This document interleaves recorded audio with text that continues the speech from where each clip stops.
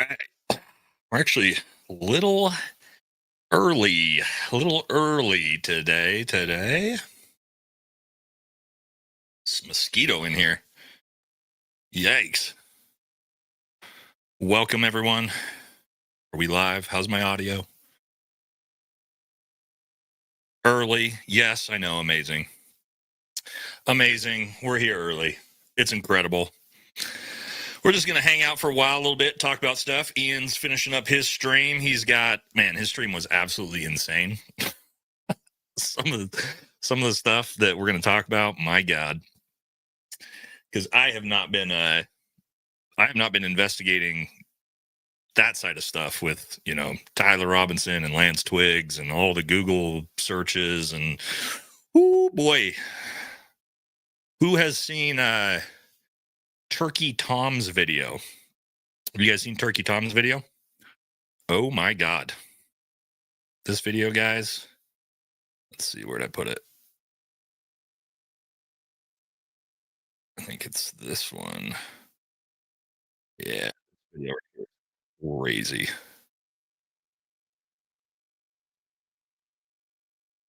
Hold on.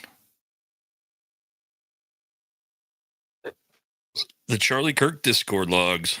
Real maxing binges to stumble upon this stuff while doom scrolling and decide to scribble about it. This notion that Lance is still attached to the idea he's special or somehow Lance Twiggs is very, very, very suspicious, and we didn't realize it.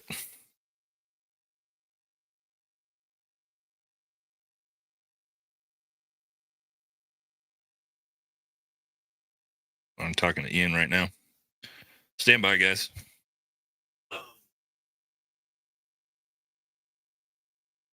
I can see you. Yeah, my voice. You add my channel. Was he sending that text? Setting. Settings.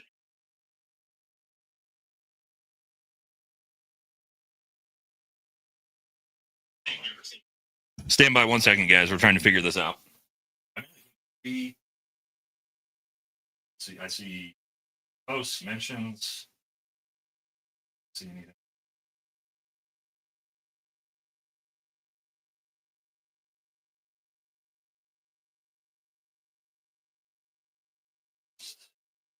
Yeah. Oh, content.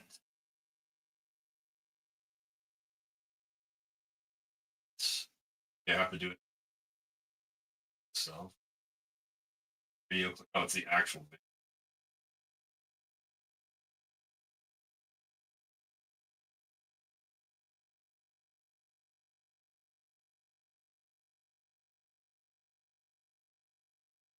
Direct add.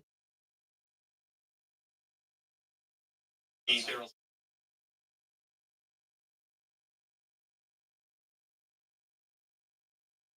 Oh, I see you. And I think my boy in say redirect privileges. Ask Ian Carrol to add me. I think we have to link.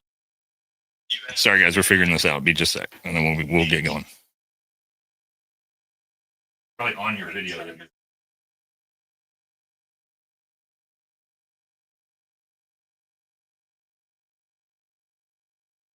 This is like, this is so complicated. Yeah, I guess. Sorry, I'm talking to Ian right now. We're getting ready to get his whole audience over here as well. So apparently, there's some settings we got to change. Yeah, I can see you. I can see you're live right now. So I just need.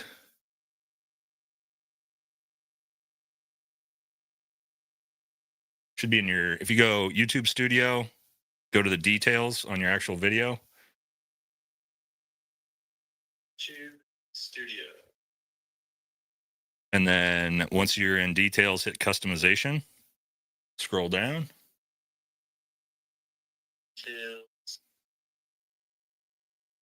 Customization. And then it should be redirect. You should. Channels.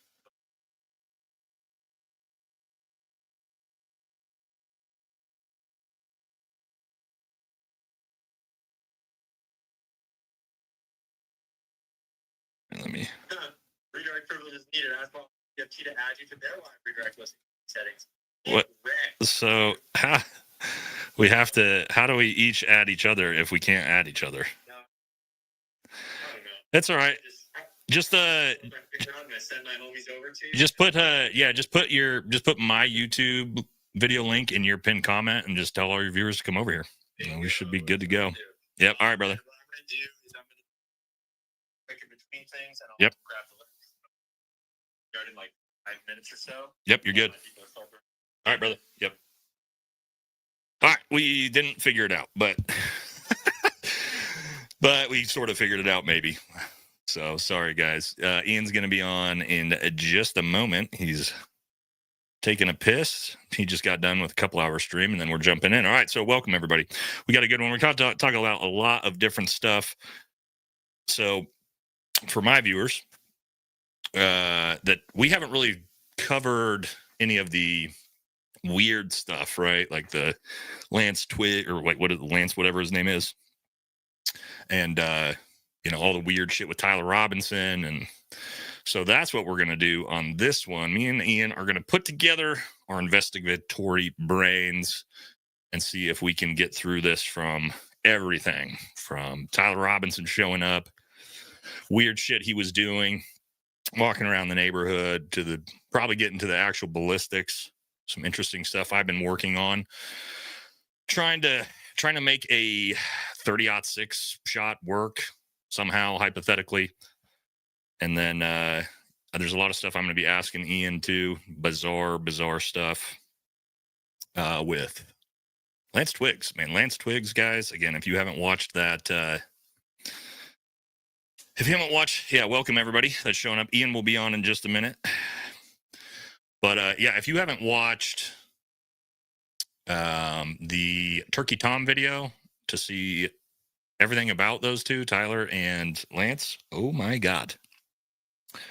Lance is just straight up schizophrenic, psychotic, kind of the perfect person you would maybe use if you were, I don't know, CIA running some type of program. Not that the CIA would ever do this, but like some type of program that, targeted, mentally unstable young people to go and carry out nefarious things. The CIA has never, ever, ever done anything like that before. Right? Like there was never any program, MK Ultra, that's ever done anything like that. But if you were, a foreign nation intelligence apparatus, not to say any specific one, you might be interested. And you might be interested in targeting someone like Lance. So, yeah, we'll let everybody filter in here, guys, and then let Ian get in, and then we will kick this thing off. I'm excited. It's going to be a good one. Yeah, so welcome to all of Ian's viewers as well. It's going to be a great collab. Is there anything I want to talk about before he gets in here? Ian was talking. What was he talking about right before he got here? I watched most of the stream, but I couldn't watch like the last 10 minutes. Where we at?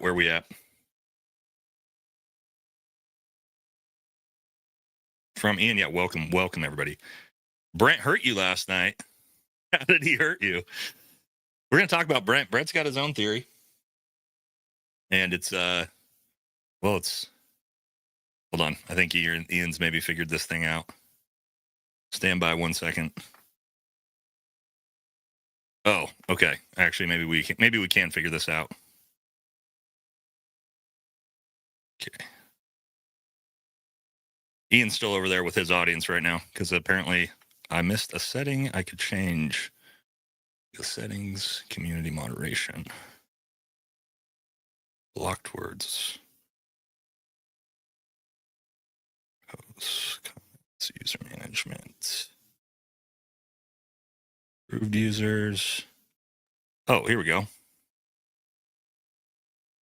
All channels can redirect to my content. Okay.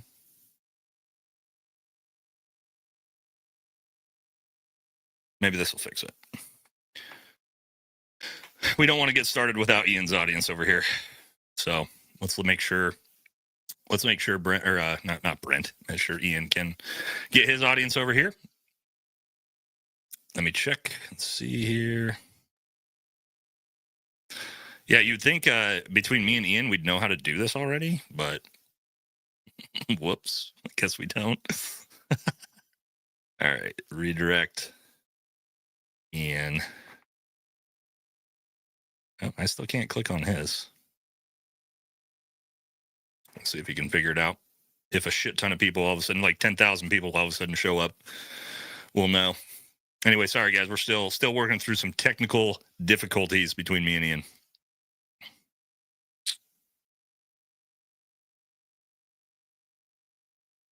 And we'll see.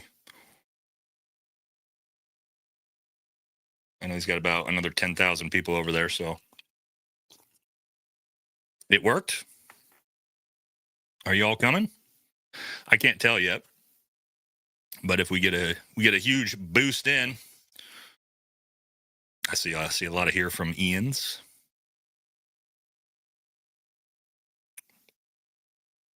Boom, boom. Where are we at? All right. Well, we got some people here at least. Let's see if it worked. All right. Room raid. We do it? I mean, I imagine we are. Oh, had to come from Twitch?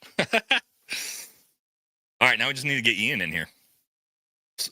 Slow the chat. It's on. I already have 15-second delay on it, guys. Is that not enough? Should be good enough. All right, here comes a raid. Please don't talk. Hold on. Where's somebody said? Please don't talk conspiracy theories.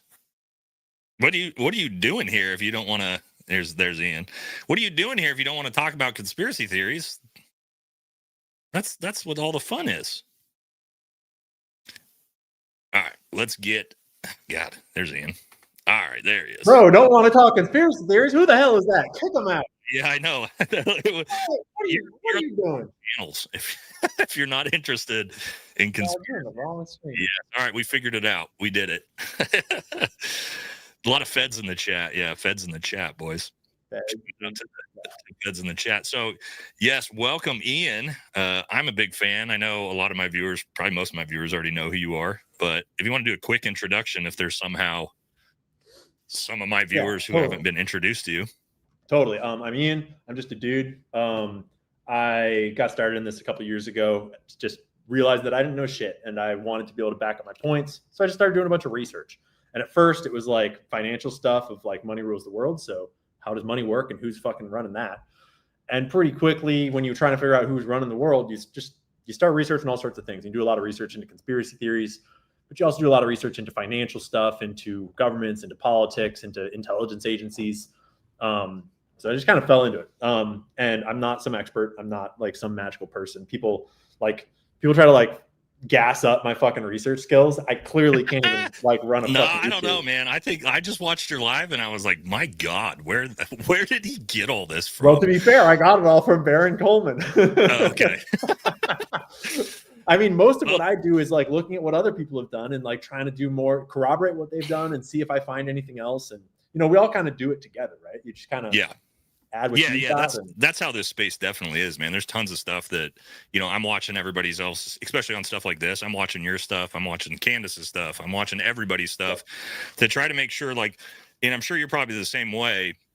Man, I'm still so open to so many possibilities on this thing. Like, I'm not a guy who's like, hey, this is what happened and I know what happened and I'm going to make sure all the evidence I use supports my theory. Like, I'm not like that at all, man. I'm just trying to use my perspective and my experience from what I did, from, you know, that I can hopefully provide some value to everybody else as we're trying to figure this out. Like, I'm not a guy, I'm watching your stuff on the Google searches and all this, and I'm watching this, I'm like, I don't even know what the fuck any of this means, but it's interesting.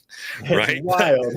but when it comes to like, hey, if you're going to carry out an assassination and do, you know, I don't know, action a target, well, or trauma medicine or ballistics. Well, a Green Beret might be pretty good at that. So that's where I try to stay in my lane.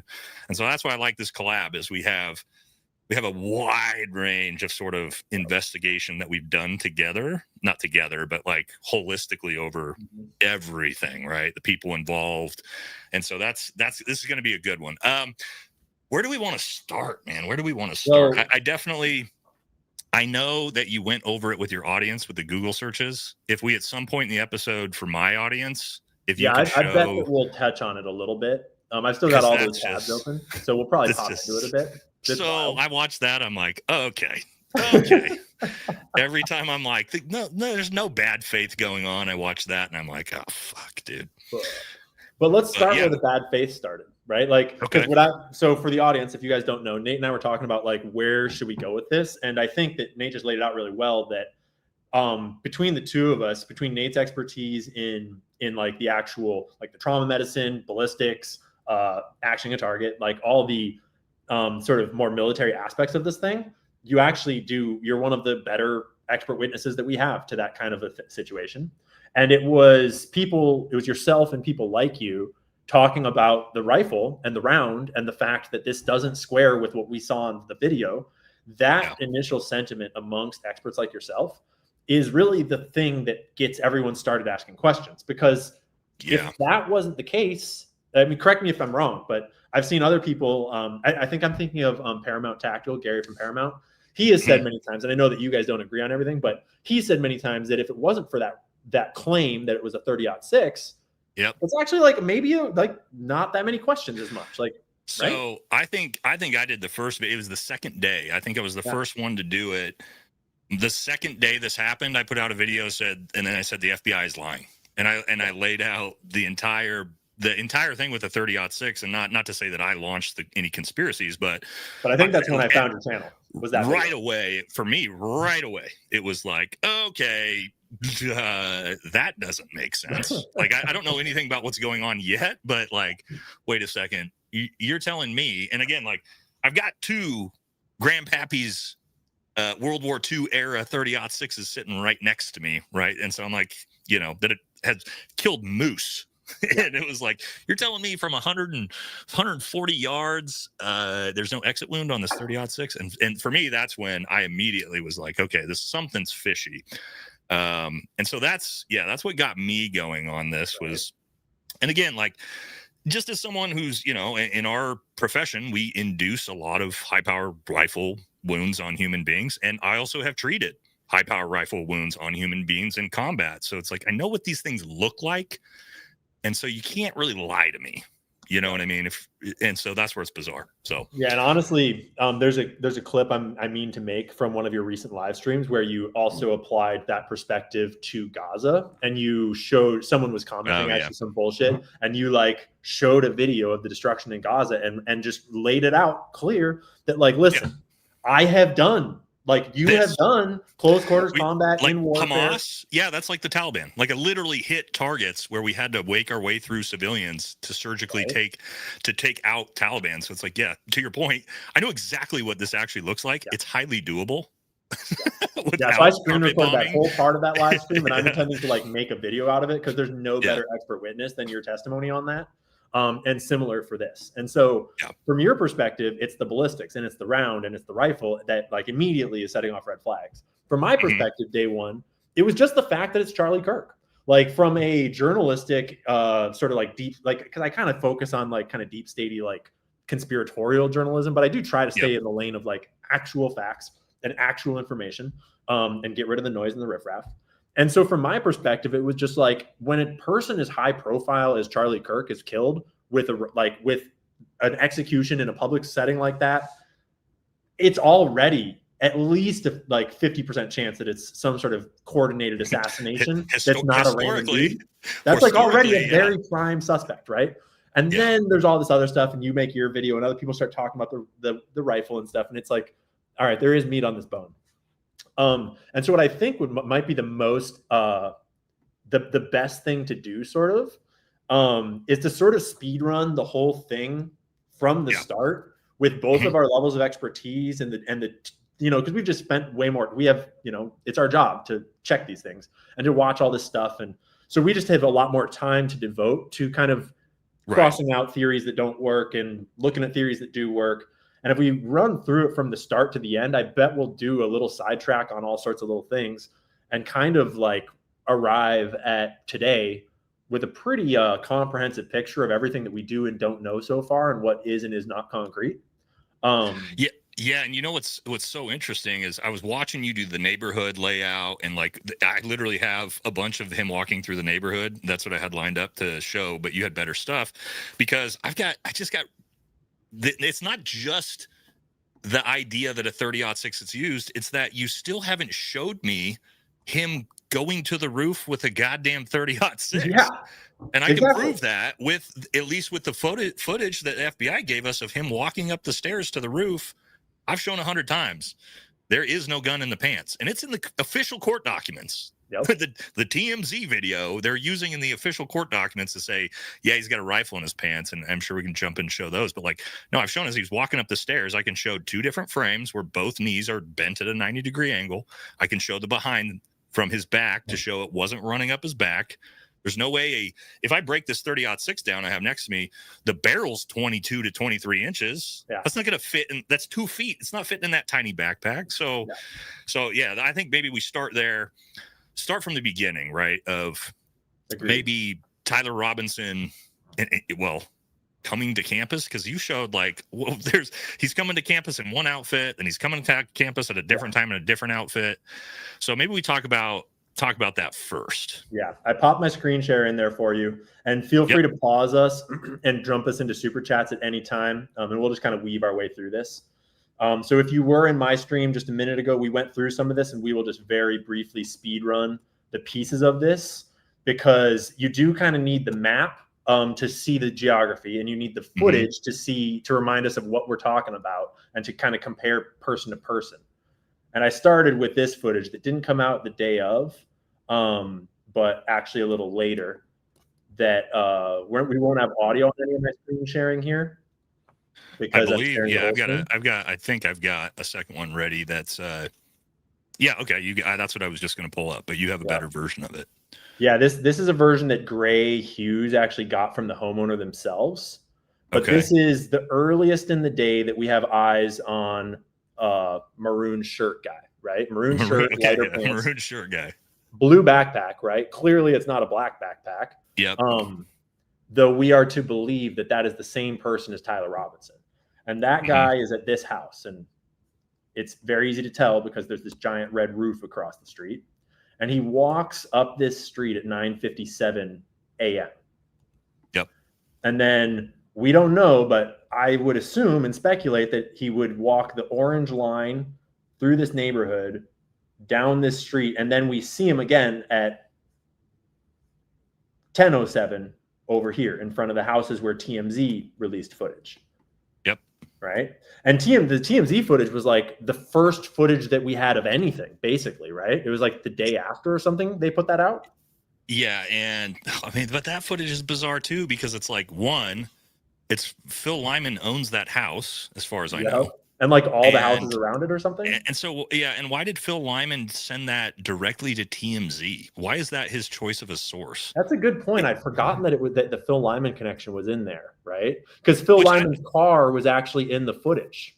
He talks about it. He's like, yeah, it's my, I don't know, cousin. Yeah. Like his cousin lives there, but he's like, my car was parked there. Yeah, his car is one of these cars right here, right? And so here's my problem with let's think about some things. Did you see? Pause that real quick. Did you see? I look for the clip everywhere, but I've got 1,000 clips now. The clip of Utah governor talking about him coming to the roof. So what he says is, it's a famous clip. Kash Patel sitting behind it, and he goes, "So what we know is, so he comes to campus, and then he comes to the roof. He changes his clothes on the roof, and then takes the shot. He leaves. We find him. He changes back later. My problem with that is." What we see here, this is the outfit he's wearing after he takes the shot. Yep. So what do you mean he changed his clothes? He should be in red, his red outfit here, if he were to have changed into this on the roof. Yeah. So for me, right out the gate, that's the FBI saying that. Like that was not that's to mention that bizarre that's to a me. retarded idea in the first place. Why the fuck would you get all the way onto the roof with your rifle and then change clothes and then take the shot like you've already been seen on all the cameras walking onto campus, right? Oops. Yeah, that's bizarre. That makes no sense. Right. But anyway. And there, you're right. I did hear that from Spencer Cox. My take on Spencer Cox, governor of Utah, is that he's not very smart seeming. He's definitely a leftist, but he's more importantly, he's just like seems to be at the beginning, he relayed a bunch of like secondhand intel that just didn't make sense, as though he like had a bad like version of the conspiracy explained to him and then went and relayed it like with way too much confidence and detail to the cameras. So and like more than half of what he said never even checked out.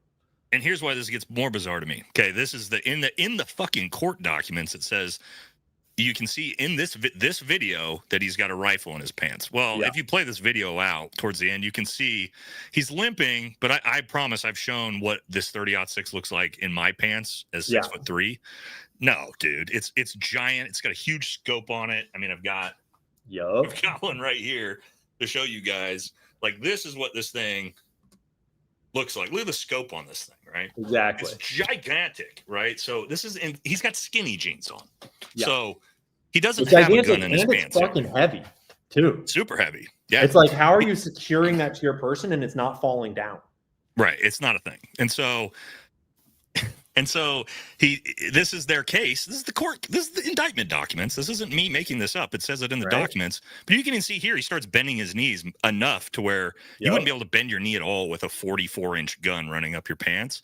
Right there. So, yeah, dude. Like, but again, later we'll show this same outfit of him heading to the roof where he very clearly doesn't have a gun on him. Maybe he has, and I've got a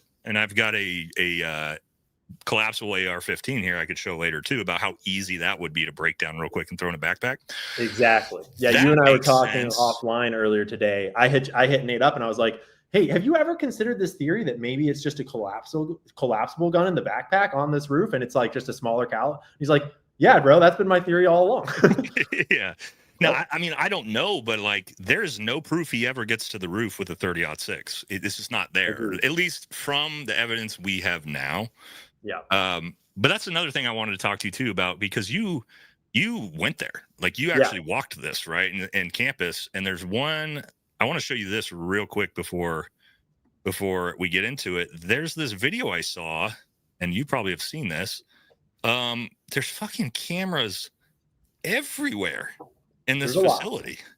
Let's see if I can pull this up here. Got to remove this for a sec. Right. So this is exactly where he would have walked up. Yep. Yeah, that's the stairwell where they got photos in the stairwell. Those are they're all over the place. Oh yeah. So here we go. You can see there. That's one of the ones I've been looking at. But so to me, it's like the FBI. I have an answer for this. And this is something that I mentioned a little bit on the stream earlier here, is that we have the video footage of him walking the neighborhood here, and we know that he came down through the grassy area and over to this tunnel where there's camera number 1, and then in the tunnel is camera number 2. Yep. I know that. And picture. Then in the corner is these other cameras that you were just showing. And this is the decision at this juncture right here, is the decision of how many cameras are you going to get spotted by from here on out. And a lot of people that haven't gone there they're just assuming that he had to walk through campus to get to Losi. And on this route, there's fucking tons of cameras. That's this picture right here, then, where that tunnel is. I'll show this real quick. That's got to be this. Correct. That picture is going into the tunnel here. But let's look at this. Do you think is there a 30-06? Not a fucking chance. No way, dog. Look at how much of an imprint his little cell phone is made. His cell phone, right? I mean, the jeans are basically falling apart. This is all a timeline of events that you've shown of him starting in the neighborhood, walking through here. He doesn't have a fucking, there's no, I'm sorry, guys. 30-06 is a 44-inch gigantic gun. It's not broken down. It's not in his backpack. Okay. I think we got to kind of, so where is it? Where is this 30-06 is my question. Because I assume it's already in the woods waiting by the chicken coop. Right. It's because the other thing too is that to plant the 30-06 in the woods is actually not necessarily a super easy task either, because it was found in a chicken coop right here in this little corner. If you look right there, that's the chicken coop. Okay. And it was found in the chicken coop? No, right behind it. Here, let me pull up my video from it, actually. Chicken coops at the end here. So this is wow, you literally walked the... Yeah, I walked the whole trail that he did. And I mean, I could scroll that whole video, but let's start at the chicken coop here. So this is me walking across the street right where Tyler did. And then this is that tree line, right? And you go down this little embankment into this ditch, and you're pretty well concealed at this point. The cars probably can't see you. You're kind of hidden in here. And I think a lot of people didn't walk far enough up this embankment, and they kind of stopped and assumed that it was like up here is where it was. But this right here is obviously the chicken coop. Oh. Yeah. So they found it right back there. Yeah. And there's clearly, when you get there, you can like, it's hard to see in video, but I could very obviously see this like little walking path had been cleared, probably just from traffic of the investigators and stuff getting up there. Right. And it obviously leads to a cleared brush spot where and from this location, you're completely concealed in every direction. No one on the road can see in. No one in the house can see you. No one up the hill can see you. Like, you could literally like hang out here and smoke a joint and bang your girlfriend. No one would ever know. Or boyfriend, if you're... Exactly. Or your trans furry lover. And here you can actually see the chickens at the chicken coop too. Right there. Little chicken walking around. So it's like behind this chicken coop, which exactly matches their description of the location, right? But that location is on this road where like there's no parking anywhere. And so actually, even to get the 30-06, suppose they plant it there at a different timing, you still have to like either pull your car off on the side of a road with no shoulder, jump out with a giant rifle and run into the woods and put it there and then run back, or you have to walk there from somewhere, kind of is my presumption. And so I almost wonder if like, if I were planning the op, I would plan to plant it there at night. That'd just be the most logical thing in my mind. I don't think I'm wrong on that, but so let me explain to the audience, because we got both our audiences in now here. Let me explain why this is a very, very smart idea, and because a lot of people are like, why would you use a drop gun? That doesn't make any sense. A decoy gun. Let me explain this. And this is where we're getting to the level of like, maybe there was some professional help and planning that went into this. Okay, right. So let's say you are Tyler Robinson, per se. He actually is the one that takes the shot, right? This is why you plant. Now, the fact is DNA is on it, kind of complicates it a little bit, right? But why would you want to do this? Okay, you pre-plant this 30-06 into the woods that you're expecting very close to the target. You're expecting to obviously get found because investigators are going to do a sweep of the area, right? It's a World War I relic, supposedly, with no serial number, no trackability, all these different things. Okay, so you plant this 30-06 ahead of time. Okay, then you've got your collapsible, completely different type of ballistic rifle. Oh, I don't know, an AR-15 shooting a 5.56 round, perhaps, in your backpack. So that way, when you go up to the roof, you carry out this assassination, take the shot, you escape, you leave. The law enforcement finds a 30-06, and now that's the murder weapon. That's convenient until, the autopsy shows something like a 5.56 round is found in the T1. And now what's the problem for prosecutors? If you do get caught, if you're Tyler Robinson, oh shit, well, now the gun doesn't match the round, and if the round doesn't fit, you must acquit, right? Like this. Ooh, actually, you just put that together for me in a way that I had not thought of before. Now, again, and this is like, I hate to say this, but like when I think of these things, I think about how I would have carried this out if I wanted to get away with it. So that was my thought process of like, okay, 30-06, why might this happen? Well, because you immediately blow the court case apart when the round doesn't match the gun. I mean, the ballistic round has to match the gun, or you can't prosecute the kid. Now, I'm not saying it creates a crazy delay too, because if if they find that gun day of or second day, then they're assuming they found it, right? Exactly. And so until the autopsy here's what I tell people, Ian, he got away, which means we don't know where he was for 33 hours. So guess what? If he's got a collapsible AR-15 in his backpack that he goes and dumps somewhere else, we'd have no idea. The only way we would know is if there's a round, and I'm going to be curious to see if it's an MLK situation to where there's just fragments of a bullet in the body, and they're not going to be able to conclusively match the round to the gun used, which is the MLK was shot with a 30-06, right? But they never could match the bullet to the round of the gun. Is that the type of situation we're going to see in court? I don't know. It's hard for me to believe that we're going to see a full 30-06 full metal jacket round just sitting in his neck. Like, if that's the case, I don't know. Could you briefly explain to my audience the difference between a full metal jacket round and a frangible round? Because that I got a bunch of different kinds of rounds. So if you didn't watch the video I did a video on there's tons of different types of rounds. Everyone should watch Nate's video from yesterday, right? Is what it was? Yeah, yesterday, where I just kind of tried to figure out all the different types of rounds, if reloaded rounds, low grain weights, all these different combinations, if I could make it work to where a 30-06 round hits him in the neck, doesn't create an exit wound. There's potentially ways to do that. So, for example, you have full metal jacket round. Think of this as your regular bullet, right? You go out, target practice. You could use it to hunt if you need to. It's got it's copper lead. It's going to come in, hit, mushroom. It'll fragment a little bit, but it's designed to basically stay together, cause damage, create an exit wound. Then you have something like a soft point round, which you can see is rounded, and it's got a little bit less copper on the tip. This is actually designed to mushroom out like twice as big and create just a massive hole and just blow a giant exit hole out. So unlikely. Designed for killing things as opposed to target practicing, right? That's what I use for hunting, right? Most people are going to use that for hunting if you want to kill big game with it. Yeah. But then you get the frangible round, which is kind of like, not a hollow point round technically, but a frangible round is typically used for things like shooting steel, because what's going to happen when it hits something hard, or in an urban environment, it hits something hard, it's going to basically disintegrate. The round's going to disintegrate once it hits hard bone or a wall or cement. The idea with that is it's not going to pass through 3 layers of wall and kill somebody on the other side of something. That is 100%. Even though I'll say this, like 180 grain frangible round on a human neck is probably still just blowing half his fucking head off anyway. But yeah, we're in the realms of like maybe. The problem is if we get into these weird different niche rounds that are designed to disintegrate and not create an exit wound, well, according to Alex Kolvek in Turning Point USA, there's a medical examiner's report, and this is from Turning Point. This isn't like we're guessing. Candace Owens is saying this. Like Andrew Kolvek has said specifically, this is what the medical examiner report says. Came in, hit him in the C2, tracked down through his vertebrae, down to the C6, lodged in the T1, the full bullet's intact.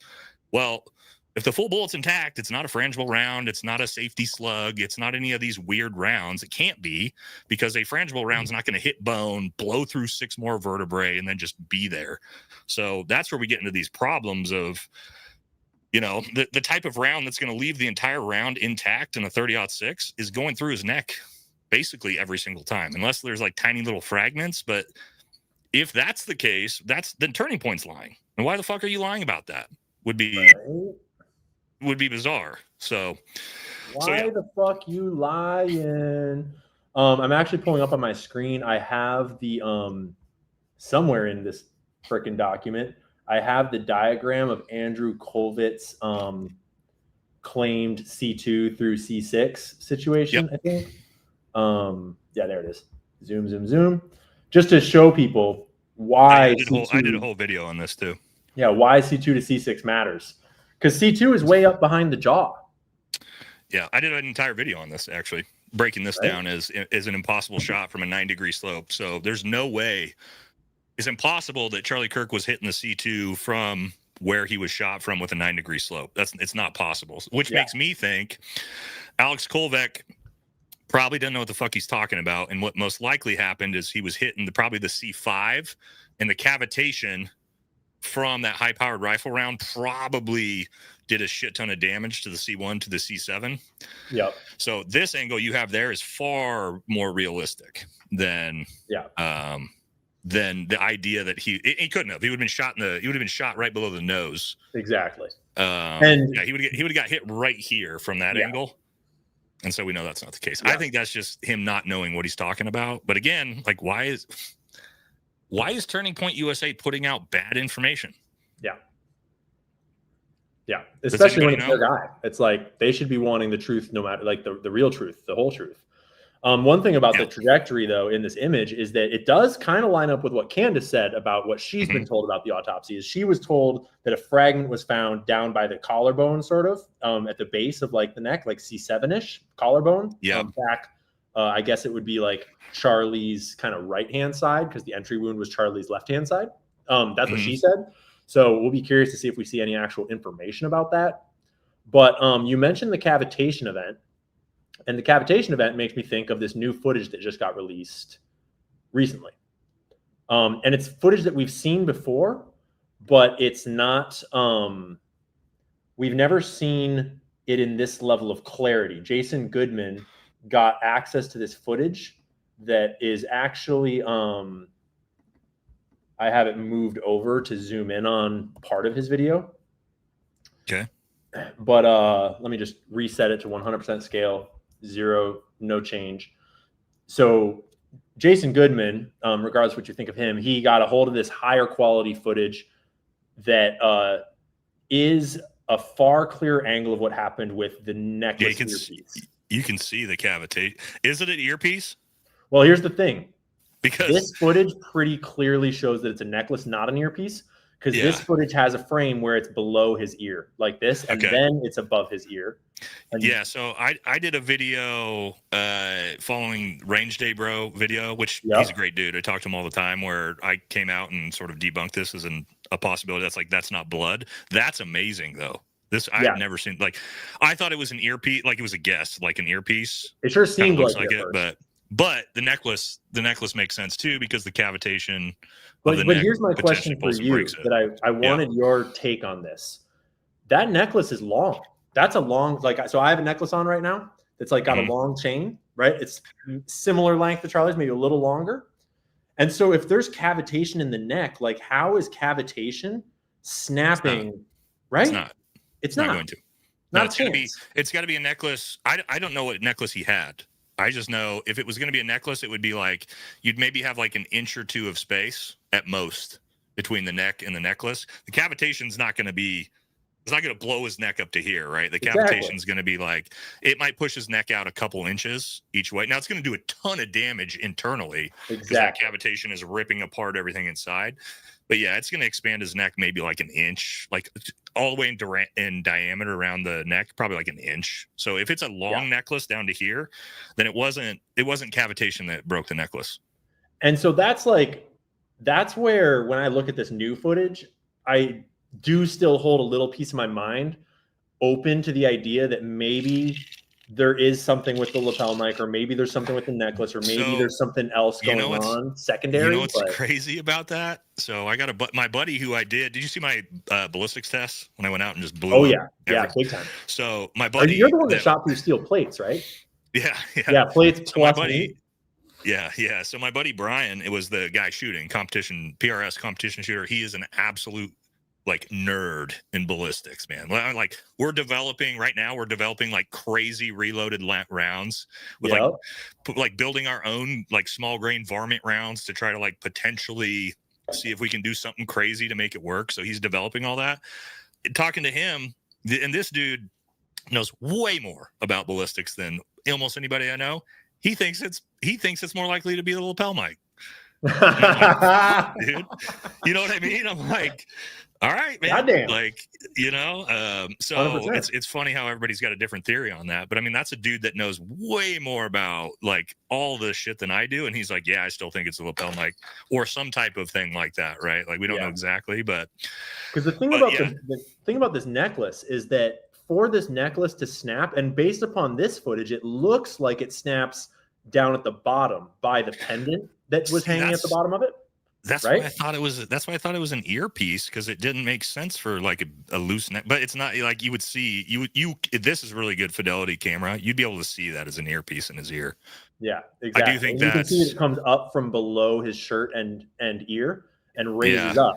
But what that indicates to me is that if it's just a bullet passing into Charlie Kirk from a sniper somewhere far away, the bullet would have to pass through the necklace, or at least right past the necklace, right? So the force of the bullet would be directly contacting the necklace and forcing it to break, right? Well, the idea, there's like, you hear people talk about the vortex of a round potentially, like, so if a round passes by something, it does. That's actually not true. That's not a thing. Okay, because that's kind of my question to you. Is like, is that? Yeah, there's the vortex of a round isn't a thing. A round can pass literally. There's been tests where guys used like a big thing of flour and shot like a 36-aught round, round right like an inch above it, does nothing to it. Interesting. So the vortex of the round's not yanking that necklace off his body either. So the necklace is really a loose end in the investigation still that does not really make sense. That's new and bizarre to me, because I just assumed it was like a typical chain necklace that might have been tight and the cavitation expanded and broke the necklace. But if this is a loose necklace, that no longer makes any sense. Cavitation of the neck no longer does anything to that. And we have high quality photos and relatively good footage from the day showing the outline of his pendant, like down low on his chest, right? I have seen that. I didn't even think showing about how that. long it is. And the other thing is that like Zeb Boykin was doing a ton of analysis on this, thinking that it was an earpiece. And the reason why Zeb was on the earpiece train for so long is because of how long it was, and because it came from by his ear, and then it came around and like hung down super long next to him. So also part of the reason why I thought it was a necklace or an earpiece, I wish it still had the photo. I'd have to dig it up, but there's a side photo and it's got two of the security guards, the gray-haired one. There's an angle where you can see him way up close to the camera. Yeah, I mean his head's like right there, and you actually can't see any earpiece at all until you actually see it come up out of his shirt. And even from like 2 feet away, it disappears because it's a clear earpiece. Yep. And so that's like, well, does he have the same earpiece on as the security guard? I don't know. That makes sense to me, because if you got an earpiece in and you get shot in the neck, 100%. like, yeah, the impact of that's going to yank that thing out. 100%. But like the necklace now that I see that and you explained it to me, now I'm like, oh shit, well now that doesn't make any sense to me. So now it gets even more bizarre. Right. And so, we're not all decided on exactly what hit him or when or where, but there is a lot of cavitation in his neck. You can see it 100%. Right. So that's maybe the most cavitation we see, and here comes the problem, is now the lapel mic problem doesn't work well. It's a tiny lapel mic. The biggest round you're going to have in there is a 22 round. It's got to be a projectile, right? There's no way it was an people are like, it was explosive blast. No, it wasn't, because it would have just destroyed the right side of his neck. It had to be a projectile. Yeah. And so to be a projectile that small, like a 22 round, maybe a 9mm round, well, neither of those rounds create that much cavitation in the neck. And so, if you have a lapel mic right here shooting in this direction, how's it going to hit your spine? Right? No, I showed all the angles of that. Not only that, but the housing mechanism right here, like Newtonian physics says, if you ever shot a gun, what do you get? Recoil, right? Yeah. Equal and opposite reaction to the force. If you launch a projectile, that housing mechanism goes the other way, and it doesn't. It goes with the direction of the projectile. So it's a mystery. We don't know. All we know is that it's super sus, and it's not a 30-06. Probably. And so, well, hold on though. Here's the thing. So we say that, and I'm gonna one of my good buddies. Let's talk about it. So one of my very, very good friends, everybody in my audience is going to know him, Brent Tucker, Delta Force operator. Not only that, but was at one point the second highest rated sniper on the entire planet from an international special operations sniping competition. Do you know what he believes? He believes the official narrative, and he can explain. Now, we have a lot of disagreements on it, but he can sort of explain. And again, it's better for him to explain it, but a way that this could be a regular 30-06 round. What it does take is essentially Grandpappy's old rifle, that's got some shot out barrel. You've got to add into it 30-06 rounds that are Grandpappy's old shitty 30-06 rounds. They're humidified. There's damage to the explosive powder. The idea behind that is when he takes the shot, the rounds sort of bunk, and it only is firing at, who knows what the speed would be through bad explosive powder. But and that's do you think we all agree that it was at least supersonic, that it broke the sound barrier? Yeah, it had to be supersonic. Right, you can hear video and audio. But his idea with this is right. Where would you aim? Now, it gets a little complicated because he assumes one, that he's not a professional shooter, but two, where would he be aiming? Well, typically you're going to aim for the tee box of the face. Yeah. Well, the round actually hits about 7 to 8 inches low, which if you actually did have sort of bad bunk ammunition, could potentially not have the explosive power work correctly, which may lead to something like an 8-9 inch drop in the round. Okay, that all actually works and is possible. My problem, and where we and he's not conclusive on this, right? He's like me. Obviously, there's a lot of huge assumptions to make this work. One, malfunctioning ammo is like, and not that's just buying some new ammo. Like, come on. Right. Well, and this is what I was going to say, because he was like, oh, it's Grandpappy's old rifle, and he went and gotten Grandpappy's old ammo. But like I've told him that's actually bad information, because that's not what this is. As far as I know, and maybe you can correct me, it's Grandpappy's old rifle, but it's a handed down. So his dad gifted Tyler this rifle. This is Tyler's rifle. He didn't go steal this from Grandpappy, right? Which tells me if it's yes, and I have, right, the rifle I just showed. This is Grandpappy's rifle. This is my grandpa's rifle, handed down to me. I've got two or three of them.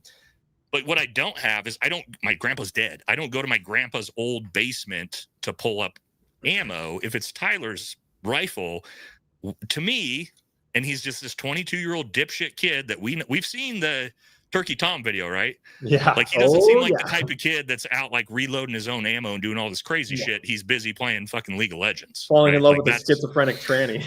Right. So where's he going to get ammo? Where do you think? I would assume at the regular old gun store. Fucking maybe Walmart. Walmart, yeah, right? dude. Yeah. Like, you know what I mean? You can buy this shit at Bass Pro Shop. So to me, we have to, and again, these are assumptions, but the thing is, I have to make huge assumptions in my ideas too, of like, if it's a completely different gun, that's just as big as assumption. But to my point, you got a guy who's one of the best long range shooters on the fucking planet, who's like, no, this actually makes sense to me. And so that's how crazy this story is. Now, again, Brent will tell you, like, I don't know for sure, there's a lot of possibilities. But if a guy like that is going to tell you, hey, this is possible, I'm going to listen to Brent and be like, this is a possibility. I can't completely throw out that as a possibility if a dude that's the second best in the world at one point telling me it's a possibility. But again, everything, no matter what you believe, takes huge assumptions. Yep. Even because the that FBI would require narrative. us to assume that the rifle was in his pants on the way up to the roof. And that's what Brent can't explain. He's like, I can't explain that part. Although, right? Actually, I'll explain it right now. If it was the 30-06 on the roof, it would be very logical to put it there some other time, to plant it behind the little retaining wall, right? And to have it ready. I thought when I first heard this. When he gets up, you don't see him with it. Yeah. And so it's like, okay, so why are they telling us that he had it in his pants instead of right behind this little retaining wall right here? That is like the logical place to hide it.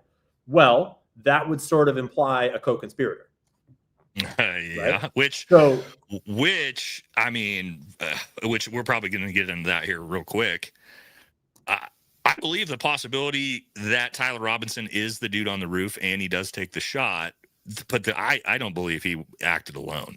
Yeah. There's no fucking way. Well, because in my opinion, first things first, I mean, for me, one of the first things that kind of got my brain turning on to intelligence agency operation from the start was George Zinn, our bro in the crowd, who's like some 60-year-old Ashkenazi Jew that like is a problem in politics in Utah, like totally a character. And he's like screaming that he did it and having his pants fall down. Who just happened to be at 9/11.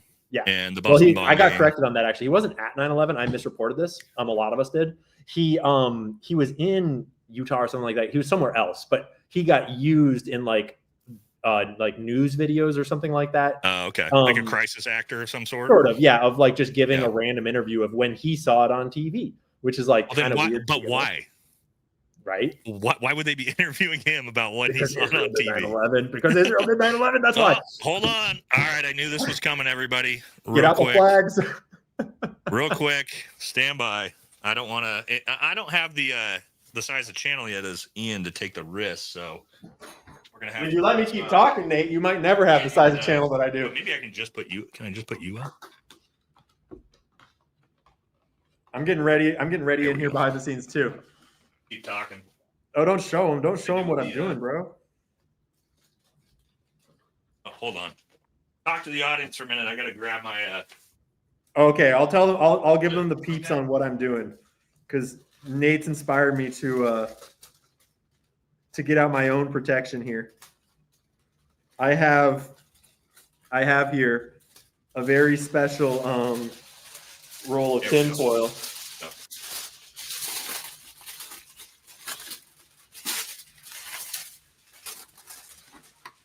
All right. This is a official, legitimate I knew it was coming. Jones I knew it was coming. Tinfoil hat kit, baby. Oh, Peep it.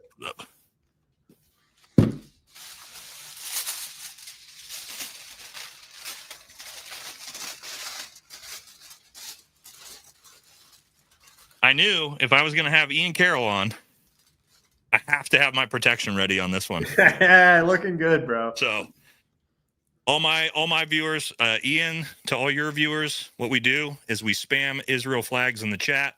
We talk about how much we love Israel, guys.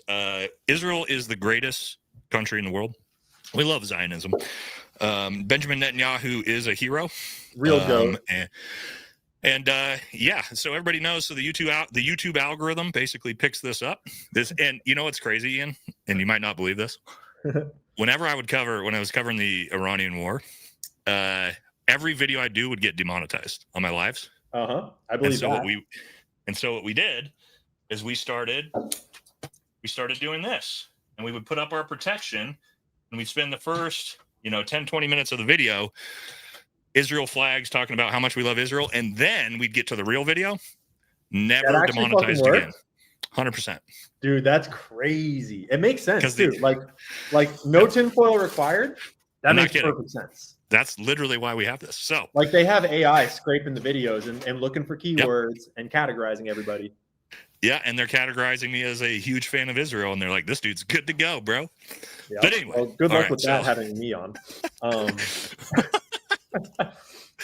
right, so anyway, let's get back into George's it. And him orchestrating 9/11, and him being in the crowd here, and then not just causing that scene and looking like he was trying to cause a distraction, but actually just straight up admitting it to the authorities that he was trying to cause distraction to help the shooter escape.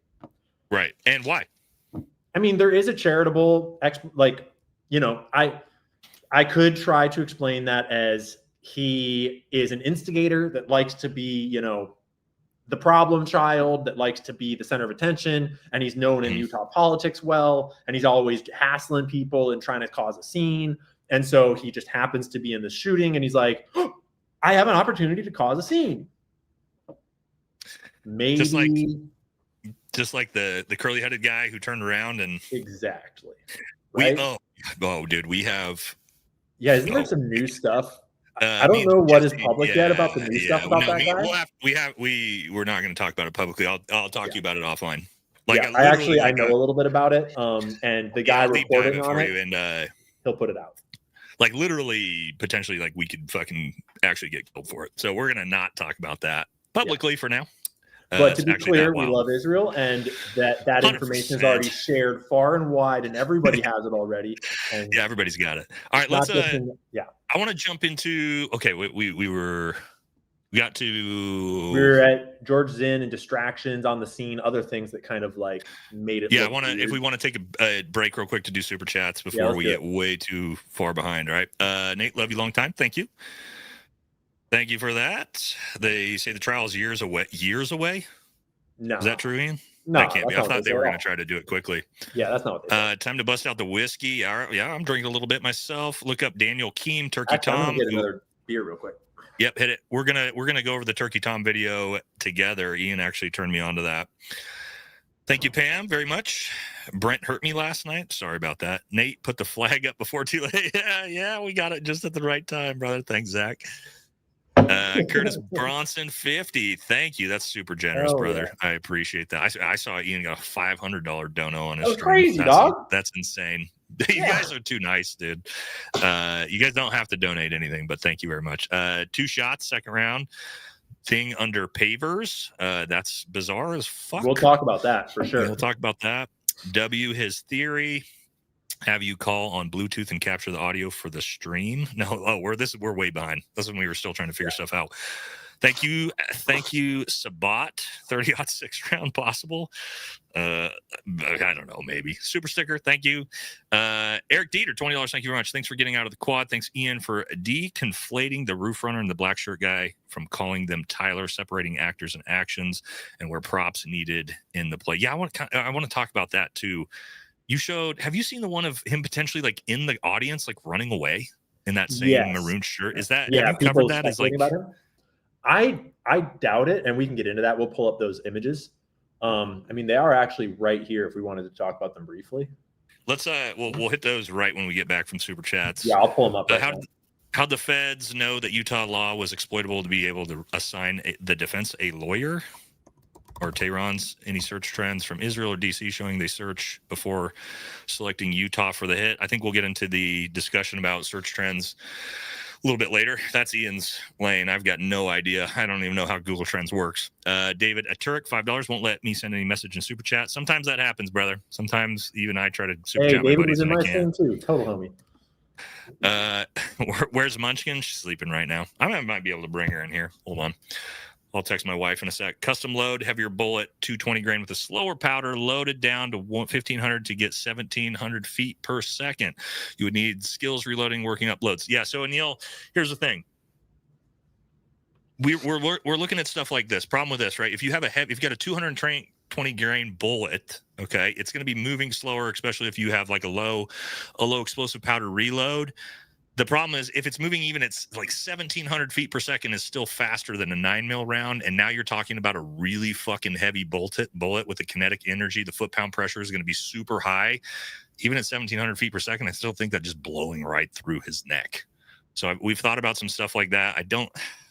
I mean, you actually showed that in your video yesterday by comparing the grain loads and actually showing that, yes, at least tell me if I'm reading your video wrong, but you showed through the math that, yeah, when you actually load less grain into the bullet, sure.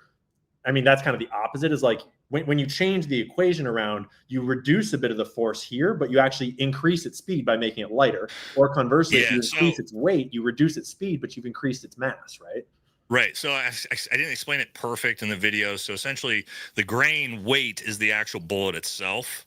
Right. So you could lower the bullet. So let's say you could like way low grain weight for like killing varmints and like fucking rabbits. So you can put like a super low 100 grain bullet into a 30-06 round to shoot, fucking coyotes or, raccoons or some shit. But to your point, yes, the bullet's going to move way faster at the velocity because it weighs less as it leaves the barrel. But the actual kinetic energy when it hits something is going to be less. Right. Yeah. And so that's what we showed with the math is like, yeah, I could drop this down to a 100 grain varmint bullet, but it's still hitting Charlie with 2,000 feet pressure, which is not that much lower than 170 grain bullet. It's only 400 less. Like you're still probably destroying it. So I do think things like this are about Tyler Robinson knowing how to custom load bullets. Right. Right. And that's where this falls apart to me is the idea that as we've seen Turkey Tom's video, the idea of these two kids are engaging in insane level high ballistics for something like this, to O'Neill's point. Yeah. And here's the other thing that my problem is like, let's say, and O'Neill, you got a great comment, but let's say that Tyler does know how to do all this. Why is he purposefully loading a round that's not going to do the most damage possible? I'm trying to kill a human being. Yeah. I'm gonna put a the strongest bullet possible I think is gonna kill him. And me personally, if I'm that like attuned to ballistics and all this stuff, I'm gonna use a round that I know is gonna kill him. Right? I'm using 180 grain, brand new factory round, probably full metal jacket or soft point round, just blow his head off. Right? You would think. So I mean, especially if it's like leftist violence, if it's like leftist Tyler Robinson wanting to kill Charlie Kirk and he's choosing to do like a public execution. Yeah, I would assume that person would want him to blow his head off, right? Right. You'd want to make a statement, right? You want it to rip his head off. But again, all assumptions. But things like this, they're possible.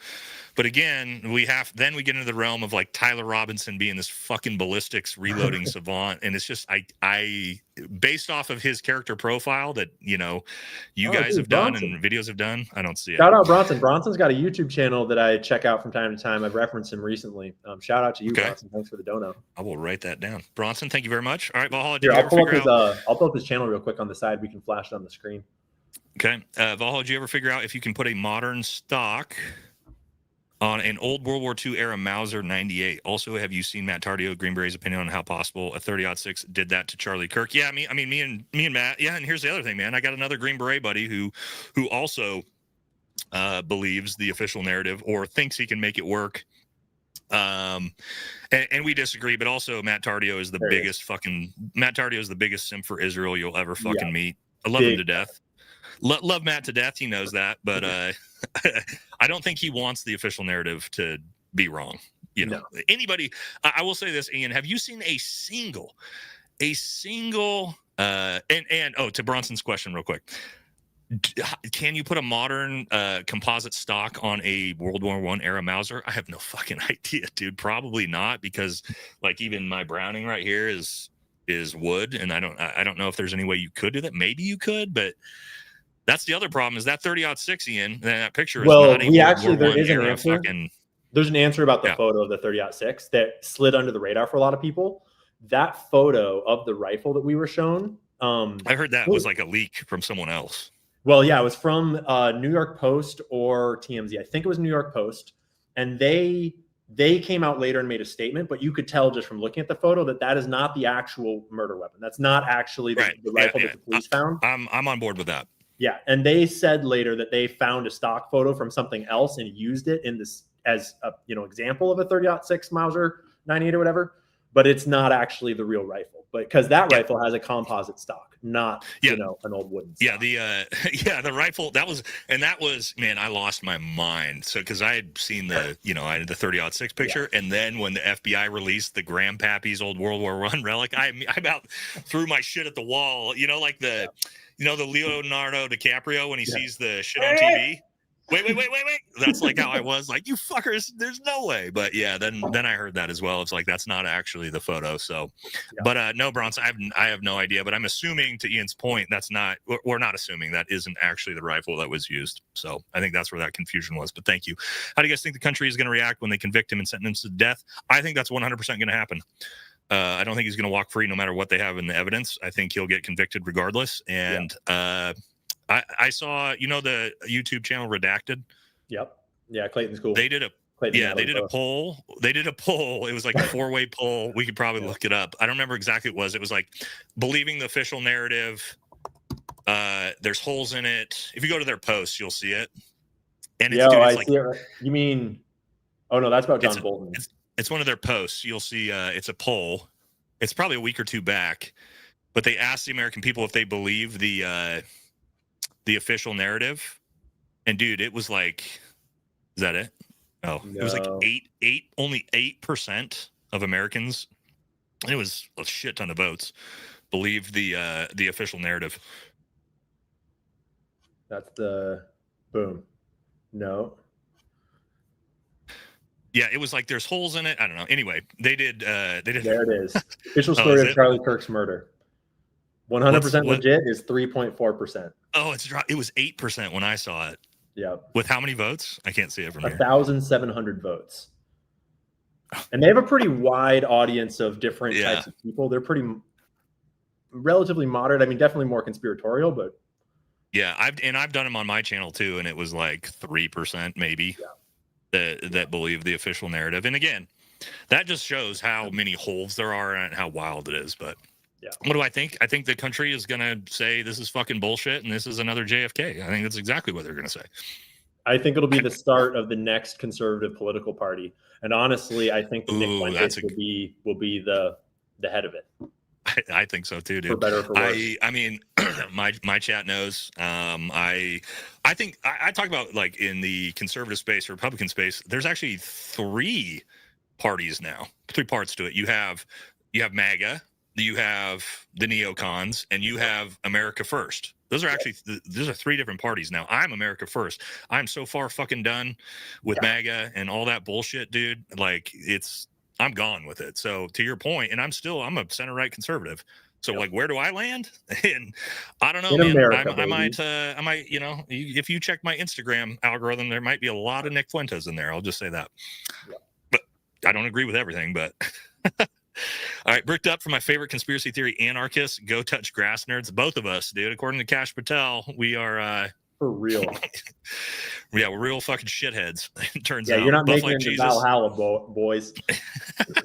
Yeah, fuck this fucker, dude. Munchkin Cat Fun, thank you very much. Andrew Hill 50, thank you for the big one. And Bird's photos of the manic scribbles. Yeah, I have those. That video. I want to talk about that people video. Were talking about one of his drawings looked like a map of the campus and the location of the shooting. Yeah. That would take too long, I think, for us to scrub through that video and try to find it. Yeah, but to your point, the Turkey Tom video is, dude. I mean, I think you were talking about it in your live. I was. Because I'm like, maybe Tyler Robinson's not even the shooter and not involved. Maybe he's a fall guy. But then you see that video and you're like, oh shit, these two dudes are definitely fucking involved. Yeah. At what level? I don't know. Bail money fund? Yeah, I might need that tomorrow. Oh yeah, I don't know if I told you, Ian. I'm gonna be up with JD DeLay at the ICE riots. National Guard's rolling into Portland. Nice. And we're gonna go document it tomorrow night in person. So yeah, I might need that tomorrow. Yep. Because Portland doesn't support. They support Antifa up there. The cops do. It's funny how that works. Huntsville has deep uprush. I got to blow through these guys, or we're never going to get through it. Thank you so much to everybody, though. Yeah, George was interesting. I actually was in Utah with him. Not like we didn't go together, but we randomly were there on the same day. Interesting. Don't know stuff. Devil's Advocate. Nixon's Revenge. What's up, buddy? You can chop the barrel and the stock off the Mauser 12 inches you can chop the barrel and stock of the Mauser rifle to 12 inches long. Stop. Technically, have not seen the rifle, so. Yeah, okay. If Grandpappy decided to, cut off and short barrel his 30-06 he uses for hunting, it's a World War I relic. Why you would destroy an awesome relic like that? I've got two of them. I don't know, but yeah, if you want to just fucking destroy a really nice relic gun, okay, maybe. But you still have the problem of just the ballistic. But no. Here's the thing: I'm not going to stop assuming it's a 20-inch barrel because 99.9999999% of them have a 22 to 23-inch barrel. So no, I'm not going to stop assuming that. I'm going to assume that because that's what logic says. But thank you. There's no solid evidence. Right. It was TR in the roof. That's true as well. Yeah. Why believe anything the Lion FBI and Layaway Patel has said? They have zero evidence. All red herrings. I mean, I don't believe the FBI as far as I can throw them. I'll tell you that. That's another big problem too. Is like the FBI is. Cash Patel just literally came out and said last week that Jeffrey Epstein didn't traffic anyone to anyone, and they're trying to right before sentence. Virginia Guilfoyle's book came out. Yeah. So no, I don't trust that dude. Yeah. You're dumb. Here's $2. Appreciate it, brother. You call me dumb all you want as long as you donate. Big ups to these two badasses. Those are two very different comments back to back. Thank you very much. All right. $50 super sticker. Well, thank you very much. God damn it. You guys are going to kill me. I don't know. Here we go. Another one. You can chop the stock, fit in a backpack, reduces bullets. Okay. Yeah. Well, I mean, you could. That again makes Tyler Robinson this fucking amazing ballistic savant that's chopping the barrel off a 30-06 so he can fit it in a backpack. And instead of going to all that work of chopping a barrel off a 30-06, why not just take a fucking $1,000 AR-15 that you can collapse, throw it in your backpack, and go take the shot that way? Bingo. So maybe I would say if we find out in the courturroom it's a short-barreled 30-06, you got us. I don't have to ask so Ian, much. But Ian. Ask Ian on how he stole. Oh, so yeah, you got some haters in here too. You got to love that. This is an inside GameStop old beef from GameStop days. Like okay, so ask Ian on how he stole and plagiarized his way to fame. He stole from Morant's Rants. Ian, I still remember when you tried to overthrow BBYQ movement. The internet is forever. Okay, I don't know anything about that. I don't know. Oh yeah, I mean, it's inside baseball from the GameStop world where this dude that thinks that everyone is watching his shit and everything is about him thought that I had watched all of his shit and stole his shit when I had not watched a single video. And he's on this forever. He's still after you. The GameStop movement, dude. I was in Japan, active duty during the GameStop movement. That was 3-4 years ago. But all right, man. I got a lot of haters too. It is what it is. Joe, what's up, buddy? Okay, seriously, you can't convince me a kid assembled a vintage rifle, not messing up the sight. Yeah, that's another big one we haven't talked about. Took the shot successfully, disassembled, and took off. I don't think that's the other thing too, is the footage of him leaving. He doesn't. I'm sorry. I know some people have tried to say. A few people have tried to say, no, you can see that he has this gun. I'm thinking about, Ian, taking my 30-06, wrapping it in a towel, and then going and having my wife film me from 100 meters away. So you can see how obnoxious. One, the 30-06 is gigantic. Now you're wrapping it in a towel, so it's this big around and this wide. Do it and see if you can't see it in frame as I'm running across the street. One important thing to do with that, Nate, too, is to walk past something that's bright white, because there is an argument to be made that white section of roof that gets really blown out, that's where he's like climbing down from the roof and stuff. And I'm totally willing to believe that on that white background, it's so blown out that like the barrel itself would probably be invisible to that camera based on how the problem is the stock wouldn't. And if you're going to carry, and I tell people this, if you're going to carry a long gun, you don't carry, like the long gun gets carried like at my hip horizontally as I'm running. Okay. Because it's gigantic. So the fact that you're not going to see that at all, but I can see his hat and I can see his backpack. But I can't see this giant gun wrapped in a towel. I mean, not to mention that the jump down from the roof is like kind of a parkour move. Like I'm a rock climber. Dude. It's like 10 plus feet. Yeah. And he does a relatively skillful mantle over the edge, holding with one hand, rifle in the other hand, heavy thing. And then he brings his feet down and does this big ass jump and then runs off. Like my biggest problem is when he picks it up, it's not a solid object. You can see it actually flop around. And 44-inch long guns don't flop around in towels. So maybe, but I haven't seen it yet. But here's a question real quick on that though, Nate. If it was a collapsed AR or a collapsed modern rifle covered in a towel, does that track with what you saw? Oh yeah. I mean, and like right here is, and you could, how fast you can break this down, right? Like I could break this thing down, and it's hard to do sitting here on my my chair like this, but like I can break this thing down. But that's not even a platform that's designed to like click fold. That's a platform that you just broke down properly, right? In 6 seconds. So yeah, there is, and there's collapsible versions of this to where I don't even have to break it down all the way. That one I have to, but there's actually foldable collapse stocks, right? To where the stock is actually going to fold on top of the gun itself, and you just real quickly click it, flap it together. You do that while he's kind of running behind the big glass thing on top of the building, probably. Yeah, with a short-barreled AR-15 and a collapsible buttstock, you could do that in 4 seconds. Throw it in a backpack and be gone. That's why I from the very beginning, that's what I thought before we even heard about the first day, before we heard about the 30-06 at all. I was like, oh, that's obviously what he did. Before I had the evidence of a 30-06, that was like, oh, duh. But again, who knows? Why believe anything? Oh, we got that one already. Wait, did we get this one already? No, we didn't get this one all already. Red herrings. Okay. Jeez, God damn it, you guys are killing me. Like I hate missing anything, but at some point we got to continue. Yeah, I wound up having my buddy make me a tracker that like grabs them all and puts them in order so I can scroll through them. Oh, I have that, but there's just so many. Exactly. Just trying to. They have 3 unspent cards. That's the thing. Show me the goddamn cartridges, and I can just tell you. Just show me the rounds, FBI, and I can tell you exactly just by looking at them what they are. But now we're not going to see them. We'll see them in court. Maybe mechanism of the pendant chain recoiled. Crack boom comparison that Ian did. The location where all the triangulate match one spot. The direction would match an exit wound that was visible. Crack boom. To be clear, I did not do that crack bang analysis. I was sharing other people's crack bang analyses. Like the audio? Yeah, the audio analyses. And it was some people's crack bang analysis is lining up to like the side corner shot. If you want to bring my map up real quick. Some people's crack bang analysis was lining up to the stairwell, the balcony / this rooftop. Yeah, I saw that. Other people that are more like mainstreamy are getting crack bang analyses that are lining up like to the actual location of the shooter. So it's kind of hard to tell who is, sucking the mainstream D and who is doing real crack bang. I don't know. I'd want to see a whole video breakdown of the entire process of making the crack bang analysis. Dude, audio. And as I'll tell you guys, I mean, as firearms instructor, I film my students all the time. Audio is so hard to tell, like with firearms, the gunshot, what it is. Like especially not being in there. Like a bounce environment like this. Oh, and in an urban environment with like all this echoing off the buildings, like it's a nightmare.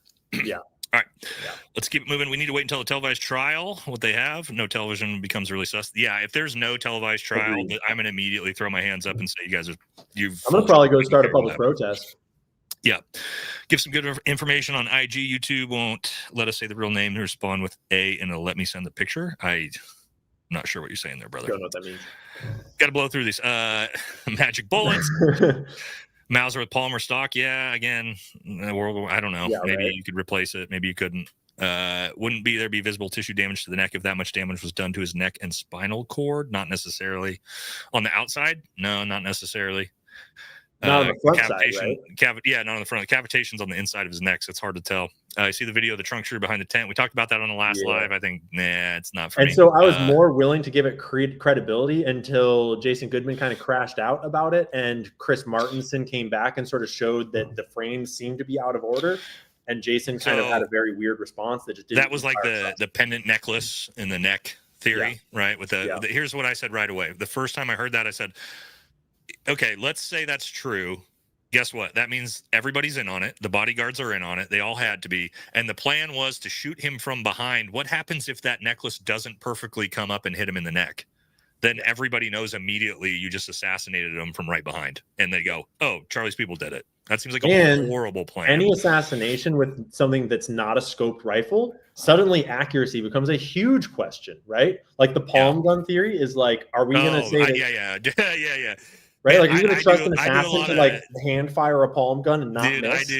I do a lot of competition shooting, U.S. PSA pistol competition shooting, bro. Ain't nobody shooting palm pistols from 20 feet away, bow like that with perfect. Like maybe, but the odds you're gonna hit that is so low, and if you miss, now you're getting arrested and going to jail for the rest of your life. So Gary at Paramount Tactical tried to do a video on YouTube last night about the Google Trends data and got suspended for a week. What? Wow. Holy shit. I'm glad I didn't get suspended. I don't think I'm suspended. Well, maybe we won't talk about the Google Trends data on this one. 30-06 was found with shells and spent casing. Can the gun be broken down and reassembled with shells in it? Ooh. Don't you have to take the bolt out? 30-06 breaks down into 4 pieces technically. So I don't know. I've fucking never tried it. But again, I don't think anybody's saying he reassembled it. I know that was like the talk that he reassembled it on the roof and jumped off. It's never really been in official statements since. It's going to take, if he's really good at it, it would have taken him 2-3 minutes to put it back together, which the timeline doesn't work. So I think that was just kind of But we have video footage of him running within 3 seconds of the shot. Right. We know that he was immediately running away from the shooting position, allegedly. And once he jumps down, runs to the woods, easily collapsible, like smaller platform rifle. He's not breaking down a 30-aught. It takes a bunch of tools and a bunch of time. Yeah. Where's Candace? She's going to be back Monday. Good research. Can you please tell me where I find the list of churches from the Fara? Yeah, I'll pull that up real quick. It'll take me a second. Thank you to Nutri here. Concurrent sub, loaded pistol covered by rifle shot, wasn't the rifle jam. Yeah, the idea of like 2 shots at the same time, guys, I could tell you, I could get like 2 of the best shooters in the world in that situation and try to coordinate 2 separate shots at the same time. It would be near impossible, but maybe. 0.25 ACP 22 grain from Palm. Yeah, the Palm gun's not. It's not going to create enough cavitation. Also, like even a 9mm round's not going to create that much cavitation in his neck, which is another problem, right? It's like it kind of makes those theories not work either. Check out the show Darren Brown, the Experiments episode Assassin, experiment of hypnotizing a random to commit an assassin. I mean, that's MK Ultra, right? And that just literally MK Ultra is that project for the most part. Yep.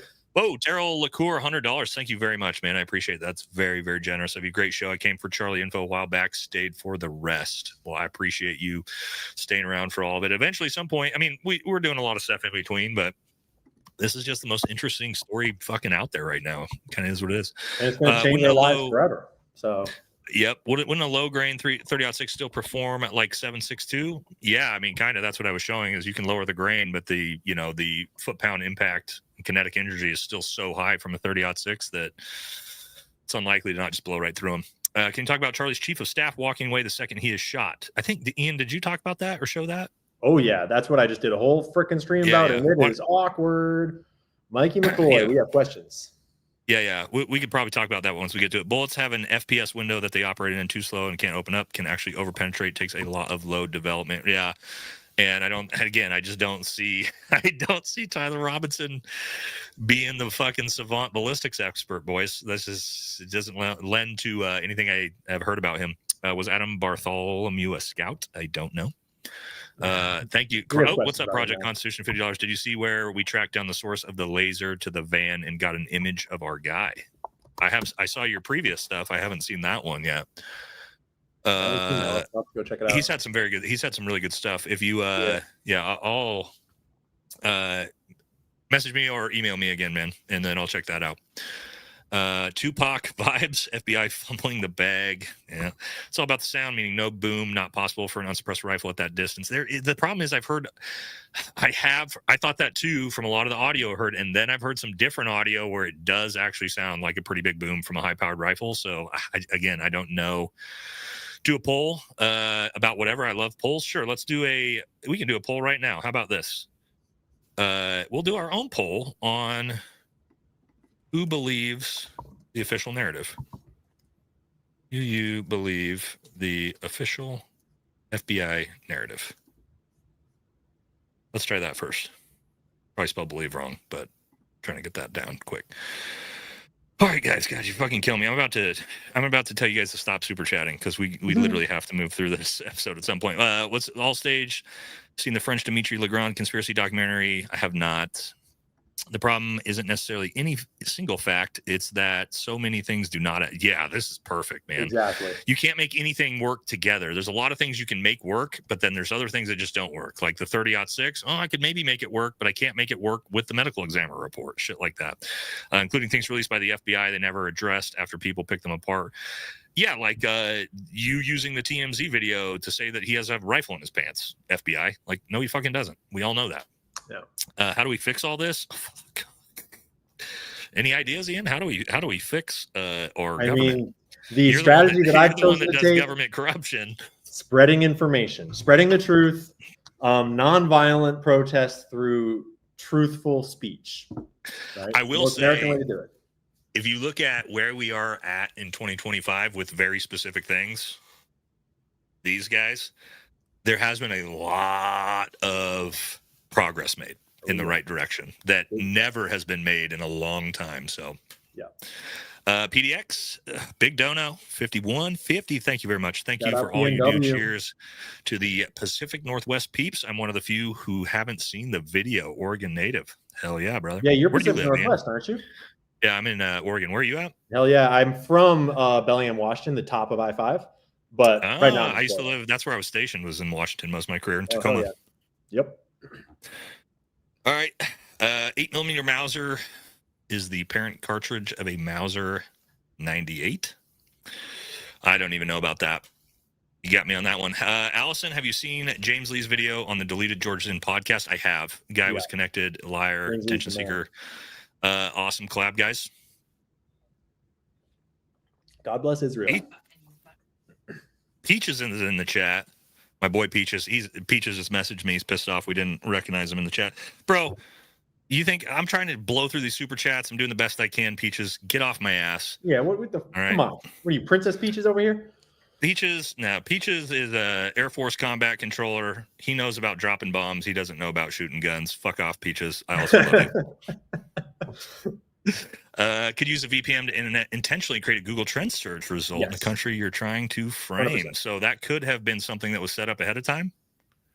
Could be, yeah. But also, if someone is setting that up ahead of time, they also know that this assassination is going to get carried out, and they want to blame it on someone else, right? That doesn't. That actually complicates things more, I think, than way more. It doesn't, right? That'd be some next level shit, though. Yeah. Our military Antifa during World War II. Yeah, I guess. The anti-fascist thing. Yeah. Yeah, the anti-fascists in Portland are not the same as my grandpa. I'll tell you that. No. Great collab. Thank you very much, guys. Joe Souza, $10. Thank you. Shot came from the video camera taping him. Extra trajectory upward in the neck, only 10 feet away. Video person never flinched. Smaller silent round. It can't be a smaller silent round, man. The cavitation's too big in his neck. Has to be a high-powered rifle round, in my opinion, based off of what I've seen. Good point. And also, here's the other thing, Ian. When we get into, and me and Brent talked about this, the guy I was talking about, Delta Force operator, earlier today, actually. When you get the idea that there's some massive, and I know people won't like to hear this, some massive, like the FBI is involved, Utah police is involved, the government's involved, Trump's involved. All these people are involved in this giant orchestrated assassination attempt. The more complicated you make this thing with the more people involved, like the more problems arise, the more likely shit gets out. And if you really want, if you're, I don't know, the powers that be, you really want to kill Charlie, I mean, you can poison him, you can put a bomb in his car, you can wait to go to the grocery store. Like, I could take Charlie out if I wanted to with nobody knowing. I'm not saying I ever would. I'm just saying, like, if you really wanted to, like, so why would you do it? Again, I'm not saying that there's not a lot to this we don't know. It's just, I personally can't get down the realm of like 100 people were involved in on this. Well, that's also just not how intelligence agency operations work. That's not how organized crime works. It's like compartmentalization exists because you can't keep something quiet if everyone knows. That's the whole structure of intelligence agencies, is because you can't let everyone know. So that's not likely, and that's not the claim. The claim is not that all of Israel planned it, or that like the whole FBI was in on it. We're talking about small splintered groups that are basically like rogue black operations, similar to like the kind of people that would run a Jeffrey Epstein operation. Almost no one would ever know about that, but a very select few that sort of just, usually if you're running that kind of thing, I think you would probably just let a little bit out of like, I need this guy to do this thing. You're not going to tell him the whole operation. You're going to tell him, hey, I need you to do this one thing. Don't ask any questions. That's exactly what you would do, especially these young kids. You infiltrate a Discord server over a year's time and you start building this up and stuff like that. It only takes 1 or 2 operatives to potentially Lance Twiggs was searched 2 years prior to this in Israel. Yep. All right. First time donation. Thank you for your service. Not many can understand what you boys went through in the military. The fact they are not paying you is BS. Do you watch Black Scout Survival? I watch some of his stuff sometimes. I don't know him personally. And if I'll tell you this, if my friends, and again, I still have tons of buddies. I only retired 2 years ago. If they are not getting paid on the first, I can tell you, there's going to be a lot of nasty fucking Graham YouTube videos coming out from Nate on this channel about the current administration. I'll tell you that. Still can't get past how the security didn't act like an active shooter, plus everything about the brown shirt guy. I did an entire video on how bad at the jobs they are, which is also, and this is funny, and like everybody's like, the bodyguards did it. When I look at it, I'm like, they are so untrained and so unprofessional. That's why I don't believe they're in on the hit. Yeah. Yeah, your reporting on that has been groundbreaking, and it's so helpful that it's you reporting on it and that you brought Sticky Green Beret on to also talk about it, because that's like expert. Like, I do have enough expertise to know what you guys said just based on a wilderness first responder training, but it's not the same as coming from someone that's actually knows and has done it. I mean, when somebody gets shot right in front of you, like, that's a very specific situation most people have not been in. So I know what right looks like. And I know what wrong looks like, and we saw all wrong. So and y'all are fired. But actually, they're still protecting Erica Kirk to this day. But they're not. Right? They're not. And I saw that the other day, and I'm like, are they not? No, you didn't see that? No. That was a huge controversy. Erica Kirk, when she showed up to the event with Charlie getting the Medal of Freedom. Exact same security team. Yeah, right. They are. Yeah, no one got fired. Yep. Which I'm not pointing any fingers that way, but to me, that's like, if you watch my video, if you're Erica Kirk, which she's not watching my video, but if you're Current USA or Erica Kirk, watch my video on the security guards, and I break it down in detail why they were failures, not like me being a dick, me objectively explaining why you were a failure of a security team, from pre-planning to pre-coordinations all the way to the end. If you watch that and you're like, yeah, I know my husband got assassinated and my security detail is terrible at the job, but I'm just going to keep using them. God bless you. But if my wife would have got assassinated and the security detail objectively was terrible, those motherfuckers would have been all canned. All. Now that I think about it, based upon your reporting on that piece and everything we know, like actually them taking him to the hospital in that SUV is either deep incompetence. You're not moving him. Don't move him yet. Fucking close up the artery. Or it's super good evidence of a conspiracy to cover it up. Because the first thing you got to do if it is a conspiracy is get him out of there and take him to your like surgeon guy that's going to cover it all up. Yeah, I know, man. It's one of those things where you've got two options. It's nefarious or it's incompetence. Which one is it? It's one of the two. It's the saying is like never confuse nefarious intent with incompetence, but like, well, it's got to be something. Love the channel and don't want anything bad to happen. Just a warning: touching firearms on the live can get you banned. Keep up the good work. Well, I've been doing it for 2 years and I'm fine still. So hopefully I'll stop doing that. I guess. The LOL, the gun did not flop around. Yes, it did. I've slow framed it. Can't believe people tried to make an argument with him running with the gun. He did not have a 30-06. The gun didn't flop around. I see what you're saying. Yeah, I agree with you. Clippy is. I think he was saying, the gun's not flopping around, but the video is whatever he's holding is flopping around. Yeah. I agree with you on that one. I keep calling out the government and their lies. Charlie Kirk deserves way better than what he got. Damn shame he was surrounded by so many. Whoa, can't say that one. Why not just run back the way he came and be back in the tunnel instead of running across? That's a great point. Why didn't he run right back where he came from, where he could have gone right back down? Maybe he's faster, a faster exfil route if he just runs.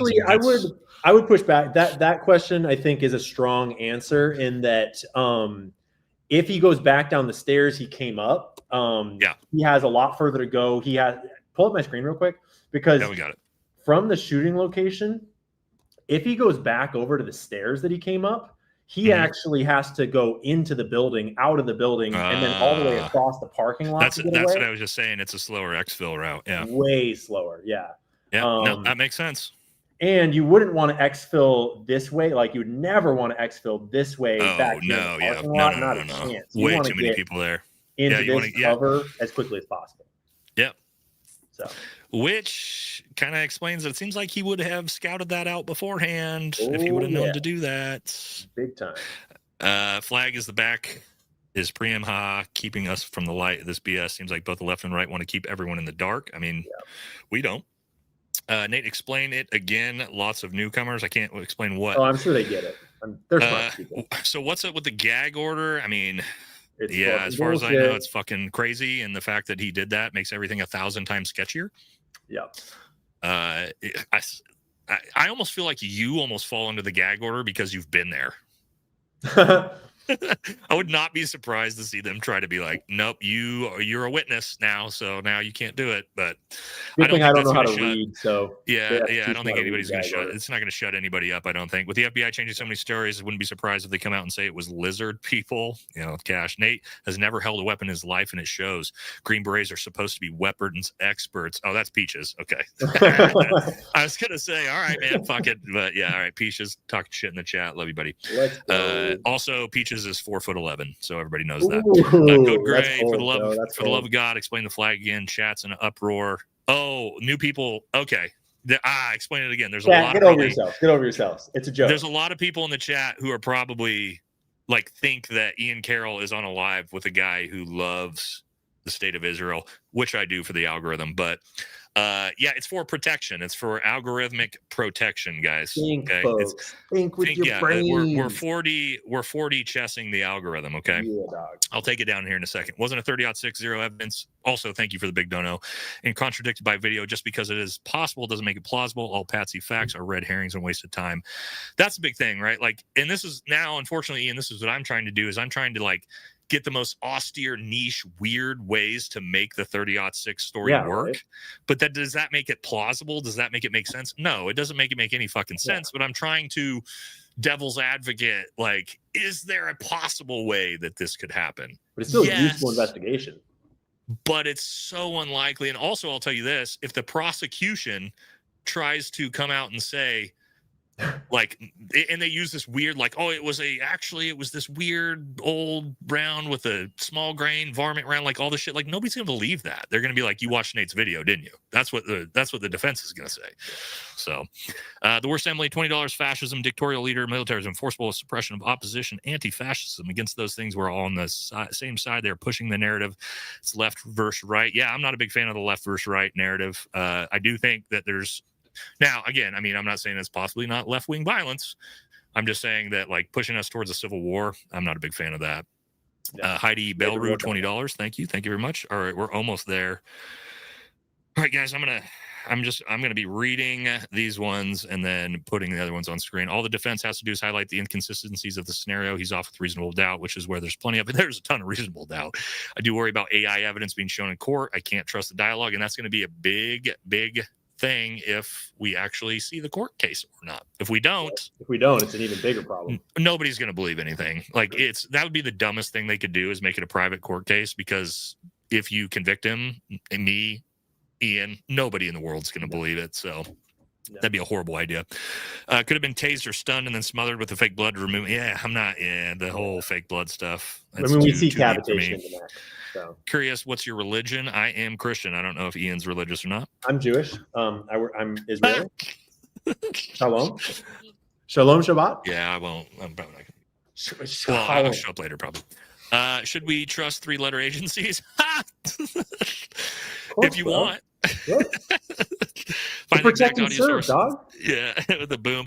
Look, guys, I worked for the government at high levels in the government, and I wouldn't have trusted what I was doing when I was doing it. So I would suggest that you don't. School him on the Northern Bellingham, Tacoma. Hey. Yeah, I mean, well, technically I was in Spanaway, right? Fort Lewis, but ban the small hats from everything. Jesus. Black Scout Survival has a theory with an experienced sniper that says it sounded like a shot taken from a few rooms back inside the building. Yeah, that's an older one. We've seen that. I mean, it's possible. Inside of a building is a more desirable position to take a shot from, right? That's now we're getting to the level of, like, yes, it's actually exactly how it's called offset shooting. So we get inside of a building, offset, use the screen, like a screen, dark, all kinds of stuff, and shoot through a tiny little split. That's how we do it, but that would be a very professional shooter. But the problem is, I went to the scene specifically to look for those options. The windows? I fucking looked everywhere. The windows on the face don't open. There's no weird vents. There's no most college classrooms aren't going to have like blinds or like screens that you could do that. What was your price to sell your soul, Valhalla VFT, to who? To Israel? I think Blades is behind the times. $7,000 a post, and this I think we're getting about 70 for this video. Actually, in fact, I'm going to take this flag down because all the new people rolling in are like, "What the fuck is this?" They didn't get the funny upfront on that. So the fact they remodeled the crime scene, wouldn't that potentially implicate someone high up at the university? Also, Dairy Queen supposedly. I don't know. Maybe it was pre-planned. I do suspect that there's some on the ground Utah folks that are involved. I don't know if I'm not saying it's Phil Lyman. I'm not saying at the university. I don't know, but there's enough. I mean, just if I were to plan it, I would want people on the ground, local community in the police force or whatever, that can be kind of those boots. That makes sense. And we are seeing things also, that kind of take that. Here's the thing.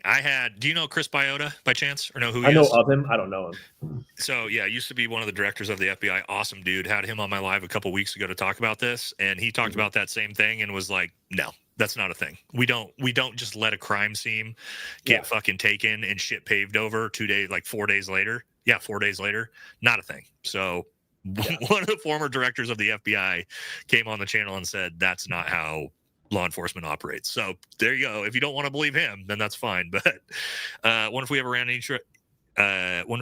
into each other down at Coral Cove. I'd never been to Coral Cove, so probably not. Please be my super. Y'all skipped it. I'm not trying to, man. I'm just trying to get through it again. This is like, I love you guys.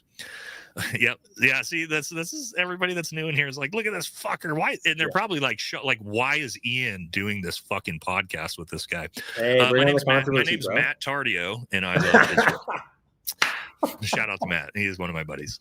Please explain the 20 to 25 pound weight gain from the rooftop to the DQ snacker. I do think that he's substantially bigger, looks substantially bigger, but who knows with the camera? Maybe Ian's got a comparison there.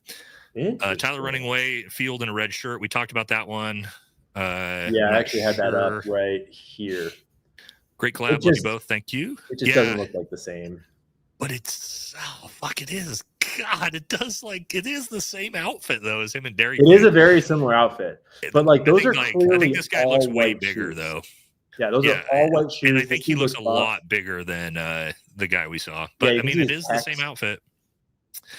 The video that you played, the other sketchy security guard looks like he's handing something off. You didn't say anything about it through the gray shirt. I did a whole video on that actually. Thank you, Heather. What if the government is just using this as distract everyone, keeping focus off other stuff they're doing? You mean like the Epstein files? Yeah, for real. Yeah, probably. That's a high percentage. And the fact that, like, I don't know, like, what was it? 2 hours after he was pronounced dead, they voted to block the release of the Epstein files. Nothing to see there. Look into 30 caliber competition air rifles. I'm going to look into the air rifle theory here eventually. Haven't got around to it. A lot of people are interested in that. Payne Reeves, $10. Why didn't you say why didn't we see the security draw weapons, get eyes on the shooter? Nobody even put their hand on the sidearm. I talked about that in my incompetence video. Inconceivable for a former LE or Mill. How many crowd were plants? Justice for Kirk. Yes, that's another thing I talked about in the video. The immediate reaction when you're under fire, and I can tell you, I've treated casualties under fire. The first thing you do is find the shooter and get to cover so that you could potentially, I don't know, locate the shooter and stop the shooter. Not everybody runs to the casualty and just starts treating the casualty. Why? Because we might get shot in the fucking face too. So typically, right, it's called stepping over bodies to eliminate the threat. You want to find the threat before not everybody runs to them. So it's almost like they knew there'd be no more gunshots coming, which Mikey McCoy sure seemed to know there was no more gunshots coming, but I don't know. Yeah, I saw that, dude. I mean, honestly, the only person we've seen getting their firearm out after the shooting is some random dude in the crowd with no shirt on. Random student. Right? Which I saw people trying to say, like, oh, that's the shooter. I'm like, no, it's probably somebody who. That's a patriot. Well, and it's a concealed carry allowed campus, right? So you got plenty of people there, and most likely, if somebody just got shot in the fucking face right next to you, you might draw your weapon to look for the active shooter. So I didn't put much stock in that one. Do you see both the defense and prosecution arguing to ban video streaming from the court? God, they better not fucking do it. They better not do it. Do we believe anything? Building 7, save no more. Well, I don't believe that. Do you have you done a lot of 9/11 stuff? I got to imagine. Yeah. Right? Big time. Yeah. Big time. Apparently, the event wasn't announced till 24 hours before the event. So how did he plan it? A week or so? That's not true. That's not true. Okay. It was first announced like 12, 10, 14 days before. I have it right here. But yeah, it was announced earlier than that. I've seen that circulating. That's not true. Okay. From Air Amphitheater is a Pentagon. Losey Center is a Star of Larry. Last question was about trans violence. Crowd was full of plants. Feds are rubbing the salty nuts in our faces. I mean, maybe. That exfil route discussion, why not blend with the crowd instead of getting caught as the lone dude hoofing across open ground? Because theoretically you're carrying a firearm. Yeah, and a big firearm. Yeah. Project Constitution backup. Hey, I got some crazy info today as well. Hit me up, Ian. Heard that. I'll find you on either Instagram or X. I am half Jewish, but I identify as American Christian. I see things very differently now, and I'm seriously questioning everything about Israel. Well, good for you. Shout out to you, Heather. Good for you. Yeah, you're not beholden to your tribe. There's nothing wrong with that. I talked about this on my last live because I went and fought the war on terror. I was fucking so brainwashed after fucking 9/11. I went there, and it wasn't until a year ago of paying attention and watching content like Ian's where I started to go from being very pro-Israel to the opposite of that. So there's nothing wrong with that, man. You get presented with new information and you change your perspective. I think that's just what critical thinkers do. Hat tip video. Could White Hat have been signaling the bodyguard? No, I don't think so. I've sort of, that doesn't make any sense. Frank Turek's story checks out pretty strong. Also, it doesn't make any sense. If I'm the shooter, I don't need you tipping your hat to me. I'm going to take the shot when the shot's available. I mean, realistically, right? So, Jason Pound, $20. Thank you very much. Want to hear people scream Civil War. I think this quote from heard us. No one is foolish enough to choose a war instead of peace. In peace, sons bury their fathers, but in war, fathers bury their sons. 50-year-old G Watt. Yeah, man. People that have not fought a war that think they want civil war, I can promise you guys, you are fucking stupid. You don't want to wish for it. And technically, what do you think the Afghanistan war was? It was a fucking civil war. The Taliban versus the ANA, and we went and facilitated and fought in a civil war, and it's fucking ugly. None of you want to be a part of that, so don't cheer for that. It was always mixed military, private security, rifle. God, you guys are fucking killing me with these. I mean, I love y'all, but We're almost there. We're like 2 way. Rifle, schmeifel, smoking gun is Google searches. Yeah, we're going to talk about that probably pretty soon. That's insane. Ian has got the deep dive on that. We'll probably get that soon after this. A tragedy a day keeps the files away. Thank you. Yeah, Cut the super chats. Let's crack on. We're almost there. Again, guys, I'm just not trying to miss any. Have either of you seen the picture of Charlie's left shoulder that looks like a nicotine patch? I can't remember where I saw it. Love you both. I have not. All the videos are no, AI but that edited. people were jumping on that photo thinking it might have been a squib. Which is a whole other conversation. Yeah, that gets way into the maybe. Missouri dirt stick $5. Lots of people have concealed and open carry. Some of them how the pistol blends in easily. Yep, with security, friends, donors, and a wife like that, who needs enemies? Oh, that's dark. BMU, what's up, buddy? You cook grilled cheese at night if you. It's a little Shane Gillis joke there. If you believe the official narrative, come on, Danny. All right, and then Benny, all right, we finally made it. I'm not sure the government prosecution can afford the court case being covered like Kyle Rittenhouse case. No, I don't think they can either. Having podcasters tearing it apart. And that's the thing is like me and Ian will be live streaming that fucking court case frame by frame. Yeah. And it is, if you're the prosecution, I get it, man. I totally get the prosecution wanting that private, right? But all right. But the defense should want it everywhere. Like, defense should want it. I don't know why the defense doesn't want it open. That's crazy. Yeah, exactly. All right, we did it. I don't even know where we were. Let me show us something on our screen here from one of those supers was asking for this FARA document, which is a spicy fucking document. This is the document from Show Faith by Works, where they have all the information about geofencing all the Christian churches all across America and all the money they're spending to like target all Christians with Israeli Jewish propaganda. And I just want to show you guys how to find it. Oh, yeah. It's a little touchy to find, but it's the registration number for Show Faiths by Works is 7653. So if you go, like if you just search FARA search, maybe like in your Google search or something, it'll show you the FARA search filings website. And you can just click on FARA search filings. And then in there, you want to find the search filings part and you can search filings by full text. Just type in Show Faith by Works. That's a lie. Don't do that. Search filings by field. There's how I did it. Search by field, document type all, status all, registered number 7653, or registered name Show Faith by Works. I tried to share the link to this into our as a super chat so it would get pinned, but super chat wouldn't let me share a link, so I don't know. So then it's all of these, and you just want the Show Faiths by Works. That is, you'll have to figure it out. It's this registration statement right here. So that's how you get to it, and it's super spicy. They have a couple of different. Actually, technically, it's not this one; it's the other one. But that's how you find it. I'm gonna tear down this flag real quick. Yeah, Show Faiths by Works LLC, and registered number is 7653, and this is the document. And well, Nate is tearing down the flag. Let me just let these Christians know that Israel has just. I'm gonna use the bathroom. Take a piss real quick. Yeah, I got you, bro. You guys need a break. Oh, here, real quick, Nate. Put me on full screen or half screen or something like. Actually, no, I'll do it like this. How about? Oh no, hold on. Yeah, just put it like that. That'll do. All right. So if you don't know, guys, Israel recently. Let me pull up an article about this. Israel Hasbara 20 times budget. Keyword searches. Times of Israel. Although the Jewish News of Northern Carolina or California has a better headline. Israel has spent millions trying to win hearts and minds abroad, but it's about to spend 20 times more because Israel just multiplied their propaganda budget by 20 times this last year. And so that's how you wind up with people like Show Faith by Works LLC having this massive targeted campaign where what they're doing is they're geofencing every church on the American West Coast, digitally speaking. So they have a program where they digitally target every Christian church on the West Coast of the United States of America. And then every cell phone that walks into that geofence, they track your cell phone and then they target you with pro-Israel ads forever, or at least for a while. And so what they're doing, here's a list of every church that they are targeting all across Arizona and Colorado and Nevada and Texas and more Texas and way more Texas and California, tons of California. targeting millions of Americans' churches.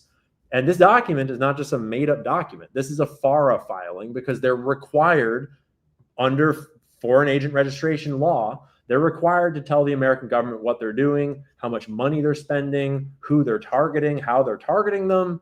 And trust me, they're not targeting you to tell you how great Jesus is. Let's just say that. So you should definitely read this document for yourself, because the other thing is, not only is this document fucking crazy and what it shows you, like what it says in there is crazy, but what it shows you also is why AIPAC is so dead set on not registering. Because once you have to register all your operations, you have to tell us all how much is getting spent, where it's coming from, what you're doing with it. And if this is the kind of shit they're doing with it, holy moly, I can only imagine what they've been doing in secret for the last 30 years. So that's the problem. People don't know, our own government does very sketchy things to fund military operations and special operations you may not know about. I can't get into any in the global war on terror, but Vietnam, there was, not to say how I know this, has nothing to do with the fact that my dad was a Green Beret in Vietnam in 46th Company. But dude, we got to talk off air about this, bro. Yeah, we'll probably talk off air. Yeah, we can talk off air. I can tell you some wild things my dad was doing with George H.W. Bush. Yeah, I've got documents about it, actually. Well, my dad was his security detail for what they were doing. So we could talk offline about those. I'm not going to say those. By the way, CIA, so you know, we're joking. We're never going to talk offline. Don't worry about it. I'm going to be an anonymous source for those if you want to use it, but we'll talk offline. Yeah, for some pretty wild stuff. But yes, when you need to fund things and you need to have people not know about them, there are ways to do it, and the government is very good at it, and so is AIPAC. Here's one thing I'm going to ask you, and I think it's funny because, and this is my buddies too. Can you name a single pro-Israel, like hardcore pro-Israel? You got Officer Tatum and all of them. A single one of them who is questioning the official narrative of this case at all? No, I'm not good at off the top of my head, but off the top of my head, no, not at all. My only two buddies that believe the FBI narrative are Matt Tardio and Brent, and they're both very pro-Israel. Yep. The only two of my friends. I think there's this subtle thing that they would hate to admit, but I think that Zionists, anyone that's involved in a narrative knows, like if you're committed to a narrative more than the truth, you sort of know internally that like you just shouldn't engage with things that might challenge your narrative, even if it might be true. Exactly. Exactly. So you don't even need to be told not to engage. You don't need to be told not, like, you're just like, my whole reputation is based on this, and that is not good for me. So, right. If you're pro-Israel, what would you rather have? Well, the official narrative is great because it isn't Israel. I'm just saying. So I'm not saying, there's correlation or causation, or I believe that it's Israel necessarily, but I do think what we should jump into next, even though Gary got in trouble for it, I wonder what he was doing with it. That's bizarre to me because there's been a bunch of YouTube videos of people showing this, and I haven't seen anybody else. Yeah, I haven't seen anybody else get in trouble for it. I'd have to take a look at. And Gary, Gary actually is very into the official narrative. So I don't know why he would be getting targeted. I don't know, but I do want to talk about, because we kind of did the on the ground tactical portion of this, right? Kind of from start to finish. From start to taking the shot, and guns used, and all the. But I mean, like, what more? Really, after that is like seeing him run away. We've all seen that footage 100 times. I'm more interested in what you've delved into now. Yeah, let's do a recap on it. Which is the. I mean, I just started watching this when you were putting on it, but the timeline of events you've built out is insane to me. Yeah, I'll do the speed run on it. If anyone wants the deep dive on this, I just did a live stream on my channel all about this that will be up on my YouTube for you to watch in the live tab. Very good. You guys and today, earlier, a lot of people don't know that I have a Twitch, and I did 3.5 hours on Twitch just digging through all this, basically pre-streaming my stream. So all the Twitch people saw it twice today. Now you're going to see it 3 times. But I'm going to go way faster on this. None of my audience probably has seen this, so give us the quick version of it. Yeah, the Cliff Notes version is that there's this account, Baron Coleman, that started live streaming right after the shooting a month ago. This technique of looking at Google Trends. And he started doing it back in Butler with realizing that a bunch of names and really specific search terms were showing up in Google search trends before the shooting when no one should have known about Thomas Matthew Crooks. Why would they do that? That's weird. And so Google Trends is this website where you can look up a search term like war on terror. And you can just, no one's searching it in the past day, but in the past 5 years, there's actually very little search for it. Because because I spelled it wrong. Because I can't spell. Yeah. That's why. Yeah, I was gonna say that. I was gonna say, I don't know if no this one is in America is if there's nothing on war on terror. Yeah, war on terror. Right. Got it. So this is showing the search. How common is the search for the war on terror? And the way it shows is in any given time period that you pull up. So this is for 5 years. The time where it has the most searches, it says that's 100%, and then every other day is relative to that time period. So however many this was, we don't know. This is 86% as much. And this is, 23% as much. And so Baron Coleman started live streaming and showing people on his streams every week that there's a fuckload of weird searches that have very specific, unique signatures that indicate foreknowledge of this. Because, for example, war on terror, everyone is searching war on terror. Ian Carroll, like I'm relatively a public figure, so there are lots of searches. Hell yeah, dude. Right? Like this is where I hit the scene March 2nd of 2025, apparently. I was very controversial at that time. But I can frame it down to the past 30 days in the United States. This is the searching for Ian Carroll. But I can go to Israel. And in Israel, people I'm not searching search you nearly as much, thank God. No, that's actually kind of surprising. Yeah, right. But then actually, that's weird because just earlier in the past 7 days, it was showing searches for me in Israel. Let me just quickly custom this time range to 10:20 and see what shows up. Nothing? Cool. Well, anyways. And so what he showed is on these search terms, people are searching things. Oh, that's not my tab. This is my tab. The day before the shooting, I put it all on this timeline. The phrase Tyler James Robinson was searched the day before the shooting, specifically in Washington, D.C. and Huntsville, Alabama, where there's a giant FBI office, but nowhere else. Oh my God. Right? Because no one else would be searching a 3-word name that specific on Google. So he started looking up other searches and he discovered all of these search terms highlighted in blue that were searched before the shooting. Yeah. And a bunch of them are in Israel, like the Losi Center. But like were they in other? But were they? Did he? I'm sure he did, right? But did he look at things like, hey, was it being searched in China? Was it being searched in the UK? Exactly. And it's only in DC and Israel. Yes. And so that's why I highly encourage people to go subscribe to Baron Coleman and watch his live streams for yourself.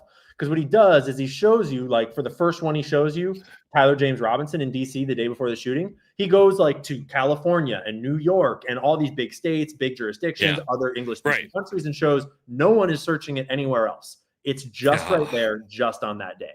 That's not suspicious. Not at all, because then you start to realize that there's this huge burst of searches in Israel right after the July Turning Point USA event that happened on the 13th and 14th, where Dave Smith absolutely annihilated Josh Hammer in a super controversial debate. The shit out of him. Yep. And then the next day, Tucker Carlson headlined the main stage and fucking went in on it. And then right after that, for the next week or two, Israel is searching like all the surgeons that work at the hospital in Orem, Utah. And they're searching Timpanogos Regional Hospital and the plane tail number for the weird plane that flew away. They're searching. This is before, right? This is all before. All before the shooting. Yeah. The one that's the craziest to me. What the fuck, dude? The address where the gun was found. Where is it? West 925 South Street was searched in Israel on the 7th of September. West 925 South Street is right over here in Orem, Utah. And it is only this road from right Is here there at this is corner. is there another one of those somewhere else? It's a good question. Like and the I looked it address? up.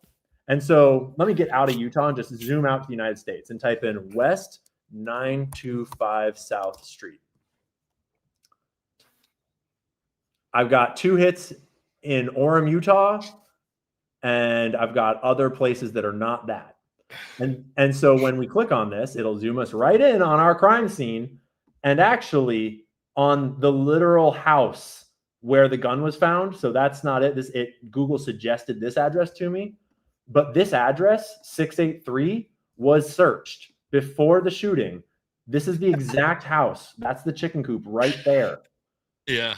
So it's like, bro, this is a 3, 4, 5, 6, 7, 8, 9. Oh yeah. 10 character sequence. Yeah, that'd be like a billion chance, right? Yeah. All those numbers together. No, if you can't find them any other way. Yeah, so that specific address, 683 West 925 South Street, was searched on July 11th in the District of Columbia, specifically, Wow. which is fucking weird, right? And so Baron Coleman basically went on this massive tear of just every week live streaming these searches. And I put them on this timeline and realized that they really center around the month following that Florida TPUSA event. Which and it looks like planning. Well, I mean, I just think of it this way. Okay. Hypothetically, if this is, is a Israel involvement thing, well, if that's the moment it starts to turn for TPUSA and all of a sudden the sort of pro-Israel cause is getting shit on, you might want to shut it down. Exactly. Right. I mean, just looking at it that way, right? Because to your point, I remember that debate between Dave Smith and Josh Hammer. I watched it and was like, holy shit, dude. Yeah. Like, he just got destroyed. Yeah. And Dave Smith pointed out that he had already debated Josh Hammer. And so you already kind of knew what the outcome would be, right? You already kind of knew that Dave Smith was going to trounce him. And Charlie programmed that. And then Charlie programmed Tucker, and Tucker offered not to go hard on Israel and Epstein. And Charlie said, go all the way. Do it. Say it. Right? Wow. So you've got to imagine that Charlie's donors behind the scenes, they knew that kind of stuff behind the scenes. And they probably knew that Charlie was getting out of line. And I'm sure they knew some of that beforehand. Like after October 7th, he was asking questions about stand down orders and stuff like that. But that's like, they're not going to let this organization slip out of their grasp. And so you wind up with all, like, literally the day that Tucker Carlson takes the stage, the day after the Josh Hammer debate, someone in Israel is searching Mikey McCoy, what the fuck, the chief of staff for Charlie Kirk. And he's the chief of staff for Charlie Kirk that just so happened to walk away talking on his phone. Yeah. I watched your episode earlier, or your live when you were showing this. Yeah, it was Base Sam Parker that did the expose. I put it away already, but you should go watch that. And yeah, we have questions for Mikey McCoy. We would love for him to clarify some things, because the search data, sure, it's just one, it's just one avenue of investigation, but it's like digital footprint of actual searches that did happen. So you should watch Baron Coleman stream for yourself and, make your own judgment on whether you buy into it or not. Could you, here's because I talked to Gary about this, because I think Barron was like shitting on Gary in one of his videos from Paramount Tactical. It's because Paramount Tactical got searched. Oh, he did? In Israel. Oh, I didn't know. No way. I don't think that's why Barron might have been shitting on him. I don't know, but before the before the shooting. No. No. Which is I like Gary. Gary was in first group with me. He's a good dude, man. I don't think it means anything, because some of them is like, maybe it's a coincidence, or maybe they're like looking at who might report on it. I don't know.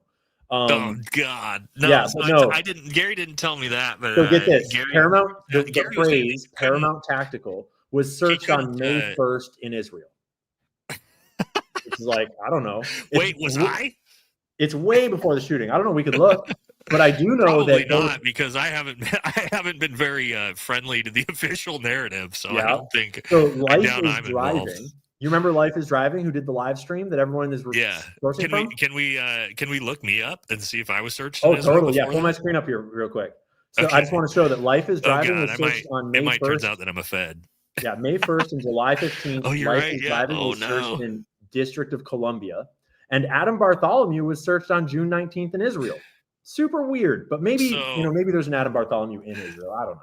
I've been very, very critical though, so there's potential. You want to look up Valhalla VFT?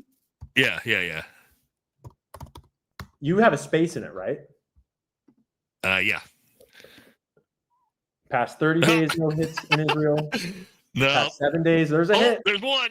Hey, yes, sir. That's October 21st, 2025. Yeah, past 7 days. That's whatever. I was hoping like beforehand. Thank God. Was there beforehand? All right, we're good, boys. No, we're good. All right. I think you're in the clear, bro. I'm not a Fed. I'm not a Mossad Fed. So I found earlier on my stream, I accidentally discovered. This shit's so bizarre. Though, yeah, I discovered that I got searched multiple times in one day in Israel, just like this last week, and I triangulated it and realized that it was a day and a half after my last live stream where I did this whole stream about the Israeli influence operation and about their propaganda and about their Hasbara and about that document I just showed. Yeah, I watched that. And so it's like that's not evidence that they're like planning to kill me. I hope. But it might be, it's evidence that someone in Israel probably saw stuff about me and wanted to look me up. So it is what it is. Yeah. No, I mean, Gary was in first group too, man. He's a good dude. Yeah, I don't think cool. he has anything to do with that. He's a super nice guy. And I actually like having Gary, a guy like Gary, be sort of on sort of the other side of the investigation from you and I. So there's like rational actors across the aisle to talk to about it. To challenge my ideas and to kind of like, it's important not to be in an echo chamber. But the problem is that when the echo chamber is like Zionists on that side and regular people on this side, Zionists don't have rational conversations that have anything to do with Israel, usually. Not always, but often. And so it's refreshing to have some really rational actors on the other side of the argument kind of debating things out with us. Yeah, that's like my buddy Brent is a great example of that. Like a dude that's like so high level and skilled in long gun shooting that can be like, hey, I believe this. And you're like, oh shit. For somebody like me, I'm like, well, if Brent believes it, I need to maybe, take a look at why, right? Because if someone like that thinks it's possible, then it's probably possible. Right. Yeah. So to your point, it's very beneficial to have knowledgeable people on all sorts of different sides of the argument for sure. Yeah. And I mean, ultimately where we're at now is we're inherently in the area of speculation until the trial. It's not like anyone is going to probably not going to get the leak that actually proves like definitively anything. But the trial is going to fucking show us everything. And if they show us nothing, that'll show us everything too. If we see it. Yeah, exactly. And if we don't see it, I think we pretty much all agree that that's time to go and start protesting in front of our elected officials' offices. No, yeah, I agree with you on that. 100%. All right, so we did the Google search is bizarre. Do we want to talk about Lance Twiggs? I think this is he is so, especially watching the Turkey Tom video. I had no idea, but the fact that here, let me pull up some screenshots from it. Yet, but share the screen. God. So if you don't know, Turkey Tom just put out this video that we've been mentioning 2 days ago, where he got a source that is in the Discord chats with him that's known them for 6 years, allegedly, provides proof, lots of photo evidence from inside their apartment, tells the whole story of who they are, what they're like, and he shares all these photos from apparently Lance Twiggs's journals and describes this extremely so this is like their house, that's their like Magic the Gathering table covered in Lance Twiggs's weird schizophrenic electronic experiment shit, and he describes how fucking schizophrenic Lance Twiggs was and how it was super uncomfortable, and he has a bunch of photos from Lance's notebooks that are just clearly bro is schizophrenic and on way too many drugs and thinks he's gonna fucking invent free energy or something. These are insane, dude. Yeah, like this is not a journal entry.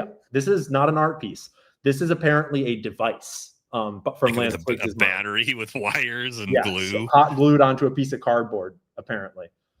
Right. So for those of you in the chat haven't watched this video, Turkey Tom's video, I highly suggest if you're very interested in like learning more about this case and the people involved, it's mandatory. It's a mandatory watch. You have to watch it. It will change your potential perspective. I went from like, hey, maybe Lance or maybe Tyler Robinson is a patsy and not even involved at all, to watching this going, oh no, both of these, I think both of these dudes are 100% involved, in whatever capacity. But after watching that, there's no way you can think like, oh yeah, Tyler Robinson wasn't involved at all. I don't think. And so maybe we speculate for just a second. Because when I see this video, it leans me more towards one of the sort of original theories that percolated in my mind, is just the idea that, and this is based off of a lot of my job having turned out to be researching essentially secret covert operations, researching CIA covert operations across history, researching other intelligence agency covert operations and organized crime paired with intelligence agencies. And there's a rich history of intelligence agencies sort of recruiting patsies through sort of a singular controlled channel. So there's not like a bunch of loose ends, and getting in with the network or surrounding a patsy with who they think are friends, and then kind of like walking them into position. So then they take a shot and then they turn around and suddenly all their buddies are gone. And they're like, what? Right. And they weren't even real people in the first place. Stuff like that, where it's like you kind of want to get someone else to do the crime or to do all the things that are going to get them caught, and then you just evaporate. And it's like, oh, fuck, I'm the guy. And we have evidence from that of like Lee Harvey Oswald is a perfect example, but it's a trend very commonly seen throughout the history of intel operations. And this starts to lean me towards Lance Twiggs being the obvious, the schizophrenic guy that's super unstable on drugs, probably seeing a therapist. Like the MK Ultra, like perfect. That's exactly what you're looking for on that one. And then you wind up somehow snaring this like virgin boyfriend guy that like should have been straight based on his upbringing. And like at first I was theorizing that maybe he was getting recruited by the CIA based upon his intelligence and the school he was going to, and that he dropped out after 1 month. And technically that is still on the table, but I'm starting to suspect that the patsy portion of the operation, which would be part of the plan, you wouldn't plan this without a patsy of some sort. And I'm starting to suspect that Lance Twiggs is the way in, and then the two of them together are sort of the fall guys. And I think maybe once they realized what was going on, that might have been when that text thread got crafted. That might have been Tyler saying, oh, fuck, we are screwed. Lance, I'm going to try to save your ass and get you out of this. Because clearly Tyler has a savior personality, and he thinks he's going to save Lance Twiggs from his own problems. And that Turkey Tom video can show you that over years, that he's got a savior complex, because that's exactly what he was doing with Lance Twiggs for years, based off of his psychotic schizophrenic type of behavior. And even the friends state that like don't know how Tyler dealt with this or how he put up with it, but he was always there trying to take care of him. It's funny because before like I thought about any of that, I was on Alex Jones' show. This was probably 3 weeks ago, a month ago, and I was like, let me tinfoil hat this for a second. What do I think is possible, or how do I think this maybe panned out if it was a, full tinfoil? And my thing was this, almost to that point where it was like, hey, here's what you do. You have somebody, a Tyler Robinson, a Lance Twiggs, go plant the rifle in the woods. You tell them, hey, the shooter is going to come by. They're going to grab that rifle. That's going to be the murder gun. I need you, Lance, you go do this, while Tyler, we need you to go up to the roof and spot for him, or, be ready to call if anybody sees him when he comes, the shooter, right? And then all of a sudden, a shot gets taken, and Tyler Robinson goes, what the fuck is going on? Takes off running, bails. Well, guess what? The FBI's got, this perfect, Mauser 30-06 with his DNA on it sitting in the woods that they find. And it's like, boom, there's your fall guy. Now, again, that's me with my tinfoil. And it's also a month ago when we had a lot less Speedo on, you know what I mean? But to your point, I was thinking about that well before I was even thinking about Lance Twiggs or any of like this bizarre schizophrenic, psychotic behavior that, to your point, that's exactly what you would look for in this type of target for a patsy. Yep. Right. And that the whole MK Ultra project is like specifically that. 100%. And we have seen a lot of evidence in the last 6 months or so, like the shooter that shot up the church. It was right, a Catholic church, that trans shooter. There's a lot of evidence that there's online grooming involved in that with these dark web groups that like this. It's called the the community, super dark. Let me real quick, Ian, for all the viewers, because I think a lot of people forget this. The FBI did this during the global war on the terror all the time with Islamic Americans, right? And what they would do. People think they're like, oh, the FBI would never do this, right? They wouldn't recruit people to set them up for crimes. No. The FBI, not we, I shouldn't say that now, he's a Fed. No, the FBI constantly did this during the global war on terror, where they would search out, Islamic potential terrorists in the United States, domestic terrorists, and they would literally groom them, set them up, tell them that there was explosives in a car. All you have to do is drive to X location, which they would then do. And then the FBI there's no explosives in the actual car. And then they would roll up and arrest them for Islamic terrorism. We did that over and over and over again. And that's how the CIA and the FBI popped tons of potential Islamic terrorists, was through that exact same method. So for people to think like the FBI or the CIA would never do that, we've done it for decades. We literally did it over and over and over again. I haven't done the dig on it yet, but it's been coming up because of this. There's a story about Gretchen Whitmer getting kidnapped, and there's this plan to kidnap FBI Gretchen agents. Whitmer, and then it turned out that everyone was a Fed, right? They all were, both sides. Yeah. Right? Yes, it's an old story as old as time. And in those situations, correct me if I'm wrong, Nate, but my understanding is that in this Islamic terrorist catching kind of a scenario, it's not like they're rolling in and being like, hey, we're the FBI and we're going to help you do a terror attack. What they're doing is they're posing as like friends. They're posing as other They're posing as ISIS. They're posing as Al Qaeda. Yep. Yes, they're not posing as FBI because, agents. To be clear, the American government is not ISIS or Al Qaeda, and they've never had anything. No, they are posing as Al Qaeda operatives who are working with a American that they are radicalizing. This is where there was so much controversy over the FBI doing this. It was like, you are radicalizing these kids on purpose to then set them up for the crimes to arrest them for. The FBI was doing that for 20 years. Yep. So.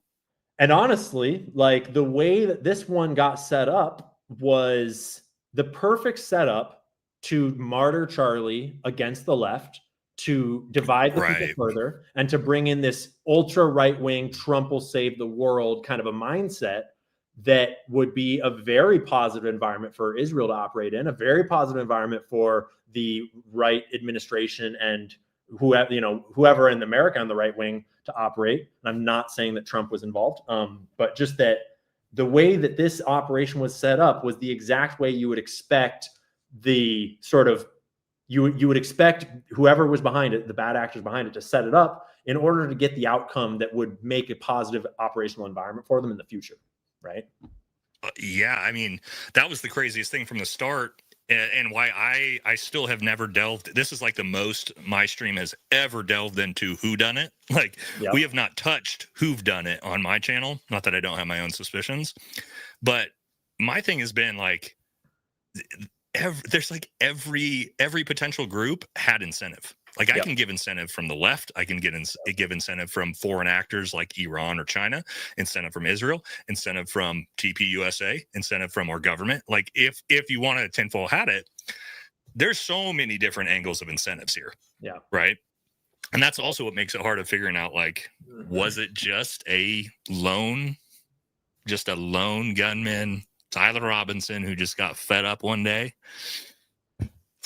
My answer to that is always to challenge people to tell me of a single lone gunman that has achieved a high-level political assassination in the United States in the last 100 years, that they actually got away with it, and they were actually a lone gunman, not just a Sirhan. I mean, I would go back to Lincoln, but Booth didn't get away with it. Yep. And it was more than 100 years ago. Yeah. So, but I mean, to my point, like I had to go back that far to find a lone gunman, and there's some banker tinfoil that you're missing on that one. Oh yeah, dude. There's some definite tinfoil. Lone gunman on that one is a huge quotations on that. Yeah. So it's like from the beginning, like I made that tweet on day 2 that got really controversial where I was like, they just shot themselves or whatever. And people were like, oh my gosh, you're so evil for saying that. I'm like, bro, when there's a high level political assassination, the historical context should tell you that it's probably not a lone gunman. Not that it should probably be a lone gunman. It's like, that's not very likely. Not only that, but he got away, dude, for 33 hours, of course. Yeah. But he got away. And that's why right out the gate, I was like, it was so bizarre to me of like, oh, it was just some lone tranny gunman who set this up, perfectly knew where to be, got the shot off and escaped. And the only reason he got caught was not because Kash Patel is so amazing at his job, but because a family friend who just happened to work with the Utah sheriffs for 20 years recognized him and convinced him to turn himself in so the SWAT team didn't come kill him.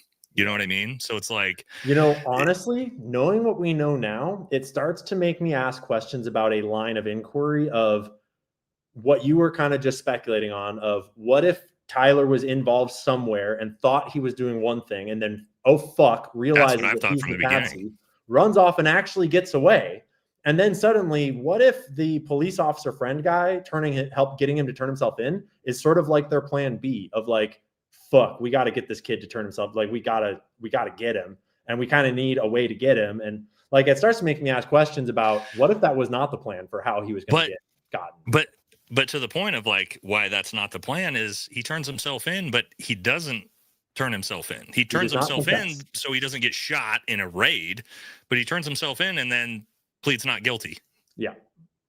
Right. As far as I know, but he did like detailed text message confession from this genius level IQ guy with like this incredible ACT score that doesn't realize that the FBI can read your text messages. But then pleads non-guilty. Yeah. Yeah. And that's as far as I know, that's the plea they're going with, right? It sure seems like it. Yeah. So again, to your point, he pulls this off. He admits to everything in texts and discords, turns himself in and immediately pleads not guilty and says, I didn't do it. That makes no sense. We also just skimmed over another piece of it that does not make sense. Pull up my map here for a second. Is the whole narrative here about this rifle being in the woods relies on the idea that once the shooter in black jumps off this roof and runs to the woods with his rifle, we are to believe that he just snuck onto campus with it down his pants and that he is capable of concealing it. Right. And now he's hidden in a tree concealed area where he can spend as long as he wants reconcealing that rifle. But instead, he decides to fucking leave it there instead of just concealing it, putting it back in his pants or his backpack, and just taking the quick little walk back through all these backyards back to his car. Right. That doesn't make any sense. Right? Because if he had done that, if he had concealed the rifle at all? If he had concealed it and left and gotten into his car and driven, probably would have never been found out. Maybe he would have, maybe they would have traced him to the car, but at that point, he's basically free. And it's just because the rifle gets left there for no fucking reason at all. That Can I tell you some bizarre stuff that I just thought about? Yeah.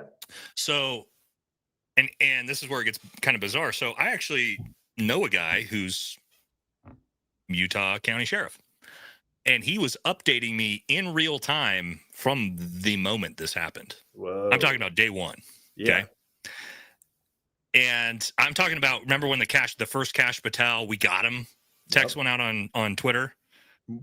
Got the wrong guy. Right. But he put out, hey, the shooter's in custody. We got him. I sent that because, again, we're tracking it real time. I don't think Charlie had even been pronounced dead yet. Yeah. And I sent it to him and I go, because he hadn't told me. He was like, dude, because at that point he was like, we have no idea. We're trying to, when we arrived on scene, it was chaos. Nothing had been done. And then that tweet went out. I'm like, should I even talk about this? No, there's tons of Utah County sheriffs. I feel like I've already heard you talk about it in some form too. I feel like I've heard a part of it. But I haven't gone in detail, but I'm just thinking about it now. That tweet goes out And I send it to him and I go, you guys got the guy? And he goes, we have no idea why the FBI is saying that. He's like, we have nobody. He's like, all we know is it's potentially someone in black. And I'm like, okay, well, that's bizarre. Weird. How the fuck does the FBI know? Because we're talking about like Utah law enforcement county, and then like the sheriffs are the first ones on the scene, not the FBI. Yeah. And so he's like, we have no idea why they're saying that. Then that gets, oh, actually, we don't got him. And then it comes out again, we got him, and there was a picture of this old man being arrested in downtown Provo. And I send that to him. And I'm like, hey, the FBI says they got him. And he goes, we have no idea why they're saying that. He goes, I'm not kidding. He goes, we saw that guy downtown and he had a rifle in the back of his truck because it's fucking Provo, Utah, right? Exactly. He's like, it's in the back of his window, and we pulled him over. We pulled him out and we checked the rifle, and it was a pellet rifle, and we let him go. He goes, we told the FBI that we were pulling over a potential suspect. I remember the footage of that, actually. That footage came out, and the pellet rifle was tweeted out that they had the shooter. Yep. So the Utah County law enforcement was, this whole first day, like my source was like, we have no fucking clue why the FBI keeps saying the shit they're saying. And so to my point of like the bizarreness of this. But once you see the Google searches.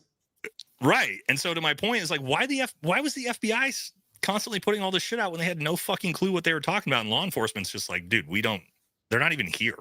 Like, we have no idea why they're tweeting what they're tweeting.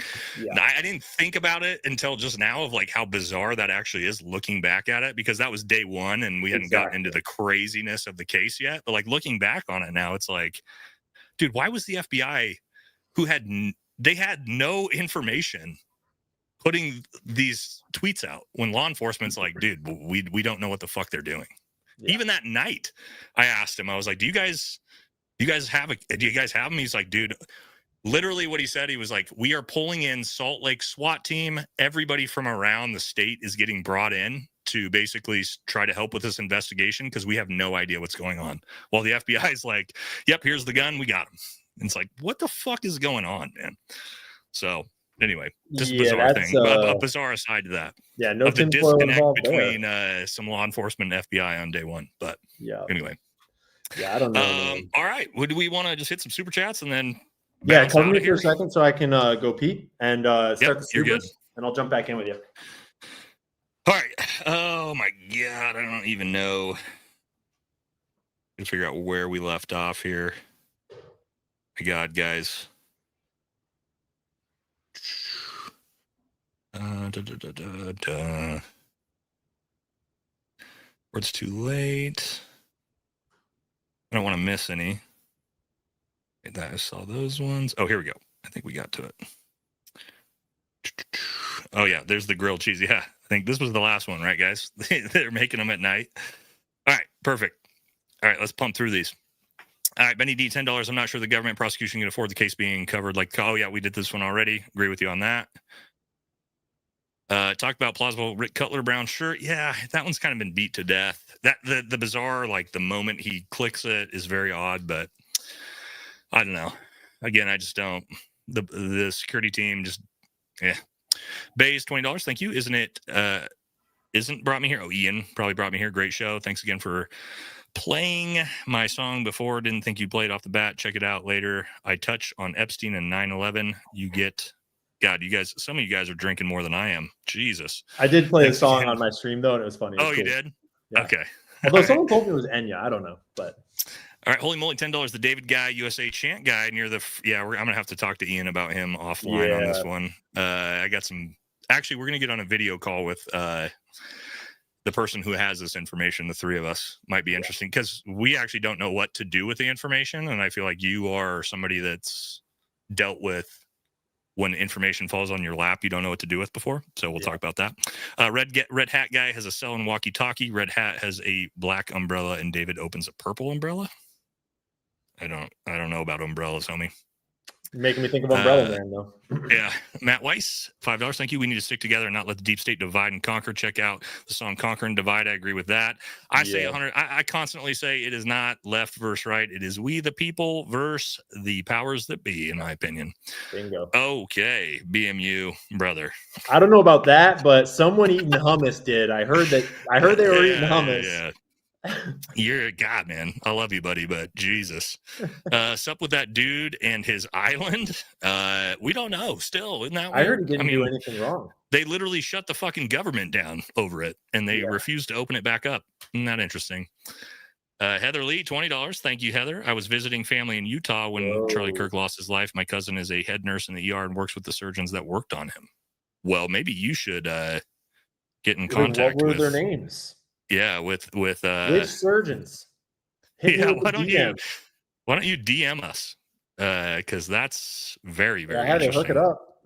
Especially Ian. You're way more well depth into we'll protect your identity. All anonymous. Yep. Thank Yahweh that Valhalla Payday Loan Patel is on the case. You anarchists need to chill. God bless brother BB, Daddy Donnie, and CEO Erica. They will for sure get justice for Charlie. Somebody will. I don't think it's going to be Cash, unfortunately. Yeah. I personally still have faith in Erica. I know a lot of people don't, but I'm personally still rooting for Erica being a good guy, and I have reasons to suspect that. I am too. I am too. I haven't bought into that side of things. I think here's the thing. Everybody knows her behavior afterwards is bizarre. Let's be honest. It feels theatrical to some people, but at the same time, man, let me say this. I've been around a lot of widows, man, in my career. Okay. Yeah, my job, a lot of dudes get killed. And I can say that, yes, everybody grieves differently, but I will tell you, I've seen very, very, man, I'm about to get emotional. I know even teammates of mine that have been killed. Yeah. Very strong spouses that act strong as fuck in front of people. And then when they go home, they absolutely fall apart at the end of the night. So, and it's important to remember that in Erica's case, regardless of the side of what she's on, and if she's like evil as hell or she's like the best wife ever, regardless, she's in an environment where she has to act. Like being a CEO of Turning Point USA in this kind of an environment, when she knows what Charlie was going through, the donors, and there's all this contention around Israel and everyone's blaming Israel and her whole organization, that she owes it to her dead husband to uplift this organization and to save his legacy. And all the donors for that organization are Israeli. And it's like, regardless of what's going on, she has to act. So I have a lot of grace for how she came out afterwards. I keep reminding myself of something when I think about stuff like that. Candace Owens said, like, first week, the only thing that would shut her up is Erica Kirk or her husband, and Candace hasn't shut up yet, which tells me, and I'm sure they have a direct line of text message or call communication.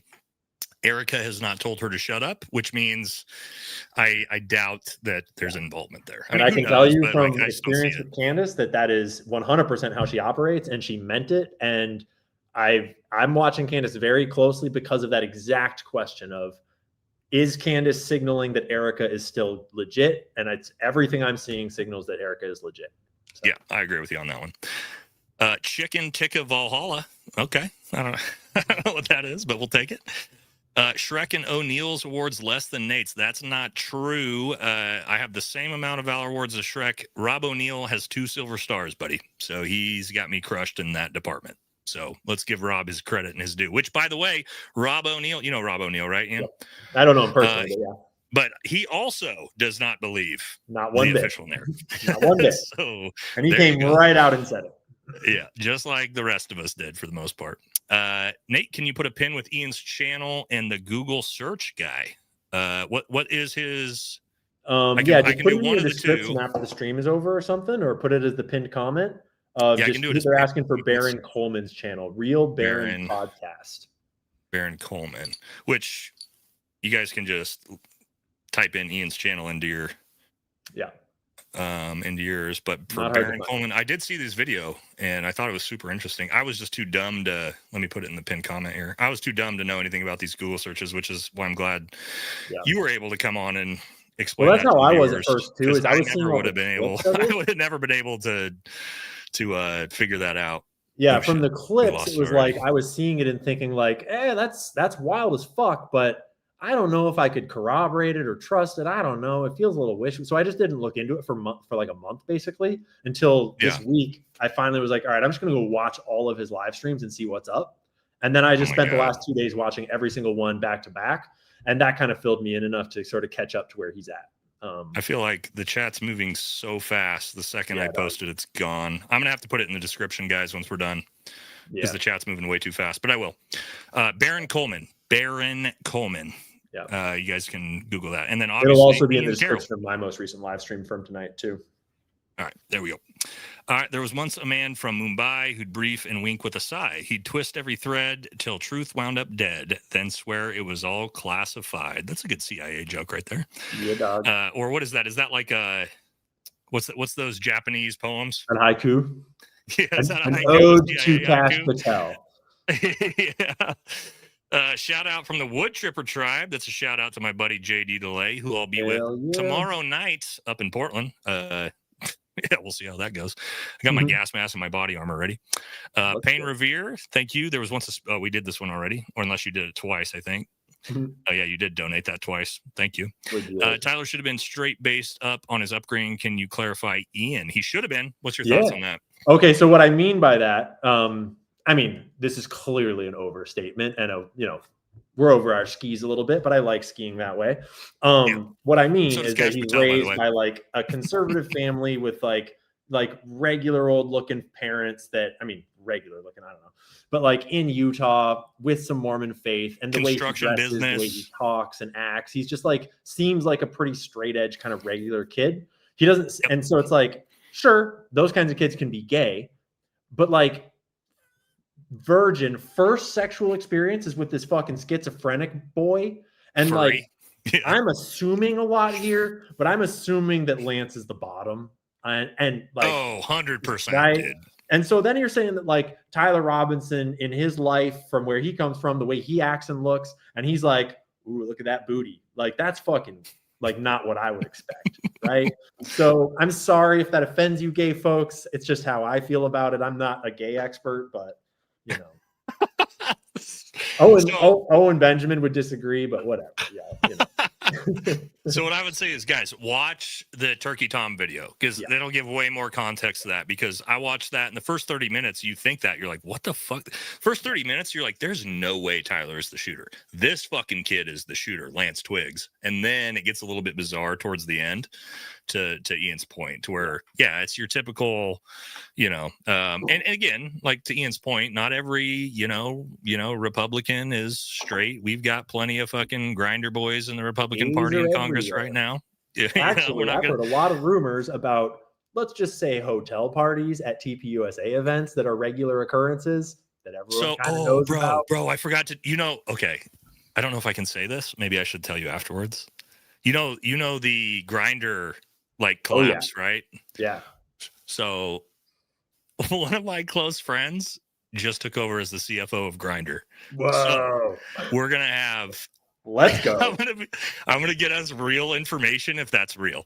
Let's go. Offline. I'm gonna. Nate was obviously joking. That's not real. We'll never know. Yeah, if we somehow have a good report about Grindr. No, he's a great dude. Yeah, but anyway. Mike Johnson's definitely straight. Okay, let's keep moving. All right, Eric Dieter, $50. Arlington Road. Thank you, Eric. I don't know what Arlington Road is. Am I missing something? Do you know what Arlington Road is? It's something about the agencies in Arlington. Arlington Road.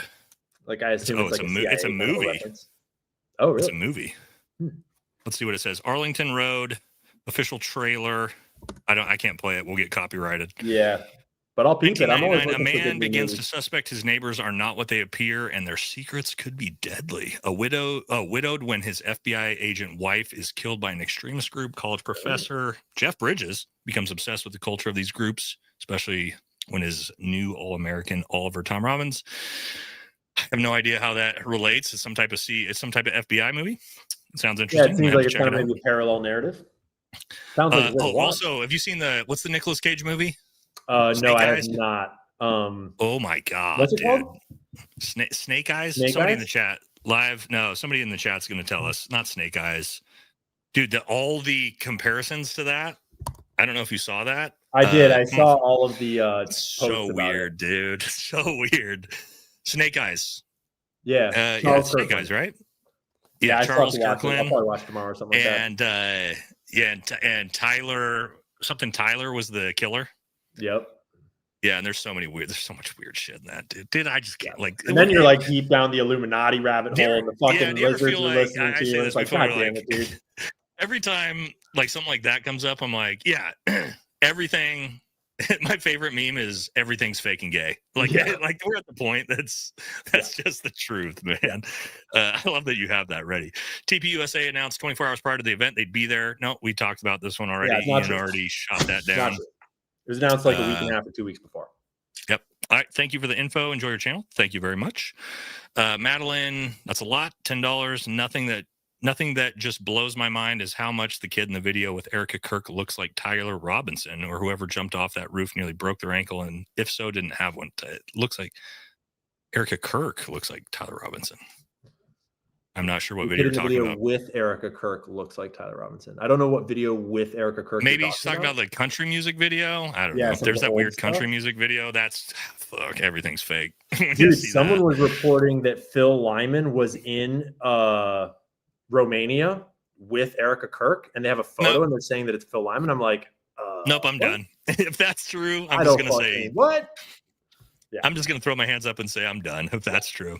Yeah. All right, I'm going back to reporting on shampoo. Yeah. From Australia. We love our Aussie brothers here. I love IXXI Kirk Security didn't draw guns. Inside job. Please Google Cleon Patterson artwork, the Rothschilds' favorite artist, and their master plan. My phone crashed trying to send this. That would be an Ian Carrol one, I'm sure. Already when you get into Googling Rothschilds. Yeah. I'm not a Rothschilds expert. Ian, do the Rothschilds run the world, or are they like a one of the 13 people that run the world? I mean, they're definitely not the only people that run the world, but they're definitely a real family that do have very real power. That's currently now in 2025. Yes. Yeah. So there's this, and this was one of the big questions I had over the first year of like one of these big conspiracies of like, is that real?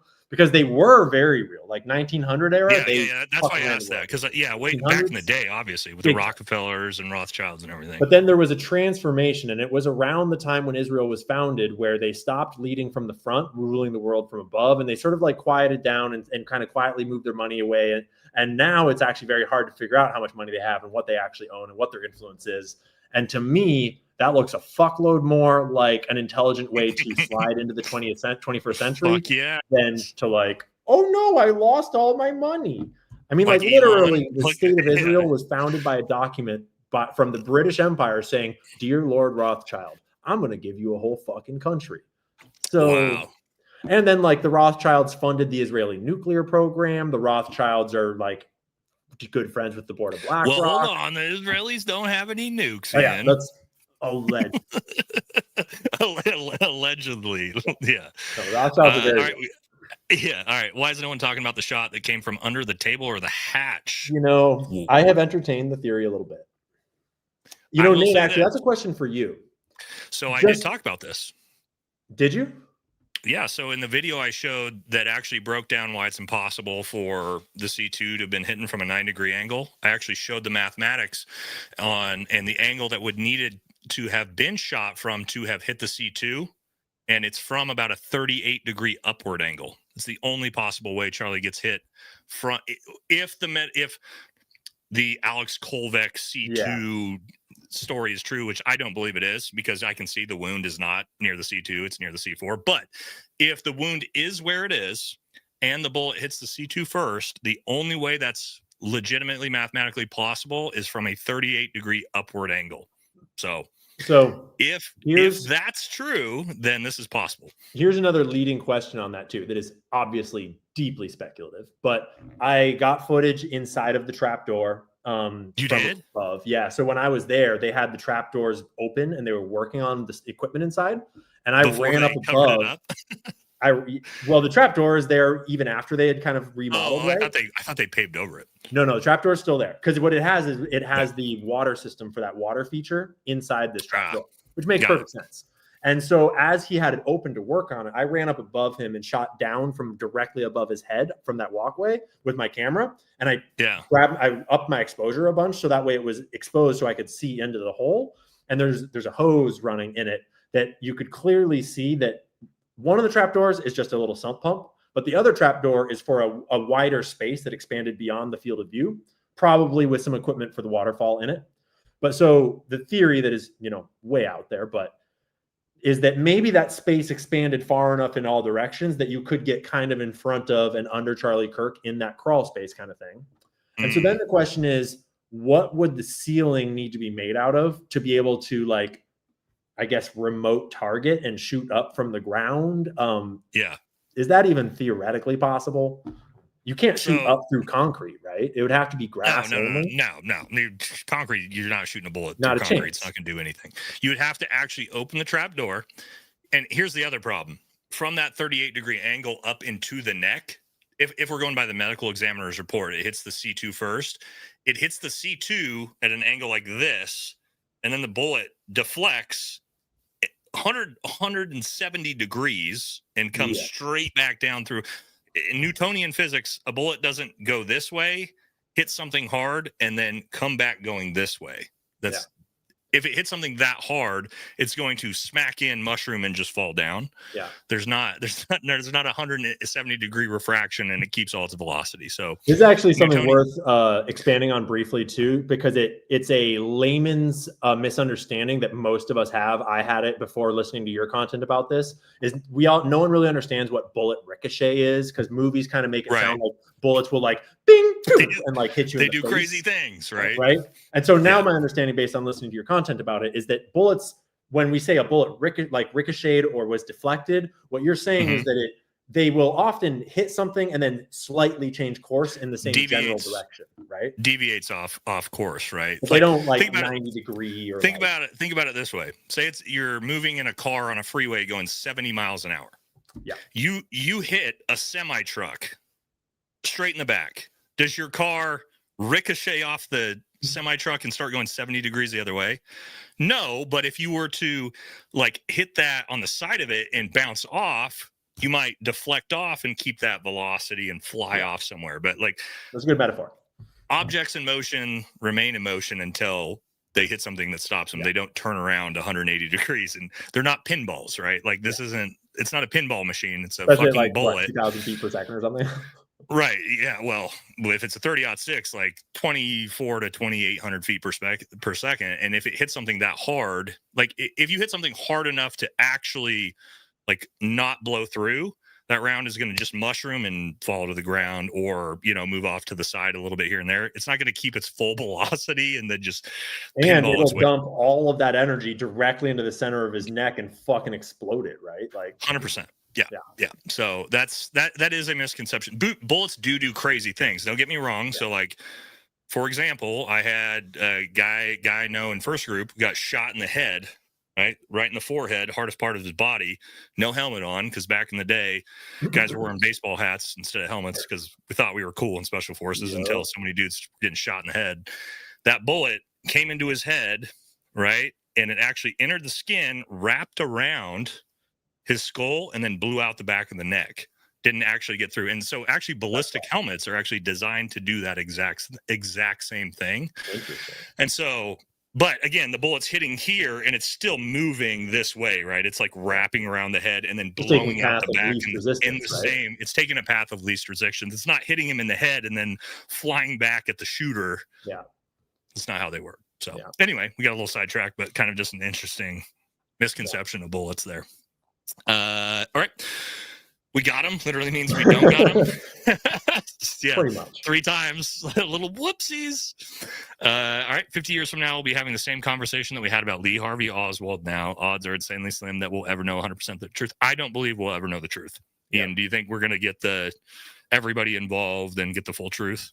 I think there's like a 1 to 5% chance that would basically involve like a cultural revolution in America, taking our country back from the deep state.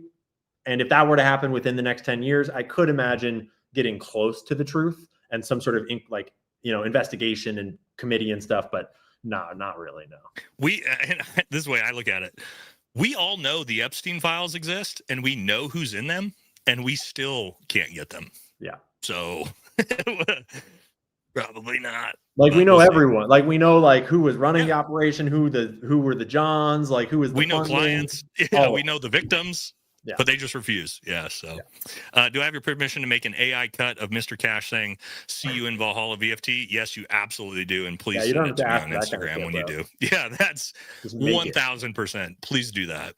I pray my friends never turn around and just walk away. Dude, amen. Here's the thing. I'll say this, right? I just started being friends with Ian, but if I got assassinated on live TV, please. And it's suspicious. Go, dude. I feel like my friends would be digging pretty hard.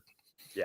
But which is also bizarre to me about I don't want to get into that. Yeah, the Erica and Lyman Romania photo. Yeah, I don't trust it. Actually, here's the thing I'll say about Romania. I've got a buddy that actually has done a bunch of work in Romania. Green Beret. I was talking to him about this, and he was going way into detail about how the Romanian government actually very, very often uses accused sex trafficking for organizations to kick them out of the country that they don't want there, which I didn't know at all. But again, 10th group guy that's worked in Romania. He was like, yeah, that's super common. They do it all the time. So he's like, that doesn't actually, because I figured when I heard that, I'm like, oh, this is fucking creepy, right? Yeah, and then when I talked to him as a dude that spent a lot of time there, he's like, nah, dude, the Romanian government does that all the fucking time. But he was like, look at Andrew Tate. Like they do this type of shit all the time. Yeah. So it's very common in Romania. So I don't really give that one a whole lot of credence. Yeah. So glad we got Ian Chin with us. I know it's been fucking awesome. Thank you. Yeah. Thank you, Ian. I knew it would be awesome. I knew you guys would be a fun crew. Yeah. It sounds like the FBI didn't want local LE to know what was going on. Well, the FBI didn't know what was going on because they weren't even there yet. Yeah. They were just literally posting shit that they saw online. Legitimately. That's the crazy thing. I'm not kidding. When the FBI saw George Zinn get arrested online, that's when Kash Patel put that message out. Like I'm not literally using Twitter as his source. Yes. They were not there yet. Just something to think about. All right, David's Graham, $10. Here's a question. Why were there searches for Thomas Matthew Crooks by Ian showed us all this, in Russia before Butler, PA attempt, June 29th for Russia, July 2nd for Israel? Well, I mean... Your guess is as good as mine, bro. I think that this is the reason why. Right there. Get your tinfoil hats ready, boys. It's Alex Jones time. Yeah. Dude, I was on Alex 3 times, and he's awesome. It's great, dude. But like, I'm such a I'm not a non-conspiracy theory guy, but I'm like very grounded and try to be in objectivity. So I was like, the whole conversation. And you give Alex like 30 seconds, and he's fucking 3 miles in that direction. Like he would start to spiral and be like, "Well, we gotta bring it back in here." Well, I mean, really, like they've been harvesting those organs for fucking 30 years, and I saw like there's a fucking spaceship out there, bro. Like it's like, whoa, dude. Oh yeah. All right, Payne Revere, $20. Thank you very much, brother. Eyes on. They asked, half in jest, while smoke coiled like doubt from the west. No joy came reply with a smirk and a lie. Their vision like honor at rest. Are these your viewers? Because I don't have viewers that are usually doing poetry. Damn, dog. All right. The lady protested too much. Her virtue rehearsed to the touch, and BB all guile cried, "Trust me the while." His dagger disguised as a crutch. Is this whoever this is fucking good? You should be posting this shit on Twitter, dog. I follow. That's kind of got a little bit of Epstein and BB Netanyahu mixed into that one. I kind of like that. That's fire. This is JFK all over again. Didn't realize this isn't 1963 anymore. Did you see the judge now said no cameras in the? No, did he? I'm gonna look. No way. Is that true? If that's true, that's gonna be Tracy. If that's true, you're gonna make me and Ian both pretty upset if that's actually been brought up. Didn't know about the David umbrella signaling this big. There is an additional signaling using umbrellas. This more umbrella stuff. I don't know anything about the umbrellas. On the top level that can be seen is live driving, a black umbrella and a green white one. Guys, this is multiple umbrella comments. Umbrella stuff, but I don't know anything about the umbrella. I mean, it's a sunny fucking day. There's no reason for umbrellas to be there. Yeah, that's a great point. Why did anybody have an umbrella there? That's kind of weird. Did the bullet hit his chain? Well, no. There's no trajectory where it could have, but the chain breaking would sort of imply at first glance that it did. It's very weird. But no, it couldn't have. Like, very bizarre. I mean, so actually, real quick, Nate, could have hit him in the back. That's why I'm still entertaining the shot from the behind somewhere theory, because the necklace chain is right up in the right spot when it's hanging on your neck. Here's what I'll say, and why I haven't discredited the shot from behind or up back theory at all yet is because people have said like, well, we didn't see an entrance wound. I'm like, well, an entrance wound from, let's say, a 5.56 caliber round, something smaller. So I got one right here, much smaller than where's my 30-06? Oh, 30-06 round. Like, you can see right? the massive difference in size. Yeah, if it hit him in the hairline or up in the hair, in that small camera frame that we had, tiny entrance wound. You wouldn't be able to see it at all. And the camera was off to the side, not directly behind. And in the back of the skull, or right underneath the back of the skull, there's not a whole lot of blood. There's no, this is all muscle and tissue and bone here. So in that short, 4-second frame, there probably wouldn't be any blood leaving an entrance wound. And we don't, you got to get me that 4K fidelity camera from TPUSA to disprove that. What I would say there is here's the problem with the shot from behind. Then everybody's lying. TPUSA is fucking lying, and they know it. And the autopsy report's fucking lying.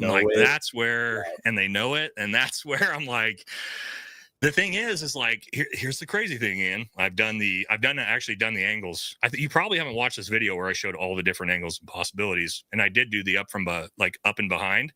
The up and behind angle actually does make the medical examiner's report work the best, other than the bullet, because of the vertebrae damage, right?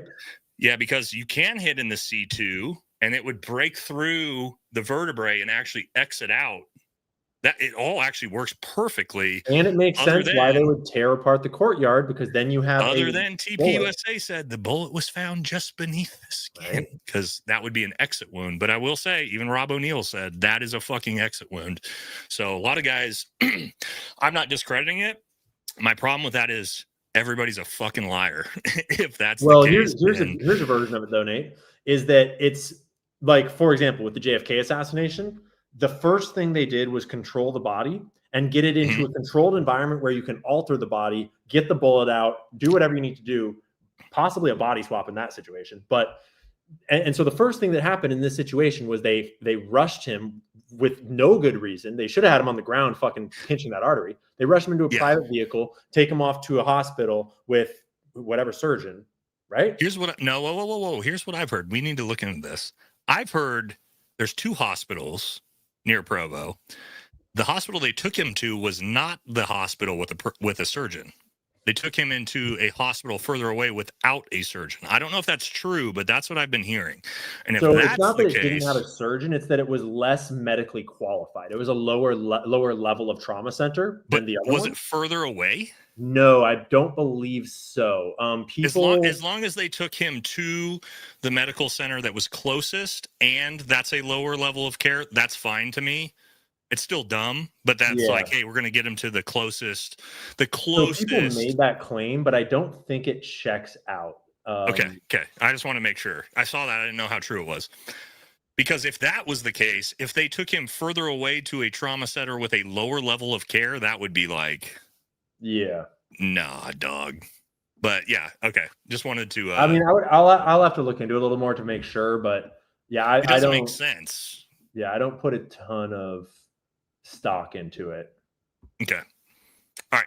No big deal. All right. REM Express 30-06 SPRG accelerator cart, lighter weight, an accelerator round. I've seen a lot of people talking about this. Lighter weight, smaller diameter round to be fired out of a 30 cal, 55 grain, .224 caliber, only made 5 years in the 70s. So this is the type of thing that me and my buddy Brian are going to try to test out, where we're going to, not a 55 grain, but we're going to try some 100 grain varmint rounds, mix them into a 30-06 and see if we can get that to work. Again, it's possibilities, but 22-year-old fucking League of Legends gamer kid with his trans boyfriend. Yeah. Is he tracking down this type of wazoo insane shit? Maybe, but again, to me, this is the type of kid that just goes down to Bass Pro Shop and grabs himself a box of 30-06 ammo. Probably doesn't know that much about it. Nate, correct me if I'm wrong, but custom loading bullets kind of requires a bit of a setup. Like you kind of have to like take over a table and like fucking have a shop and like it's your and there's friends would science know behind it. Right? Yeah, it's not something I do.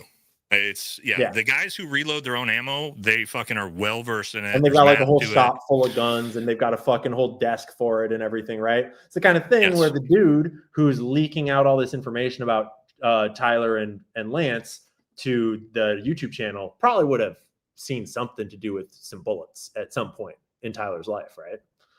It's not like this is the number of 22-year-old college kids that aren't like, and don't get me wrong, there might be some young kids out there that are super into shooting and ballistics that are potentially doing this, but based off of what we've seen from the Turkey Tom videos and everything, like that is not the profile of Tyler Robinson at all. Yeah. That and maybe I'm not discounting anything, but that's where my problems with the bunk ammo, the weird reloaded, weird grain ammo, and all these things of like, that's stuff that's like gets to be beyond my level. And if you're getting beyond my level, I don't think Tyler Robinson is doing stuff like that. So when my first wife passed from cancer and alcoholism, I'm sorry to hear that, brother.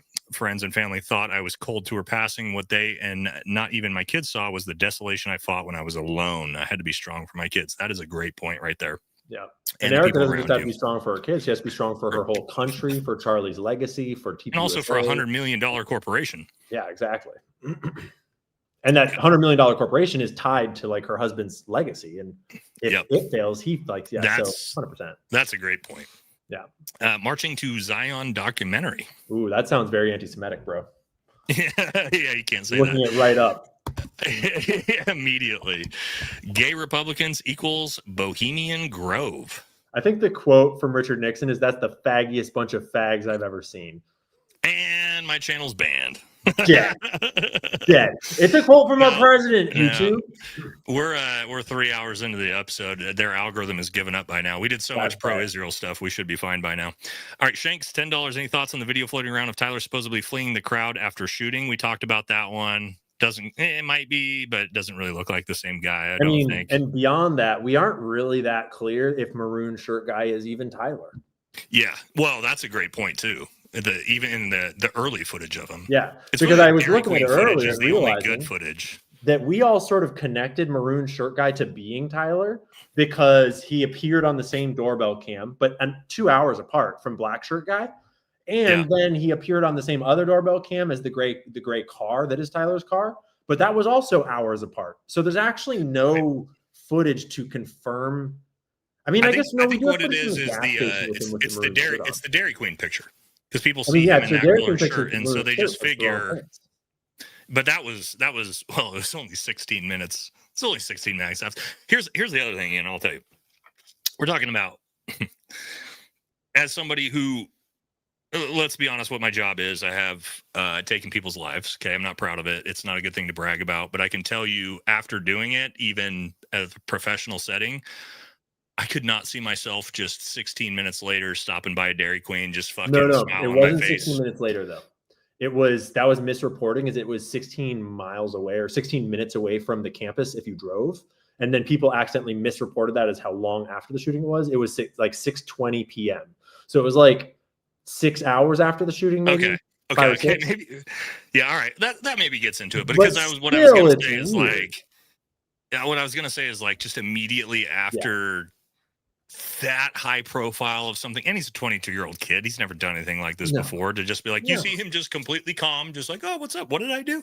Yeah, like I mean, he's like literally glasses off in public, face looking basically at the camera. Yeah. Like, if you were Lance Twiggs and you were that profile of this fucking schizophrenic psychopath, I could be like, okay, maybe it makes sense that he would be like totally normal by then. But most people after a huge traumatic experience, and I can tell you, taking someone's life is a traumatic experience for anyone, especially your first time. To just be like, nah, I'm just gonna hit the Dairy Queen and grab myself a Oreo Blizzard. No big deal. Ooh. Bizarre. Nope. But yeah, brother, I don't know about the fling. I don't think we think that's him necessarily. Maybe, who knows? All right, Noble Price, $20 if gun pick not actual one. letter is definitely fake. He references it in there. Why Dad wanted to know where it was. Well, there's two things there. Is that what we're saying is that the photo that we were given of the gun is not the actual gun. It's a photo that the news agency just used to show like an image of a gun. But like the official statement is that they did find this old Mauser from World War I, like the actual like Mauser was there, so allegedly. So let me explain, because I think I do understand. The gun, right? The grandpa's gun, because people are saying like, oh, it's Grandpappy's old gun. He stole it from Grandpa with the ammo, and he went and took out the shooting, or went and did the shooting, and now Grandpa's looking for the gun. That's not how I think this pans out. One, it's a family heirloom that was passed down and given to Tyler. It's Tyler's gun. The way I read it is, Dad wants to know where I am and where my fucking gun is. Right. That's more of how I read that, because it's a family heirloom, right? Like maybe Dad wants to know where the goddamn gun is because all of a sudden I see my son on the news carrying out that type of attack. So that's how I read that, more than, he went and stole it from Grandpappy or anything like that. But then the question is, based on the photos that they put out on the news, is that really enough to identify that as Tyler, where you're going to suspect your own son of being a murderer based on those grainy ass photos and how similar they are to Tyler? The Dairy Queen photo, maybe, but like for sure, the sunglasses down hat like this in the garage. No fucking way. Because the Dairy Queen photo wasn't out yet. But also the parents didn't. It was the family friend. Well, the story is that the parents started to kind of like get suspicious, but not really. And they kind of talked to him, but not exactly. And then he sort of accidentally confessed to them, is sort of how the story went, allegedly. So it's like he accidentally confesses to his parents, but then pleads not guilty. Right. Yeah. I don't think that's the case. Yeah. I don't have you seen the Utah County Sheriff talking about how it was the sheriff family friend, not the father? Yeah. There's a press conference. This was like a week after where the sheriff's department came out and admitted that. Yeah. So I'd have to look that clip up. Candace had it. Yeah. Where she was talking about it. So again, who knows like exactly how that whole thing panned out, but it's not the way they portrayed it as like Dad saw it and took him downtown. Like that's not what we saw. No. But all right, check your poll. Oh yeah. Our poll. What was our? Oh, I haven't even voted yet, dude. You got 6,000 votes in here, dog. Hell yeah. Okay, well that's actually a good. 95% says no. My only 5% says yes. Oh my god. So yeah, well, sounds like unity to me, baby. And that's the problem. Like, if the FBI narrative is true, it doesn't like six. You would expect if something like was somewhat possible or realistic, you'd be in like a 70-30, 60-40, 80-20. But like 5%, 95. Ah, man. Yeah. All right, AI claim with Charlie's chair moving through the table, camera angle from the side. Yeah, I don't think I'm not a big. I'm not into like the AI. The AI chair is actually officially debunked now because of the weird chair thing. Yeah, the new video actually shows you what happens to the chair, and if you just share my screen real quick, I can show us all that. I remember that video, and that was bizarre, but yeah. So this is the chair right there. You can see it, and with the higher definition video, you can see that it's just because it has these weird steel legs that it falls over first in that direction, gets lodged on him, and then the security guard grabs it with his hand. Hold on, this footage is very, very interesting to me. Right.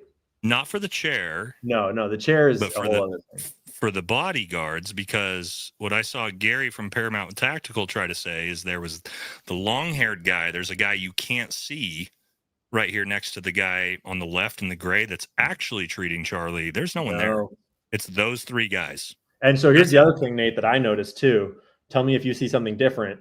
Is that to me, and actually here's what I'm going to do is I'm going to... I haven't seen this footage before. Yeah, I'm going to actually scroll. I'm going to move it over and kind of focus us on... Because the right side of the frame is Jason Goodman's zoomed in on what he thought was important. But the left side of the frame is the actual vertical this is crazy video. Footage I haven't seen.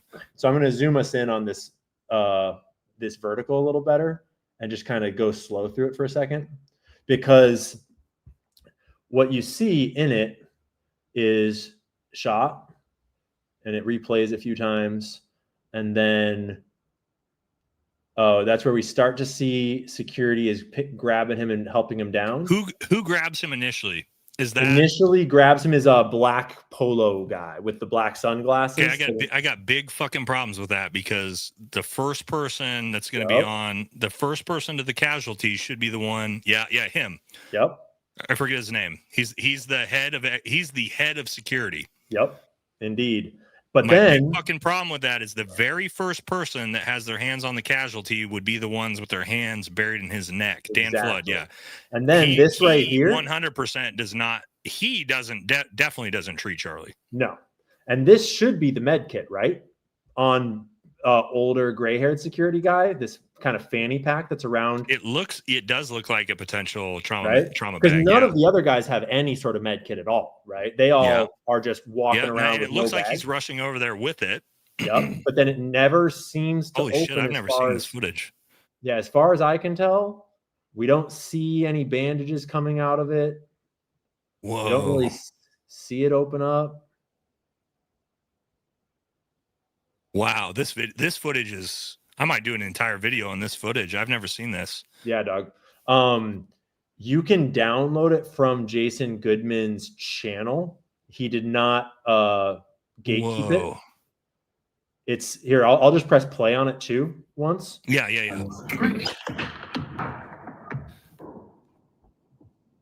So this is his edits of replaying it.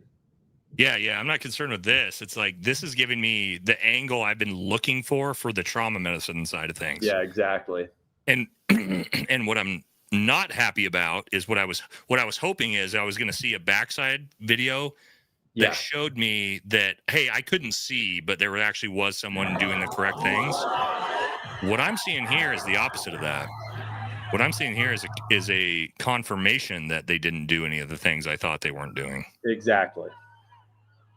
And unfortunately, and the one supposed guy who treated Charlie because he had blood on his hands, which I did a whole video debunking that. Yeah, you did a good debunk of it too. He's not there. He doesn't have his hands in Charlie's neck. No. Wow. And I think you were absolutely right in your analysis of it, that was blood from carrying him. Of course it was. It's all over his fucking biceps and forearms. Duh. And you're absolutely right that this guy right here, head of security, black shirt guy tattoo. He's the first one. He's got his hands on Charlie. Yeah. He's right there on Charlie's neck. He's got no blood on his hands at all, ever. Yep. That's a big fucking problem to me from the trauma medicine side of things. Yeah. Because I can tell you, bro, I mean, again, I can send you my Valor Awards. Like part of that is treating casualties in a near ambush under fire. The first person on the scene, the first person on the casualty is going to be the ones that's going to have his hands buried in that arterial wound. You don't have a lot of time, dude. We're talking about a carotid artery. Guys, we're talking about a carotid artery, any arterial wound. For those of you who aren't well-versed in trauma medicine, you have a large gentleman or large man like Charlie, you've got 120 to 180 seconds before he's fucking dead from an arterial wound. Like no coming back, just from bleed out. Less than that, probably from a carotid. You have such tiny amount of time to save somebody's life from an arterial wound. There's no time for I'm talking to the first person that sees it. And guys, here's how it works. This is going to be graphic, okay? Yeah. He's shot in the carotid. It's opened up. I'm going to come in and I'm literally going to yank as best I can his skin apart. I'm going to sweep out all that blood as fast as I can to get a split second to where I can see the laceration in that artery. And then I'm going to bury my thumbs into that laceration of that artery. And I'm basically going to hold them there. When I have my buddies help me with gauze or anything like that, I'm never, ever going to pull at least the pressure off one of my thumbs or hands as I feed in that gauze under that pressure the entire time. And I'm going to constantly have it there nonstop on an arterial wound. This is the correct way to do it for the trauma medicine. None of that happened. Yep. None of it happened. And you also did an important debunk to the concept of if your spinal cord is severed, then your heart stops pumping. And so your artery's not spurting. And that's not true. That's not true. Okay. I've seen people try to say that. No, your heart does. Fuck, I mean, we're going too long. Brain fart in the actual, what is it? Yeah, I forget. I can't remember what the its own electrical impulse, right? Yeah. So, well, it's not a valve. I know. I'm just brain farting. Your heart has. Or is it somebody in the chat? Throw it in there. It's the AV node. It's a node. Yeah, the AV node. Okay, so you have there it is. Corn Pope hit it for us. So yeah, your AV node is going to send electrical impulses to your heart, even if your spinal cord is severed, and that's going to continue to pump your heart regardless. Yeah. No, not on time. It's the AV node. So it means that one of those guys, not aorta guys, one of those guys has to have their hands in that neck immediately. For any wound, that's the appropriate thing to do. But an arterial wound is like the no bullshit, like a venous wound, high, like the lot of potential death to that. You're going to get like a tourniquet on, any type of anything that's not in the throat, obviously, or in the chest cavity. But for an arterial wound, any arterial wound, you have no time, guys. Like I'm telling you that the odds of you saving someone's life from a femoral laceration, axe pocket wound, carotid artery is the odds of you keeping them alive are so low that you have no time to spare. Yeah. It's immediate, and there's the second piece of it that you are not fucking moving them until you have that wound properly packed, dressed, and pressurized as best as humanly possible, right? Correct. So here's what I would say with that, because what I also showed in my video is people who are like, some of the videos I saw, like, no, they did try to save him and there was blood on the hands. I'm like, yeah, but I can show you the video of them carrying him. Nobody has pressure on his neck. Yeah, he's just no bandage laying there, bleeding out of his neck as they're carrying him to the SUV. To your point, no, you're not gonna fucking pick. Why? Here's what I try to explain to people. In the event of a massive hemorrhage, okay, in trauma medicine, you have massive hemorrhage is your number one thing you have to control, because if your patient bleeds out and dies in 120 seconds, they're dead. Doesn't do you any good. So what good? If the hospital is still 5 to 10 minutes away, what good does me picking him up and dragging him and throwing him in a car as he bleeds out and dies in 120 seconds and he's dead at the hospital? That does me no good. So what is the appropriate thing to do? Stop the massive hemorrhaging. MARCH is the acronym, right, that we use in trauma medicine. M is first, because, right, it's massive hemorrhaging is what's going to kill him fastest. Then airway, right, I can't breathe, I'm going to die. Respirations, if my lungs don't work, I'm going to die. But it's a tiered system to what's going to kill you fastest. And so, yes, massive hemorrhage, the most massive hemorrhage is out of a carotid artery or any artery. So, yes, you're going to bury your hands in that. You're going to stop it, get the gauze, get T-shirts, whatever you can. I'm literally going to sit there, Ian, with both my thumbs buried in his neck until paramedics arrive. They're going to put him on a stretcher. And not only then, I'm not going to release my thumbs out of his neck ever, probably until I literally am on the surgical table and I hand him off to the surgeon. And there's like a clamp that's ready to immediately take over for your thumbs. 100%. That is exactly how the correct way of that. And that's how it is in combat, because keep in mind, we are 30 minutes to 60 minutes away on a combat operation. We have to get the medevac helicopter in. These things happen. Arterial wounds, that's what's going to happen. Your 18 Delta, the sticky green beret, a guy like that is going to be buried in that. He's going to be doing everything he can to stop that hemorrhaging.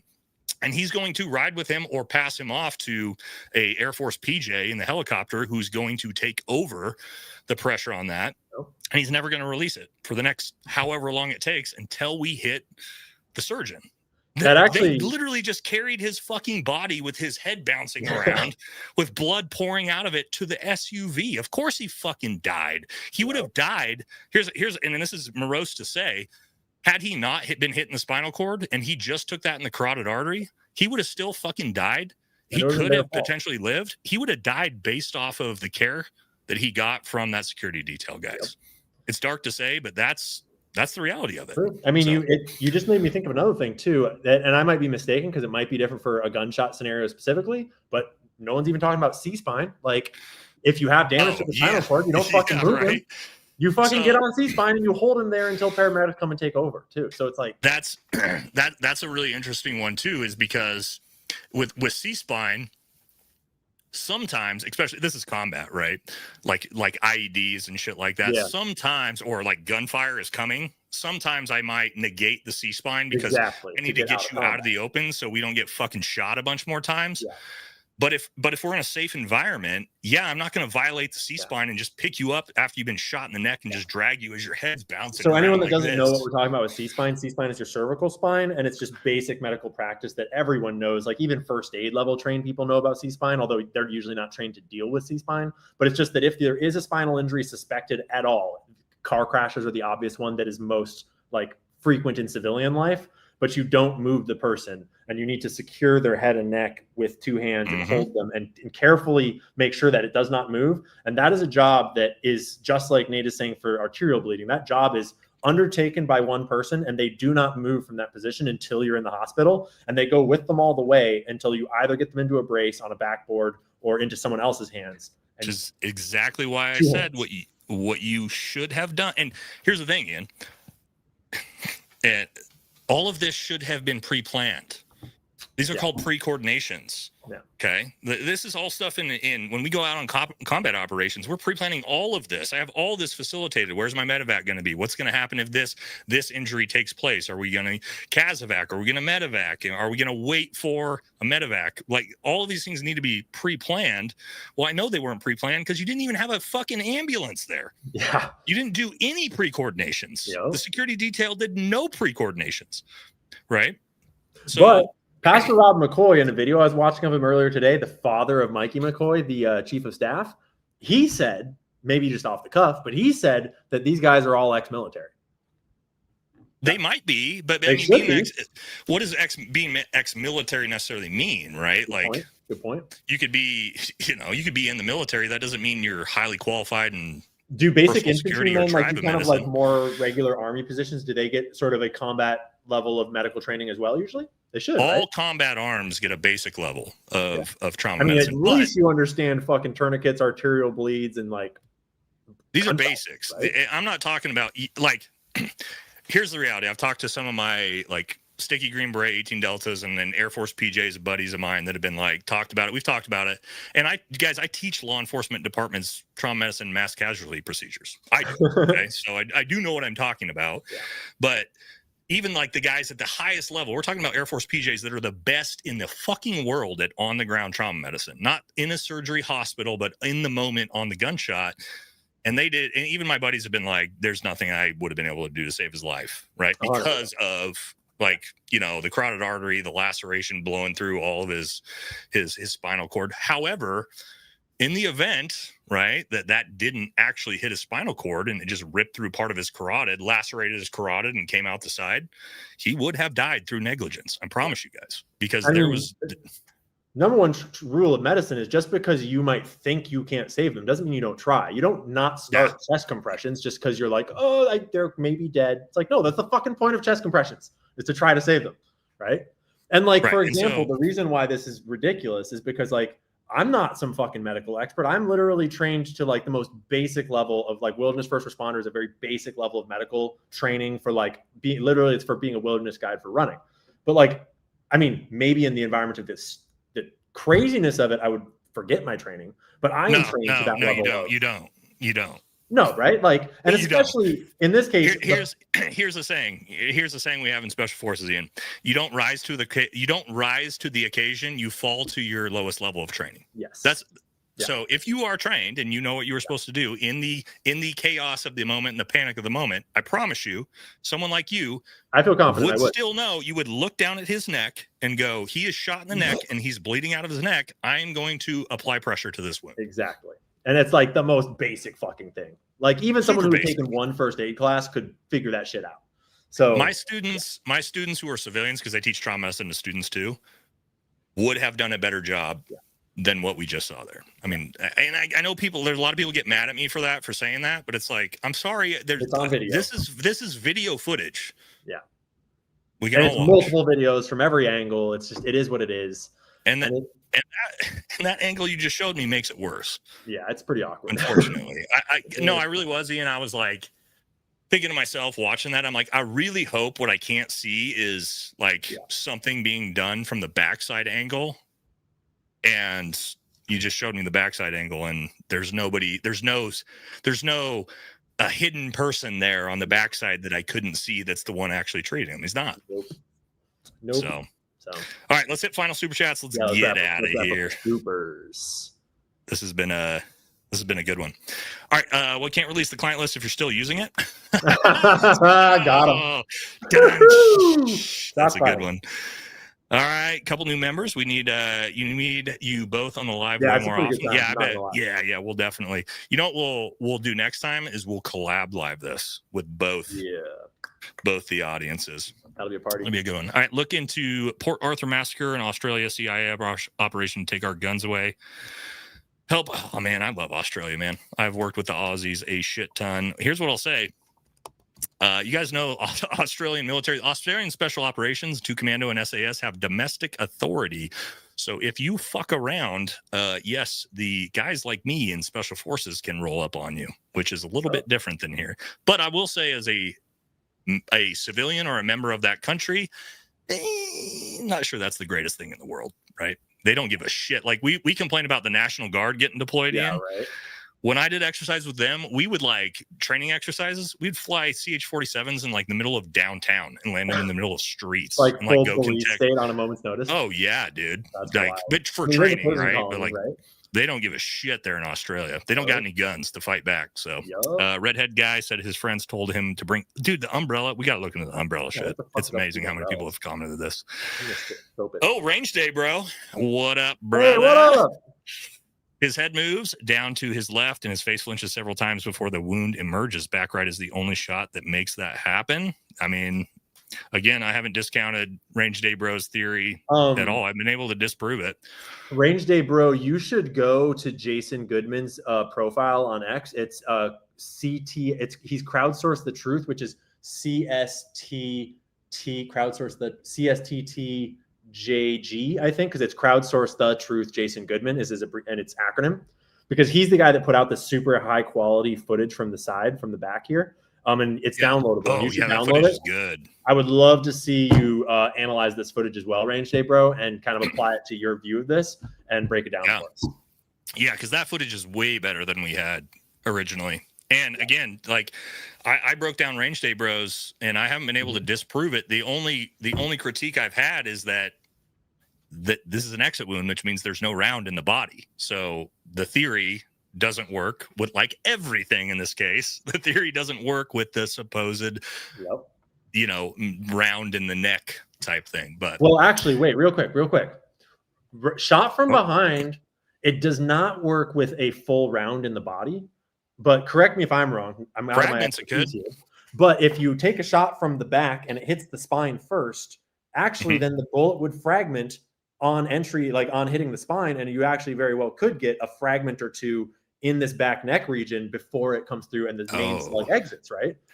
I didn't think about that. Because it actually, when Candace said that they found a fragment down here, to me, I actually started to think, oh, well, fuck, fragment down here means bullet hits spine.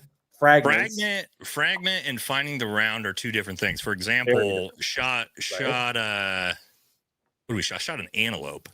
Shot an antelope in New Mexico, the 308 round, and it actually fragmented and blew through 3 exit holes out the backside of the animal. So that can happen. I didn't think about that because I've been thinking of it like there's a full ballistic round sitting in his neck. Yeah, we're dealing with a bunch of civilians trying to, Alex Kolvek, who probably don't know what the fuck he's talking about, right? No offense, but yeah, he's probably not well versed, and he's probably like, a lot of like third hand. The medical examiner said there was a bullet in him, right? But to your point, could there be he's shot from behind, beneath the base of the skull, in the hairline, which we wouldn't be able to see an entry wound. Yeah. That, and I've already proved that does work with the crashes down through, leaves the exit wound. The main part of the round crashes through exit wounds, and there's fragmentation that ends up into the T1. Fragment would be and it's from an angle where the deflection off of the bone comes through, breaks through. It actually makes sense. It's a natural deflection angle that you would see from around. If it is that there is just small fragmentation, left in, like the T1 area, that all of a sudden becomes a very, very realistic. That was my thought the day that Candace put that out, because Candace, the way she frames it does not make sense with the shot from the front exactly, because she says no exit wound on the back, bullet went in the front, but they didn't find a whole bullet. They found just one piece of a bullet down in like by his shoulder blade kind of, which to me was like, what the fuck? Right. So that plus the C2 to C6 stuff that like Colvett and these other guys were talking about, that all started to make me go back to the shot from the back idea. Shot from up Ryan at a much more extreme downward angle. It hits the C2 very easily at the base of the skull and can actually track through. Cavitation is going to actually do a ton of damage.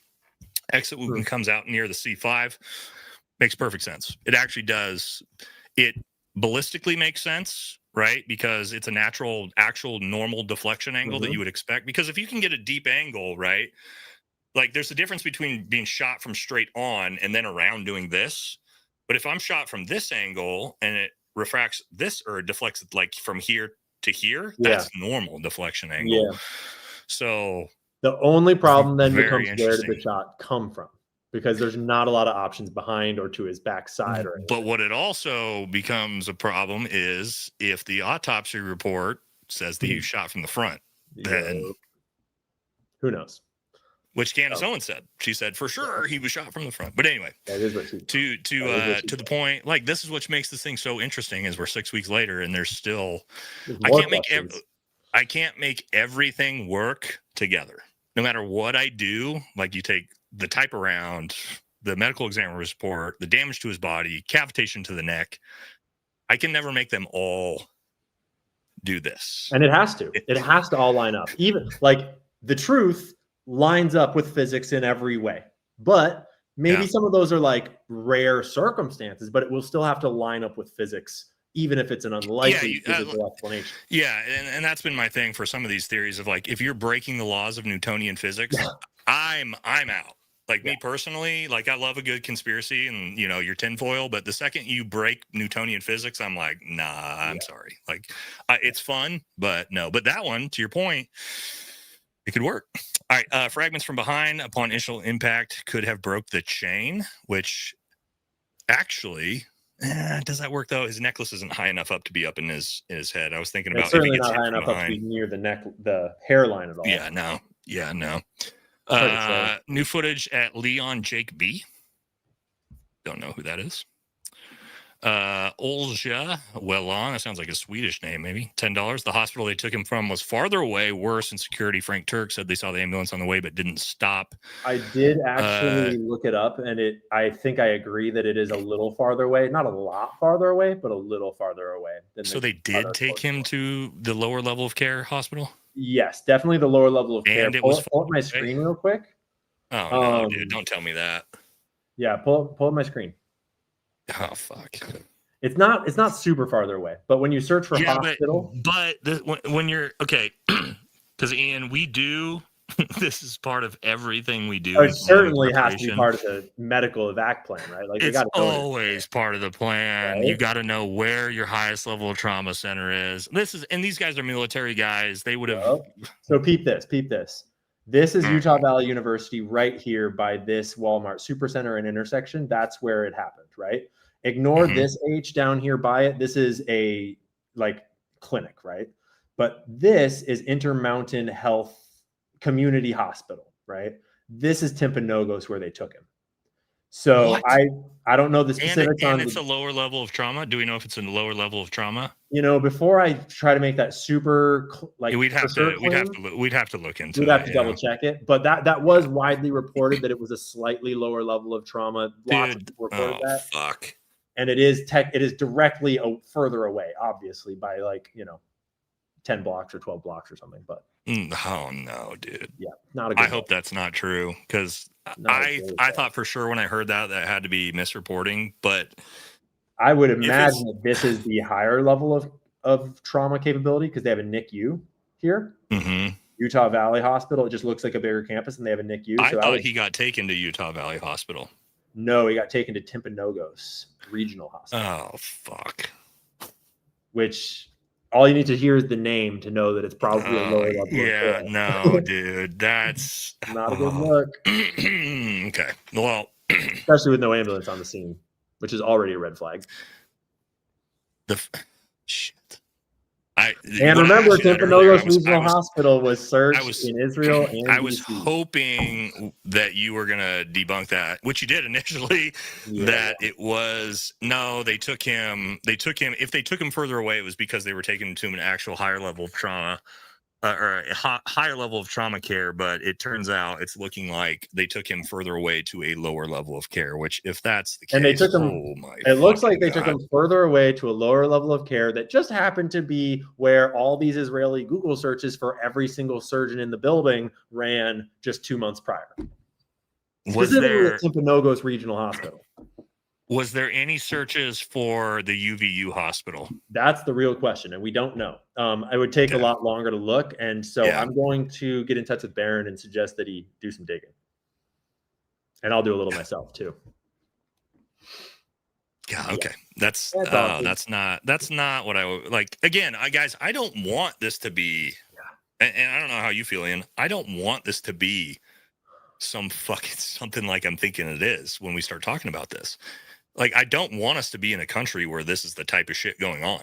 Yeah. I would much rather it be that this was Lance Twiggs and Tyler Robinson and they're pissed off leftists that decide to go out and do this by themselves. I would much rather that be the case than a country we are living in where this is happening, guys. Me personally, like, the conspiracies are fun, but they're not good. No, fuck no. What they mean about the nation, what they mean about how deep into the pit of this problem we are is like not good. It's like it's way easier to untangle the issue of we've got leftist violence than to untangle the issue of we've got corrupt institutions that are covering up for assassination plots that might be international hits. Who the fuck knows? That's a whole different Yeah. So, well, thank you for this one because this is and I did a whole episode about I thought these guys were just too unprofessional, and now maybe it is again, but that's also, even if it's just an unprofessionalism, it just is a continuation to my theory on that of these guys had no fucking clue what they were doing. That should have been pre-planned. You should have known where the higher level of care was ahead of time. So we'll move on before I lose my mind. You guys already talked about the guy asking. Not a lot tonight, but there is something there. He's talking about Hunter Kozak. Yeah. And God, I haven't followed this stuff. I think I was watching your coverage on that. Probably. It's really, there's just two pieces to it. There's video footage of him rehearsing his oh shit face in kind of a side angle from before the actual shot, which is pretty suspicious. He played it off afterwards, like he was interviewed a whole bunch, and he kind of came off as though he was just nice guy that was surprised. But he's from an organization that tails Charlie Kirk around the country that purposely goes into all of the events and asks him difficult questions about trans stuff and all this. And then the guy that went on before him, the guy that asked the first question, this weird Henry guy, I think is his name. He was in the group while they were all telling TPUSA what they were going to ask and getting kind of vetted and getting their questions accepted.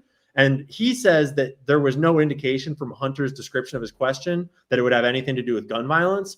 Apparently, he says that Hunter described his question as just about trans rights issues, leaving out all the gun violence question, which is kind of weird. So, and then of course, his name was searched in Israel. Let me double check this to make sure I'm being correct. Hunter Kozak, August 3rd, Israel. So, that's kind of weird. I don't know what to make of it. I'm not accusing him of anything. I'm just saying it's weird. Yeah, fuck, dude. It is a little weird. But here's the thing about this case is it's that's a little weird, but there's 58 other things that are also bizarre and weird. Right. And even when you compare it always coincidences too. It's in every crazy event, some of the things are not part of some plot. But not like this. I mean, think about the Butler assassination. There was nothing, there was some bizarre stuff, right? Nothing to the level of this. No. Where there's just everywhere. And I don't know how you feel about it, but I am definitely still of the train of thought that Butler was way more of an op than we are realizing. And I'm starting to wonder if it wasn't actually an op by the exact same players as this one. Honestly. There's I don't know if we're allowed to even talk about it, but there's a lot of talk about, man, things got really pro-Israel after he almost got killed. Oh, yeah. Well, the Gray Zone, Mac Blumenthal, reporting like a champion, has reported that he has sources inside the Trump administration close to Trump that are saying that Trump is scared for his life. Well, that's my point. You might have realized, or he got briefed. Yep. Even briefed of like, hey, buddy, that's your warning. Yep. Fuck around. Find out. Kinda looks that way. Yeah, anyway.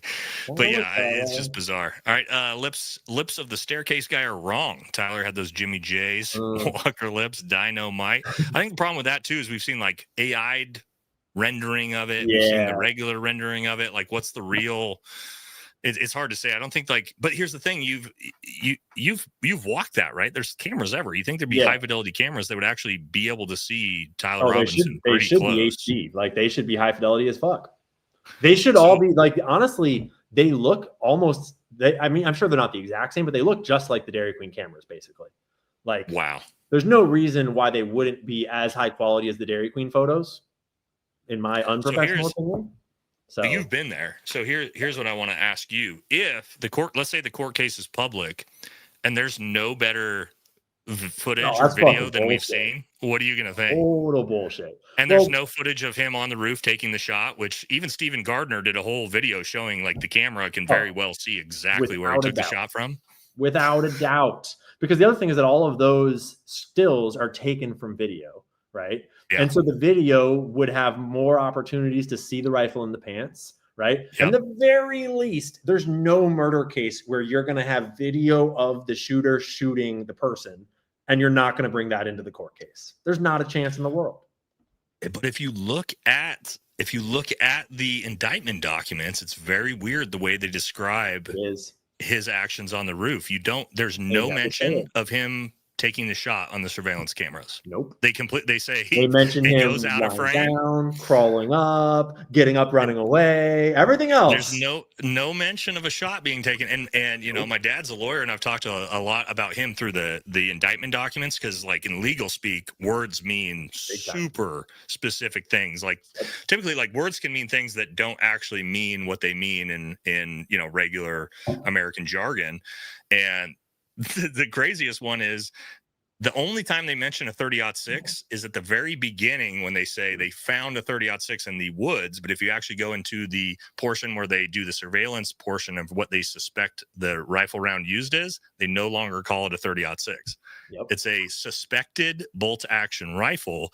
And and they describe it in the indictment documents, it's suspected because there was no round casing found. That's a very different story than it's a bolt action rifle because we have him on camera fucking shooting it, which they say because nowhere. We found it, right? They don't even say they found it in that. They say that nowhere in the court documents, which is just like, Anyway, I mean, it's just some things I've noticed when I've been going through it. What about a 5.56 frag rounds? I mean, you know, 5.56 is a completely different gun, even though I think it makes it more realistic. We're changing the entire gun, and I mean, I kind of want to see you make a video now, Nate, where you take like all of your like lower caliber guns out, like just like a series of different guns, walking all the way down to like the lowest caliber gun you own, and like set up some sort of like steel plate with a bunch of meat on it, and like maybe 9 pieces of meat on a steel plate. Yeah, have like a and just have a little shooting gallery and show what each round would do. Yeah, and to sort of be like, where in this spectrum of guns do you need to get down to before we're starting to see like regularly the rounds are going to do something that is a similar amount of damage to what we saw, kind of a thing. That'd be pretty interesting. That's not a bad idea. I could do that. Good views, good fun for you. So yeah, I could do that. I mean, we've got all the guns to be able to do it. We could run it down from 30-06 to 308 to 7.62 to 5.56 and just see like where's the break point on something like a cow vertebrae. And I don't know if that would be better. Like, would that be better shown by just using ballistic gel and just like having enough ballistic gel where you can just show the cavitation shape and size side by side of all of them? Or is it better to actually do the problem with ballistic gel is it doesn't demonstrate bouncing off bone. Yeah. And that's where the big controversy here is, right? Is like, vertebrae Here's the thing, though, dude. The C2 is like one of the most fragile bones in the entire human body. So hold on. The realistic possibility that a C2 causes a high-powered rifle round, any high-powered rifle round, to deflect is like, it's not really a thing. Because like you got to hit something hard. Typically, when we talk about like bullets doing, hold on one second, bullets doing crazy things, you'll hear this, right? Like bullets do weird things. I'm sure you've seen that comment 100 times. They do when they bounce off of like a sternum or a scapula or a skull, they deal or like a pressure femur inside of a skull or something, right? Like not like bullets don't do funny things when they go through like soft tissue. They go straight through soft tissue. Like, and I try to explain this to people that think about a 9mm round, like a pistol. Okay, this is like you're moving at 900 to 1500 feet per second, very, very low, subsonic even for some of them. Why do cops use hollow point rounds?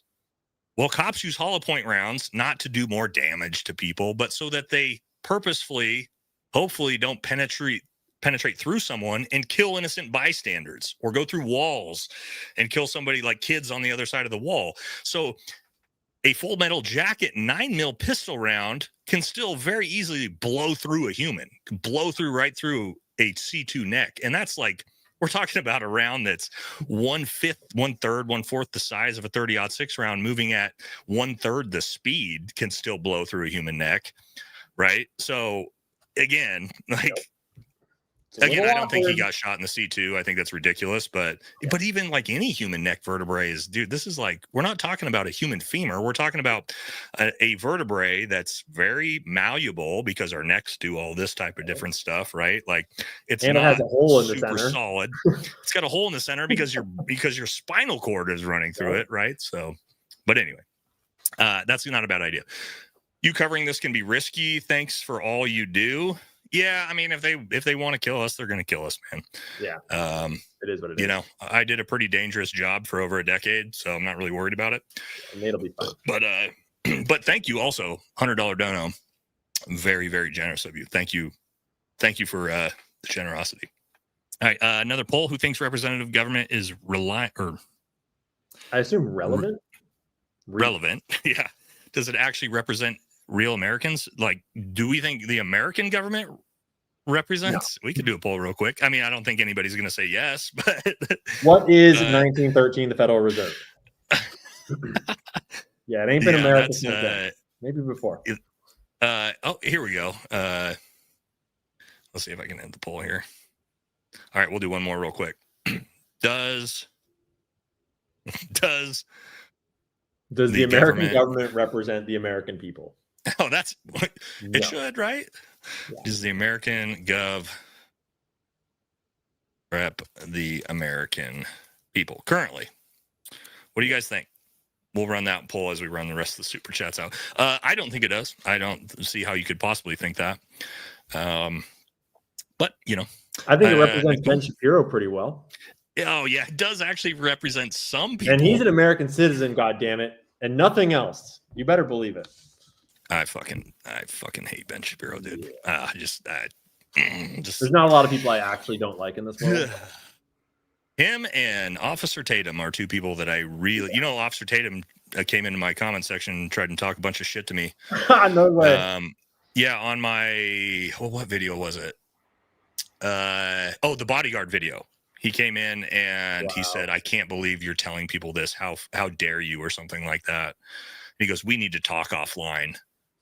And I said, and I commented back and I said, "Or we could talk live on your channel and you could debate me on anything you want ballistically on the Charlie Kirk case." And I don't know. He never responded. Weird. Nothing sends a message to the would-be anti-Z pundits and polls like Popping CK and the Carotid in broad daylight. Daddy Donnie won't be reconsidering his support anytime soon. Was my first thought when it happened. Why would you do it open air like this? It's to send a message. And who are you sending a message to? All I know is that on that day, I received a very clear message. Yeah, a lot of people did. Personally. Palm gun guy. Man, I don't know. Palm gun guy is, man, I need to bring him out to a USPSA competition, because if he can hit that shot, That dude is a grandmaster, I think bro. that people that are suggesting palm gun guide must not shoot handguns. They must not realize that handguns are the hardest gun to shoot. They're like the least hardest gun in the is. world to shoot. Yeah, No. Yeah, I mean, even a handgun, like even a Glock that you use 2 hands on, is like not easy to aim unless you're experienced. Like it's not. No, you want to sight. Handgun, man. When I retired, I got, because we don't do a lot of pistol shooting. Actually, we're mainly doing rifle shooting in special forces. We carry a sidearm, but hardly ever use it. I went out to my first USPSA pistol competition. Figured I'm like, I'll be fine. I've been shooting forever. I scored like 44th out of 48th at a local competition. Just got blown out by just like 55-year-old dudes, and I was like, oh shit. So I mean, that's an insane shot for a pistol, or for a palm pistol too. We're not even talking like down red dot sight. Like we're talking about like Spider-Man. Bow. Yeah, I doubt it. Curious about Paramount Tactical been in Google Trends. We talked about that on the episode, brother. I mean, it's very bizarre. Just be a coincidence, honestly. Like, I want to be clear. Like, let's not pretend that means that Paramount Tactical is a Fed or something like that. It is very possible that it's like, basically what that means is that in all of Israel, maybe someone over there wanted to watch one of Gary's videos, so they typed him into Google. That could be what that was. So do not run away with that and suddenly be like, "Oh, Gary, you're a Fed." That's not what. I see that. I actually see that. I didn't know. I actually I messaged Gary and I was like, "Dude, everybody's calling you a Fed. What's going on?" And then he showed me. I forget the Google Trends guy. Yeah, that you showed me. Yeah, Coleman. Barron. Yeah. And he was like, "Yeah, Barron, this, that," and I didn't know what the fuck was going on. I was like, "Wait, what?" And he was like, "Yeah, this and that." But no, Gary's in First Special Forces group, same unit I was in, right? Gary, and he's super level-headed about this whole thing. He's super cool. Gary is not out to get anybody. He's not a Fed, man. He's a good dude. Gary was on my live with me a couple of weeks ago on this channel, man. He's not a fucking if he is, I don't. Here's the thing, man, because again, we're both Green Berets, we're both from First Group. Like, where's APAC for me? I'm looking for $7,000 a post, Ian. I'm trying to make that fucking cash, and ain't nobody showing up to give me any money. I even put the flag up. I think you got to spread your booty hole a little wider, bro. Yeah. I think they know. They're like, yeah, this guy's so far off the reservation, it's not worth it. Nobel Price letter to the Feds released a photo of the rifle, not the real one. Yep, we talked about that a bunch. What about a 5.56 frangible round? I mean, I would just go with a 30-06 frangible round if I was going to talk about that. Here's the thing. Talked about in my video, for a 180 grain frangible round, probably still blowing half of Charlie Kirk's neck off. If it doesn't, the frangible round is designed to disintegrate on impact. What's the problem with that? It's not going to hit the C2, track through a bunch of vertebrae, and then you're not going to find it. There's going to be no round inside his body, most likely. So could it be a frangible round? Yes, but also doesn't make sense because there wouldn't be a fucking round in his body. So it doesn't make sense. Like, things can't work together, right? Yeah. Antonio Chai, $50. Thank you very much for that very generous dono. Nano, we're getting some Iron Man shit here. Nano explosives delivered covertly, e.g. via spiked coffee, magnetically guided to the carotid artery, and a remote radio frequency pulse ignites them, causing a microblast damage to mimic a bullet. Bro, you know what's crazy is what's crazy is like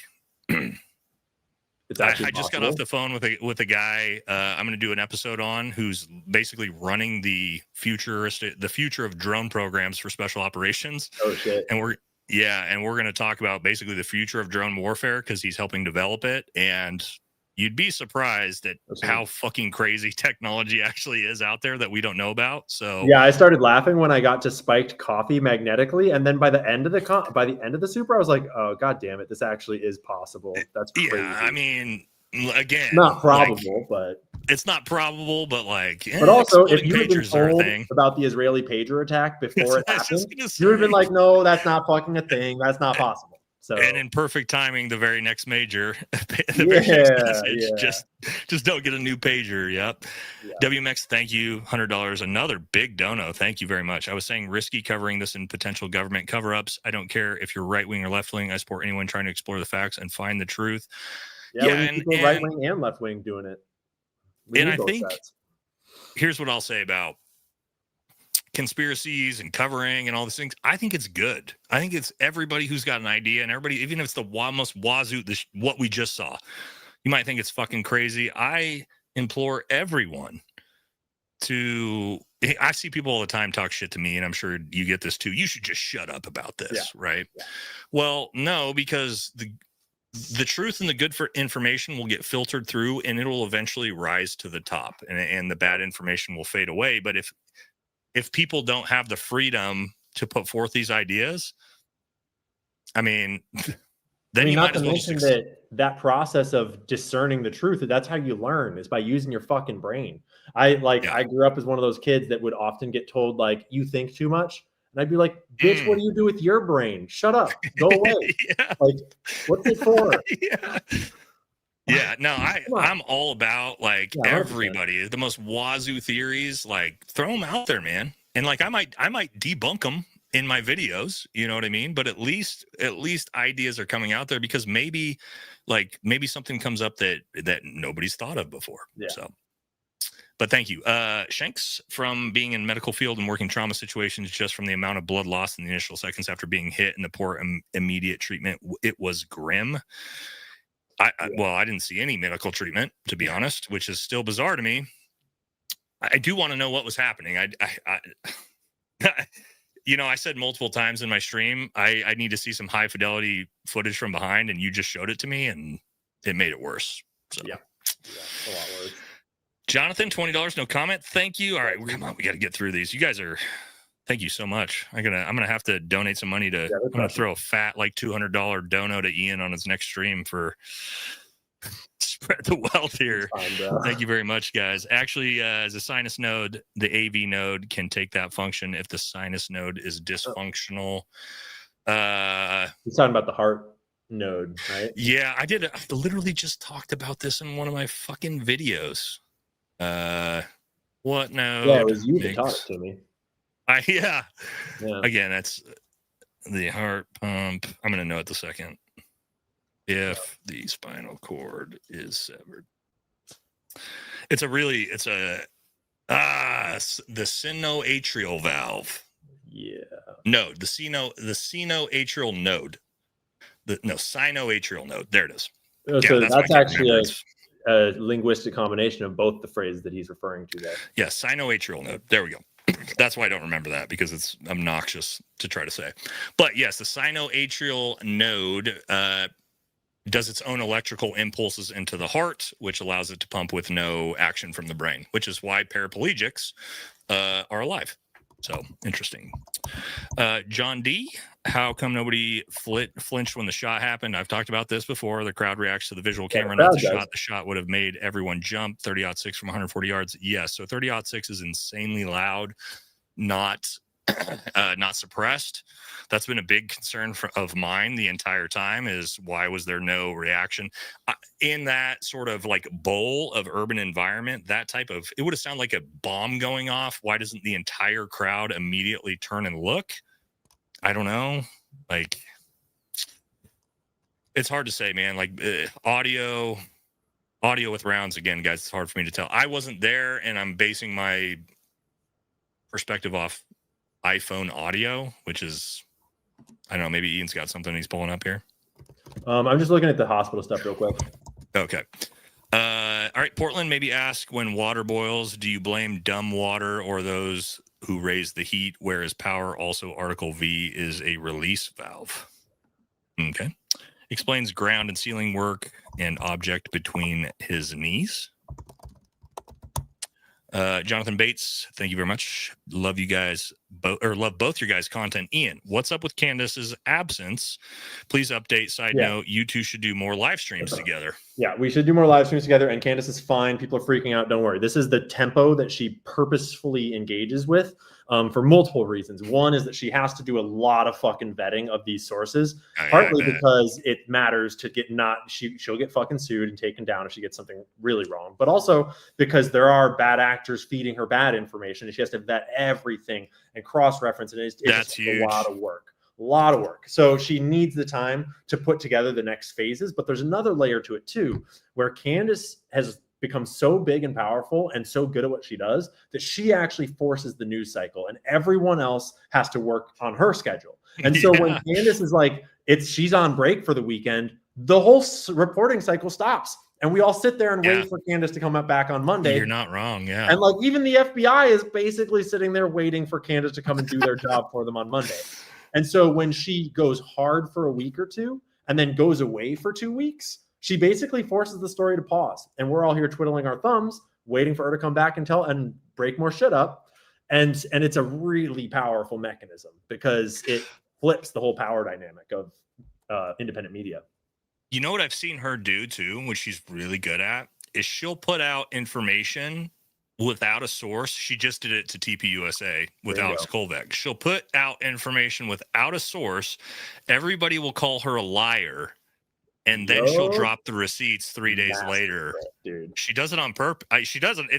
She's not just getting lucky. I know Candace does it on purpose, but she did it with the huge text thread with Charlie leaving the Israel cause. She set that up like a fucking magician, dude. Most incredible like a grandmaster. She literally put it out with no source, no context. Everybody called her a fucking liar, and then she dropped the receipts. She let it run for like 2 weeks, though. She let it run for a while. 2 weeks? Might have been a week and a half or something, but it was a while. And she just let them go and let them all dig. And then she dropped the receipts, and they had to come out. Alex Kolvek had to come out and admit it was all true after they called her liars. And it was just like, oh my God. And now the other side effect of that is that now they're all wondering what else she has. And because we know she's got more. Dude. And everything they're going to say to her from now on, they're like, fuck, does she have this screenshot too? Well, they all know everything they've ever said. Yep. And I could imagine being in that situation, like, how the fuck did she get that group text message? Yep. Well, which gets into like, who's her source? I don't know. I have multiple, but I have some suspicions about some of them. There's some suspicions. I'm not going to talk about it. We can talk about it offline. Yeah. All right. Yes, I think we figured it out, boys. That's where I'm at, is wondering why exactly the firearm was located above and behind. Above and behind. I'm not sure what you mean by that. Probably referring to where the shot came from. Oh, yeah. I think, again, like, that's the crazy thing about the shot from behind. And again, you got guys like Rob O'Neill, who are fucking is more of an expert than me, that believe that theory. And it works. The shot from behind works a lot better than the shot from the front with the medical examiner's report. It just doesn't work with it might, though. We talked about that. The exit wound, though, is a big deal with that. We won't find the whole plot, but we can see is what was changed and is changing in America since this happened. Who is gaining power in the U.S. government? Who is spending 20 times as much on propaganda today as before? Yeah, I agree. Bobby Lynn, $20. Thank you. Could this have been an accidental discharge from his team that's being covered up? No, they would never have their weapon out. Nope. You don't accidentally. Whoops. Despot. Let me point this loaded handgun at someone. With all the cameras everywhere. I don't think so, brother. I think they would have seen that. Valhalla will always believe the government. Are you new to my channel? Yeah. My whole channel has been. Like, I literally just a whole video shitting on Kash Patel hard. So welcome to my channel. He must be new. Appreciate you, bud. You totally blew past my super chat trying to point out you to the umbrellas. No, we don't know about, like, we're listening to you, brother. I'm going to look up that YouTube channel, though. Neither of us know about the umbrella stuff. I mean, it's like the 8th comment about the umbrellas. So I think we do need to probably educate ourselves on it, but. Oh, Leon JP is the weird student that's like very awkward. That's like came in on the motorcycle that was so concerned with where he was going to be in the crowd. Like all he wanted was to be positioned where the cameras could see him or something. What was the timestamp on that, Nate? On 13:19. All right, we got you, bro. We'll look. I think I'm in the wrong video. Is that this kid? Yeah, that guy. This is Leon Jake B. But anyways, I've got the channel now. I'll look into it. I'll find the umbrella guy. I'm in the wrong video, I think, but I'm in, just his most recent video. All right. It was Penta. I can't even say that word, dude. I'm not that smart. I was in the military. Maybe Ian's smarter than me. Penta, where are we? Penterithrotol? I don't know, dude. Tetranitrate? I don't feel so bad. All right. And I'm sure that's an explosive compound. Yeah. But that's what blew off his necklace. Go to see my breakdown. If you can debunk it, $1,000 for each of you. Don't say stuff like that, man, because it's highly likely I can debunk your theory that it's a microphone bomb. Yeah, that's a pretty spicy bet right there. You should take him up on that. Yeah, it's unlikely, brother. If you go to the 12-minute mark of Paramount Tactical video called "Did Security Betray Him?" you will see the guy that had blood on his hands fly from CK's left. He's the one treating Charlie. No, I've already shown multiple times that the blood is all over that individual. You can go watch my video on it. Yeah, Nate made a great video about it. The long-haired guy that supposedly Gary was trying to say was the one treating him. I would love to see that, but Ian just showed me footage from behind, and that gentleman is nowhere to be found. So, no, he got all that blood all over his forearms and biceps because he was the one carrying Charlie at the front part of his body with his the bloody part of Charlie's arm, plus his neck was right next to him on his shirt. I've already shown it all in detail and broke that down. I was hoping that would be the case, but then based off of the backside video, Ian just showed me that he's not there, unfortunately. Not anywhere near in the first 10, 15, 20 seconds of when you would expect that treatment to be done. James Gaffney has some footage of right in front of Charlie in 8K. 8K? Is there 8K cameras? All right, I need to look into that. Before the shot, Utah's drone footage of after the shooting. I don't know what 8K footage is. I only have a 4K camera. I'm going to upgrade, I guess. Yeah, for real. All right, super sticker. Thank you. Utah Valley is the hospital he should have gone to. They are equidistant, but Timpanganos has fewer turns and UVU was off the freeway. And Utah Valley Hospital is a level 2 trauma center, whereas Timpanogos is level 3. God, I mean, I've got a couple buddies that literally live in Provo. I should have hit up Mike Glover. He's a former, Mike Glover. Yeah. I should have. He's in UV. He's in fucking Provo. I should have messaged him and asked him about it. Yep. Truth Seekers, thank you. Marco Capile, $5. They should have waited his spot and Mr. CPR while clamping the vessels until paramedic removal team and helicopter came. Helicopter, no, because they were 2 miles away from the helicopter or from the hospital. But yes, 100%. They should have absolutely done that and waited for the paramedics to arrive. Yeah. It's not even that complicated. Unless you don't know what you're doing, then whoopsies. 72-year-old man's earlobe regenerated, a miracle. Yeah, I still don't know what to make of that. Yeah, I do, but I'm not going to talk about it. I know what high-powered rifle rounds would do to an ear, and it's not that. But let's keep moving. What's up with the chair going through the table? We showed that already. Not actually. Clear video, you can see it's all good. Yep. Ian, what about the plane? Do you have any info? I don't have any info on the plane. I've not done a deep dive on the plane, but you saw that it was like straight. Well, there's two different planes. One plane is the plane that was like the suspected getaway vehicle that flew towards Arizona right after the shooting. And then the Egyptian Air Force plane. And then the other one is the fucking weird spy plane with the drones and shit. And that one is the one that John Cullen is digging into. And that one is a super interesting theory. It's all complicated. I don't know. Yep. All right. He's not talking over me, bro. This is just how men talk, Crawley. Have I been talking over you? Yeah, no. We're both talking over each other. I get that all the time. Like, I feel like what's funny is I'll get that, and then when I'm on somebody else's show, I'll see comments of like them telling the host to stop talking over me. No, we're just boys having a good time in here. Yeah. 5.7 pistol round from Charlie's 4 o'clock. This is not enough cavitation for a pistol round in the neck. And you would never plan an assassination like this with a pistol in the open. Yeah, from point blank range, right, with a pistol. The judge is considering banning cameras. He's considering it, yes. So I looked it up, and as far as I can tell, it's not official, but there's talk. No, dude. No. They're going to. We know they're going to. We know they're going to make this private, but same with the Diddy and all that. So we did this one already. Yeah, I know you sent it to us already, brother. 1K if you can debunk. Ali's right. Go look you up, bro.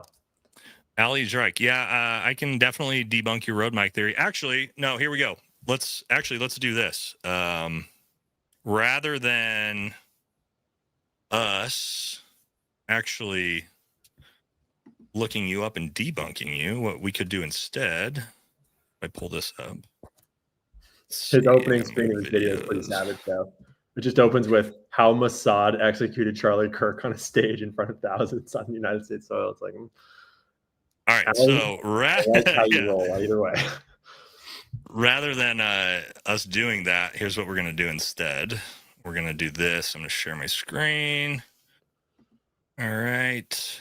So what I want you to do, brother, is I want you to go to Oh, whoops. I need to remove that one. I want you to go to this video. You see this? You see the title of this? The Charlie Kirk exploding mic theory debunked. I want you to watch that video, and then I want you to Venmo me $1,000. So, yeah. There you go. All right.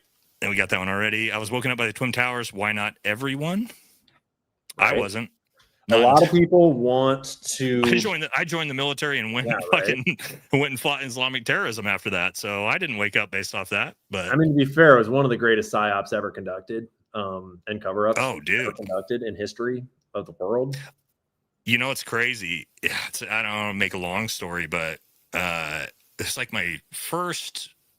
It was like second combat operation in Afghanistan when we hit a real Taliban village. Mm-hmm. The response, and I had no idea because I was going in brainwashed like every other American, like, Islam is the worst thing in the world. And these people, like, we're bringing freedom, right? And we go into their first, like, real Taliban village. And I learned this from my buddies on the team that had multiple combat deployments, older guys. I was brand new.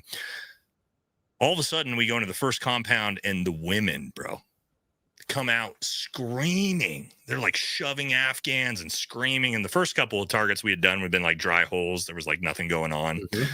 And all the Afghan women were very silent, never talked, never came out of the houses. We go into this village and they're just fucking women everywhere screaming. It's chaos. They're like punching Afghan soldiers and shit. And we're like, what the fuck is going on?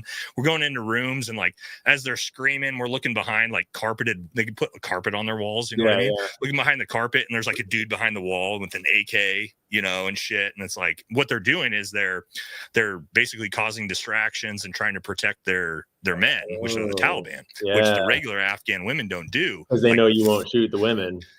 But they're just like super aggressive and like defensive and protective of the men.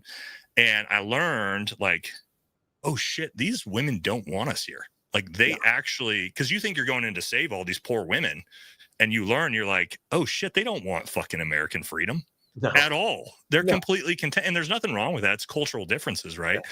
But that was like the biggest wake up call to me of like, whoa, I was told something very fucking different for my whole build up to my career to go fight this Islamic terrorism to free these people. And I'm like, these people don't want to be freed. Like these women aren't like these poor. Now, and I'm not saying like across the entire spectrum, there's not like oppression. Right. But like there was a reality check of like, oh, fuck. Like I maybe got a little bit of propagandized, maybe a little brainwashed, you know, based off of the American system. So it is what it is. You know what I mean? Yeah. So, I mean, I figured it out eventually, but watch both your content religiously. Love you both. I have a video after the shooting from where Charlie sat. Minimal blood. Very odd. I can send it. Yeah. I've shown that too. There is very, very little blood. That's very Alex from Sticky Green Beret talked about that potential of if the heart actually did get damaged and stopped, essentially the blood could stop evacuating the body. But it is bizarre. Yeah. Because why would his heart stop? It shouldn't have. Nothing hit it. You should homegirl DM that DM on Instagram. Great way to get in touch. We would love to see that video. Yes. And you should send it to Candace too. Yep. What did the guys take off the table, Charlie, in the ground and pass to each other? In your opinion, what actually happened? Thanks, guys. I mean, me trying to be graceful is like car keys. Although like three or four different things got passed. But someone, Coach Colin pointed out in his video yesterday or whatever that they would have a driver. Probably they should have do you think they would be scrambling for car keys? Like the security team scrambling for car keys in this kind of a situation? Maybe. That was my first thought was car keys, but I don't know.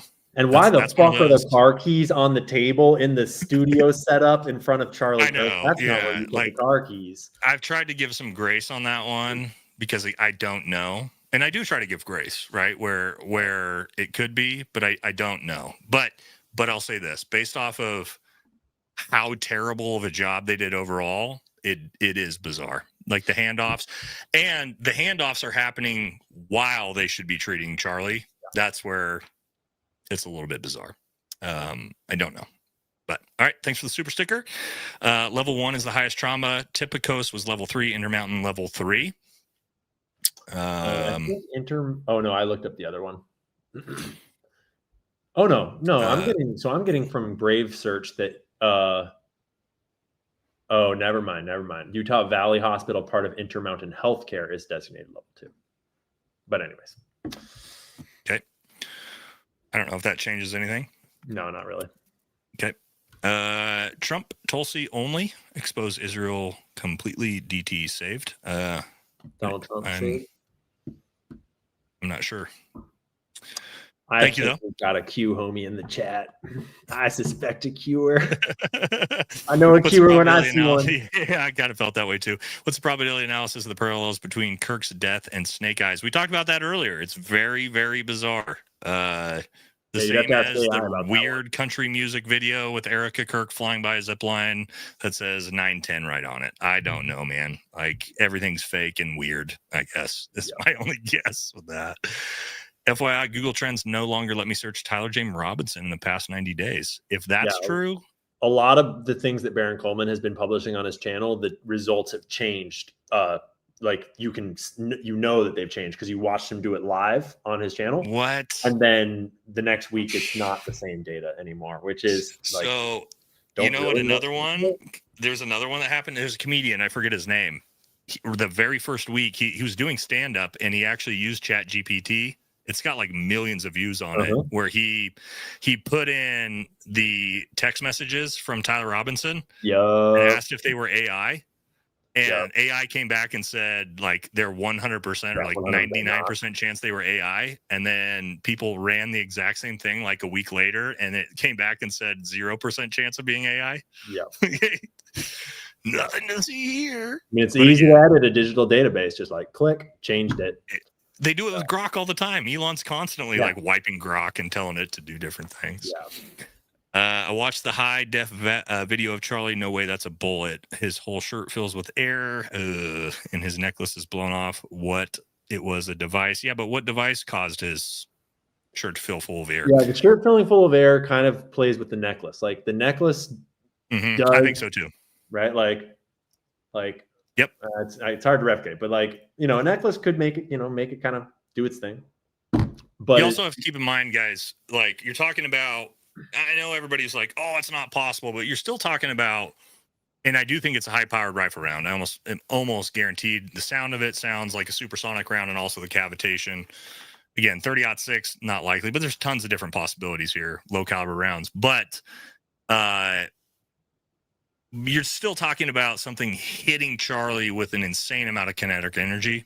Like, the whole body is potentially, you can see his whole body get rocked, and like, a necklace very easily could get yanked up or pulled off based off of the massive amount of, like, the kinetic energy that's transferring from that bullet into Charlie Kirk's body. That's where that cavitation is massive. Again, it might not have broken it, but it's still a shit ton of kinetic energy that's hitting his body and causing a shirt to do different things and weird things. So, and most of us have never examined a person in real life being shot and killed in slow motion from 10 angles. Like, for a lot of Americans, this is the first time they've actually watched someone get actually shot and killed. So it's a lot less weird for guys like me that see stuff like this and we're like, yeah, okay, like, weird shit happens. But yeah, I mean, it's still kind of bizarre, but it's not, I don't think, again, the amount of kinetic energy that is being transferred from that round, and it's going to transfer through his whole body, right? And I think there was some videos showing the actual kinetic transfer. I think they were trying to use that being imaging. Why the lapel mic was a thing. Like, there's a fuck ton of energy that's being transferred, but you know, who knows? For clarification, I will say, keep my mind open to listening to those theories. I just don't think it's very likely. But I will say, I mean, Rob O'Neill talked about it, where he was like, "Why the fuck did his shirt do that? Every dude I've shot's never had it." But at the same time, like, whenever we've shot dudes, it's like not like I had fucking slow-mo freeze frame, like, to see the perfect, like, you're not seeing anything like that, so it's hard to tell. All right, we got that one already. Oh, Jasmine, what's up? Jasmine is a moderator on my channel. Jasmine. Thank you very much for being here the whole time and making sure everybody's getting banned for all the crazy shit that's going on. I don't know how many people have been banned, but I'm sure it's a few. Thank you, Jasmine. Audrey Sova, $10. The Decorate, the Decortate. decorticate there's two different ones. Decorticate posturing would be explained by a posterior pew down through the midbrain and the C-spine, and then the front exit. So that here's the problem with there's the decorticate posture. What's the other one? There's two different ones. One's the brainstem, one's the cerebral cortex. I believe decorticate posturing, I believe, is the cerebral cortex. Somebody smarter than me is going to get it. But anyway, decorticate posturing, yes, it was like you kind of see the palms come up and do this, which you do see Charlie do. But typically that's, I believe, it is a cerebral cortex, which would make more sense with if he was shot in the base of the skull. AI is corroborating what you're saying. What's brainstem, does it say? It should be one similar to that. There's two different ones. Somebody's smart in the chat's gonna have it. I'm just getting the summary of. Oh, there you go. Here it is, right here. There we go. Cerebrate. Yeah, I can't say either. I know both. This one is the brainstem, and so we actually don't see Charlie do this, even though we would expect that injury to be a brainstem injury, which is a little bit odd, right? You do actually see. You do actually see the decorticate posture, even though potentially it doesn't make sense that he was hitting the cerebral cortex unless he was hit at the base of the skull. So again, that's one of those bizarre things where you would expect his reaction to be from a cerebral cortex injury, even though what we would expect is that it was a brainstem injury. But the body's going to do weird shit, man, when it gets hit in the body or in the brainstem or the spinal cord. So, but good point. Despite the crazy sounding theory anyone is throwing out, the FBI narrative is still the craziest. I know, that's the thing I tell people. Someone said it. This is what I tell people is like, if you believe the official FBI narrative, you still believe a conspiracy theory. Yep. You do. There's so many assumptions that have to be made for now until maybe we get better evidence. We'll see. Do you think Charlie's wife is Owen's main source? Hey, I didn't say that. Listen, I didn't say that either. I didn't say shit, dog. I didn't say shit. I didn't say anything. I didn't say it either, but we might have both been thinking it. I didn't. Right. And to be clear, I have not talked to Candace, and I do not know. All right. On purpose, so that I can make jokes like that. Yeah. All right. Keith, $20. Thank you. We're going to get through these eventually. Jesus Christ, guys. Whatever, bro. You know, I got nowhere to be.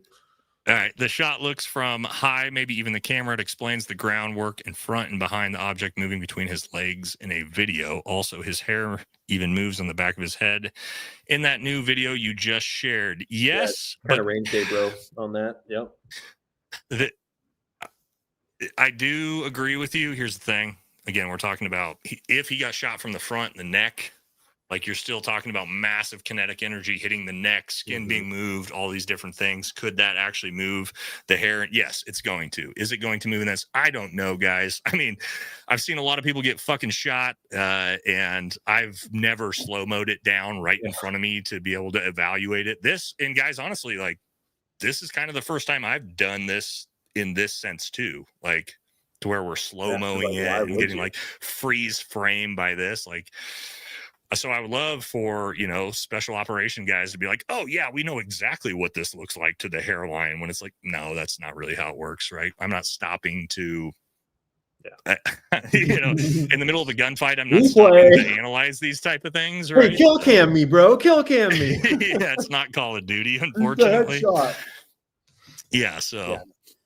Yeah. All right. Oh, this is an interesting one. Jacob Winkleman, $20. Candace has been 60-40 correct to me. I'm still uncertain of the details. I'm just glad that there's a robust network of people that seem to be sincerely seeking truth. You, Zeb, Boykin, Candace Owens, keep up the good work. Yeah. What's your thoughts on that? What's your, I've said this before too about Candace. I'm a big fan of Candace, but she's not always right, No, she's not. But there's another piece of it too that I don't know, like I think some people give me shit for this, but when you listen to someone speak, you have to listen in their language, so to speak. Like people communicate in their own language, and just the obvious one is like black people, white people. Black people use English differently than white people. And I'm not talking about Candace in that instance. I'm talking about like all your homies on the block. When they say a sentence, you have to listen to it and be like, I'm not speaking to like bro at, fucking wherever, Bellingham, Washington right now. And so Candace, a different metaphor for Candace, but Candace speaks in different types of metaphors than other people in the space do. And she does a lot of speaking and framing that's like, that is based, like you kind of have to hear when she's theorizing or speculating versus when she's like, this is a fact. Yeah. And she's not always interesting. Right.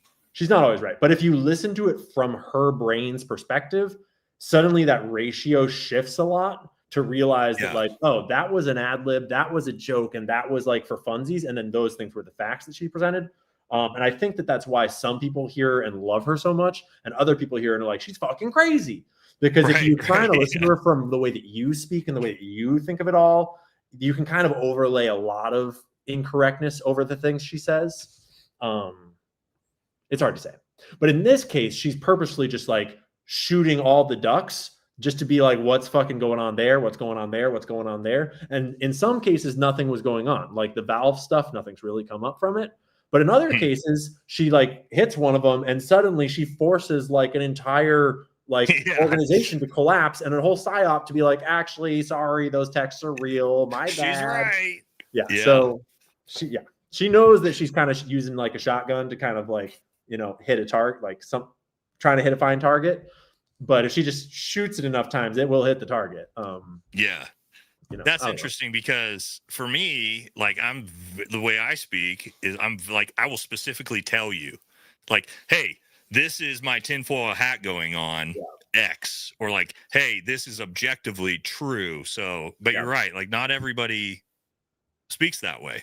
Bingo. And I just realized too, there's a second layer to it too, that when you're live streaming and when I'm live streaming, we have a way more chill, like live stream vibe because we're like intentionally doing it as like, let's hang out. Let's a live stream. Right. Yeah. Yeah. But for sure. Candace goes live, but she tries to produce her live show like it was a scripted episode, which is a fucking art form.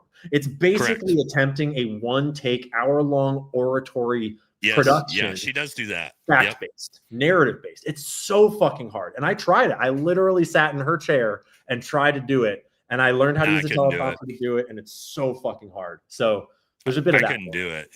Yeah. You're right. Because it is way different. Because like my videos are much different than my lives.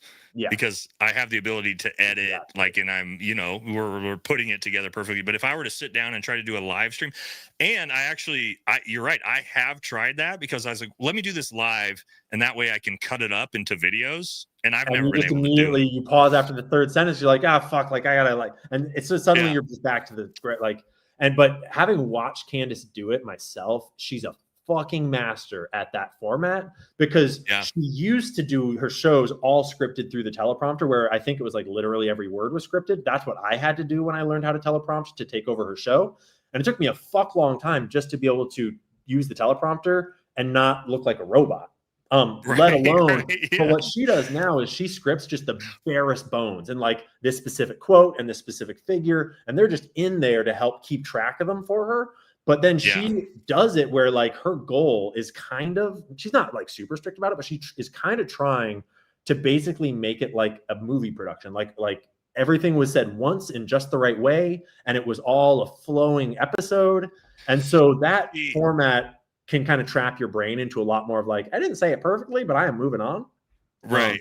So see, I thought for a while that she pre-recorded her lives. No. And would just put them out as live because she was like so good at it. That was like she had to have pre-recorded that and edited it and then put it out as a live. But yeah, I mean, that wouldn't make sense to do anyway because you got live viewers and super chats and different things. But yeah, that's a great breakdown for Candace. Yeah, she's one of the best to do it, and it's super impressive. Yep. James Gaffney has 8K footage in front of Charlie for the first question. KSL Utah has drone footage of the crime scene and when the authorities arrive and search. Are these YouTube channels, guys? Are these YouTube channels? I'm trying to find these channels. 8K. What is 8K? 8K is just a higher resolution. It's like 4K times 2. Like super professional camera. Yeah. Super big sensors and shit. KSL. Okay. Well, I feel like we don't have any. That's like what we don't have any of. This isn't like Butler, to where like we've got freeze frames from insane shutter speed cameras that can see the bullet and like all kinds of shit. Seems like, well, I feel like there is these cameras, but I haven't seen the footage of it. What you just showed me was the best stuff I've seen so far.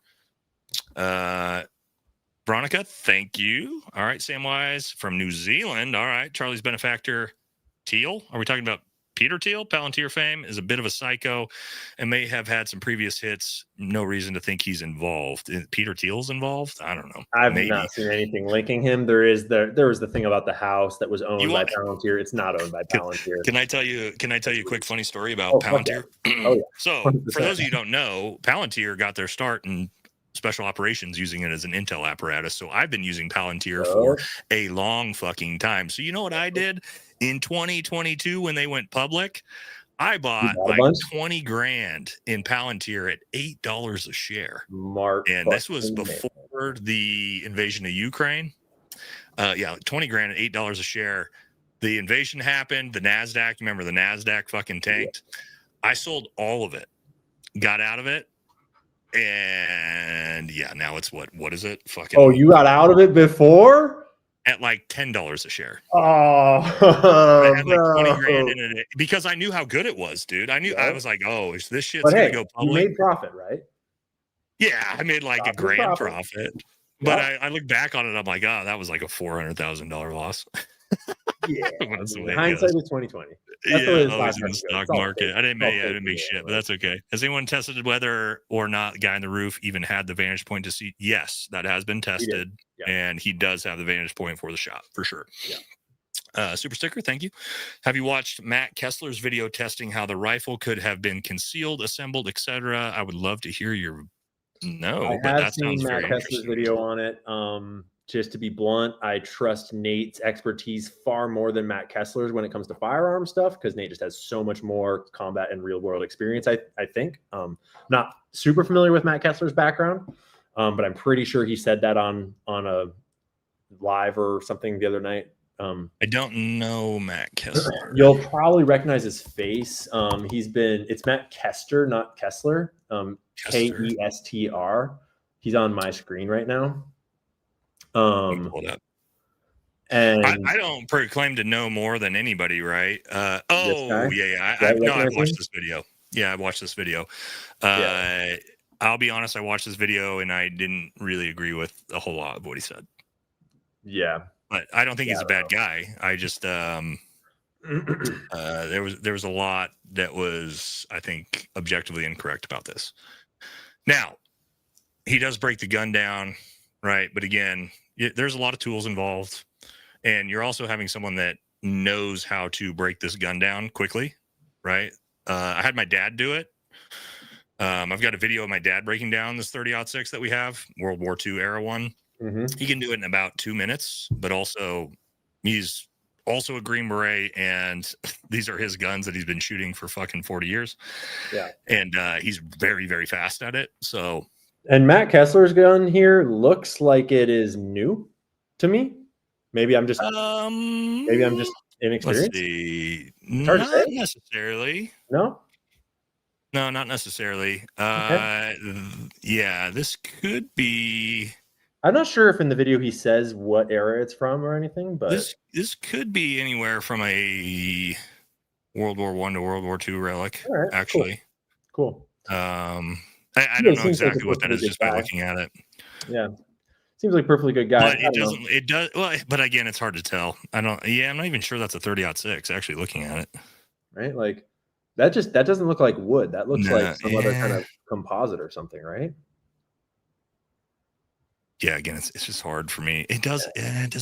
It does.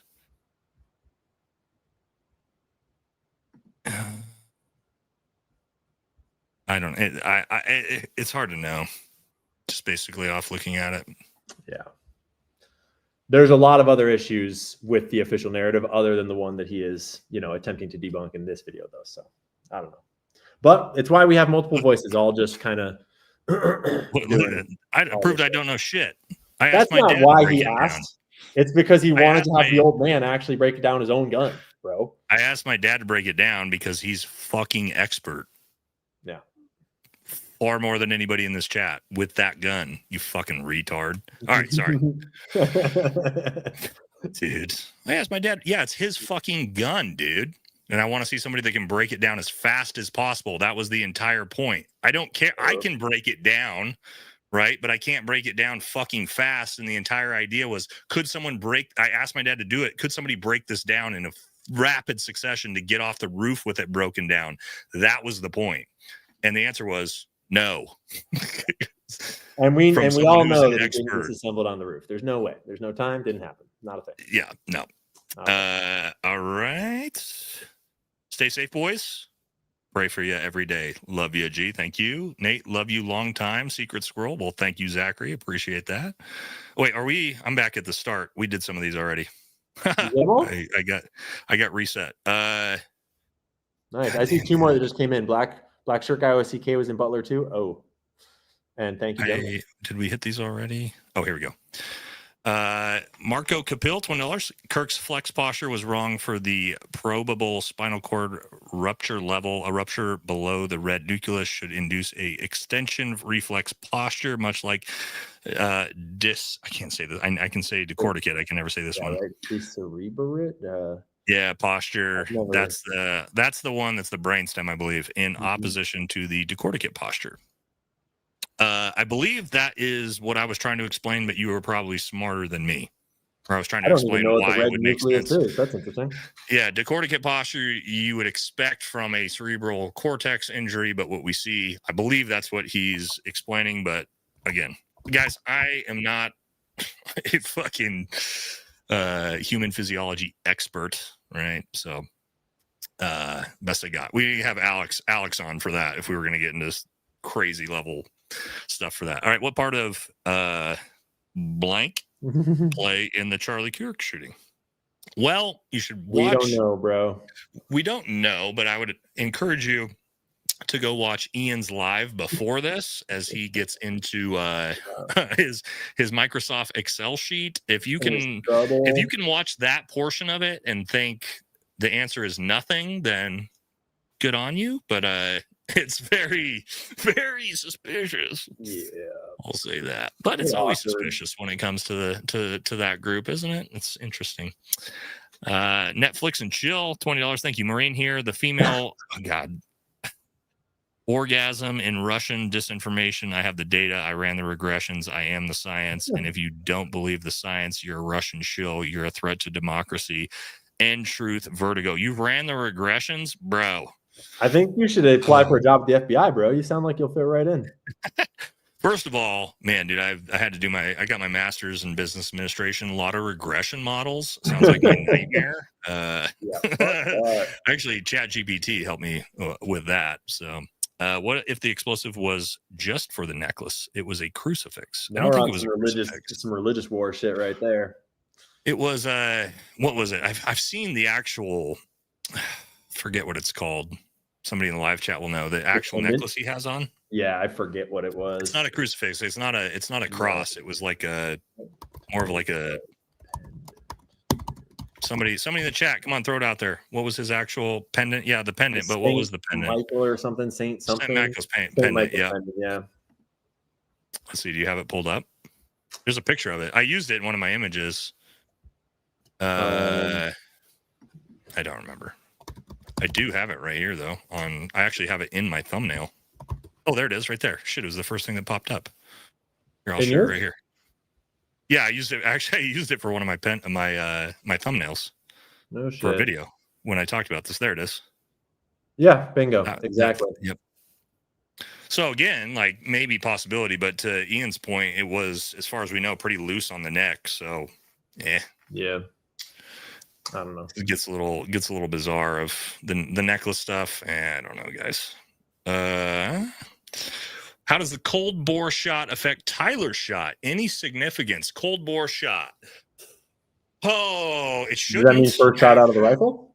Yeah. No, I mean, you wouldn't expect any like massive change. I wouldn't expect this is where it gets bizarre. Like what was he zeroed at? I don't know. Where was he aiming? I don't know. And so, and to your point here, cold bore, could it affect the shot? Yeah, maybe, but I don't know where he was aiming, right? Was he aiming literally in the exact spot he shot? Maybe. Was he aiming at the tee box and the shot was off 8 inches because he doesn't know what he's doing, or it's bad ammunition? I don't know. I wasn't inside his brain, so and yeah, we'll never know. I'm completely speculating on that, brother. So I don't know. Could it affect the shot? Maybe. But I wouldn't expect if the rifle's zeroed at, I would assume. But here's the other thing, man. Like I make assumptions that, like, yeah, of course he zeroed his rifle at 100 yards because that's of course what he would do. But I don't know what the fuck he did. Maybe he knew exactly the distance of that shot, so he zeroed it at 139 yards. Because if I knew, here's the thing: if I personally knew where I was going to take this shot from, and I scouted out ahead of times, and I had my rangefinder, and I said 139 yards, I would zero my rifle at 139 yards, and that way I don't have to make any type of different calculation when I take the shot. But I don't know. I'm just guessing. So,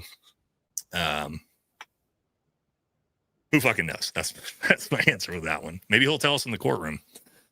Crawley, we've already talked to Crawley. Yeah. Trump, Tulsi alone, top secret. Oh no, even from JD. Plan, total surprise, exposure. This is kind of Q, right? Isn't that how they talk on Q? Yeah. Is everything known to Intel? Way to save DT life and our sovereignty. Okay, all right. And to be clear, I love the Q homies so fucking much, and I'm not kidding about that. I don't agree with all of the takes, but I fucking love it. They're the best people. I don't know how. I know there's a specific way they talk. I don't know anything about it. You got to read more Q drops, bro. Read enough Q drops, and you'll start talking that way too. It's pretty fun. I got to get into it. There's one side, Logos, goats who believe in sin. Okay. Yeah, well, we don't have the flag up, so we're not going to talk about that. DARPA's Shrimp uses micro-robotics for narrow space penetration with nano payloads for precision kills. Dr. Huff talked about it on Tucker. Nano explosion explains bulge in his face and neck, stopped heart, and a little blood loss. We had one like this talk. We talked about one about this earlier where we kind of joked about it, but this is a second one. If somebody was on Tucker talking about this, can I just do a stop real quick?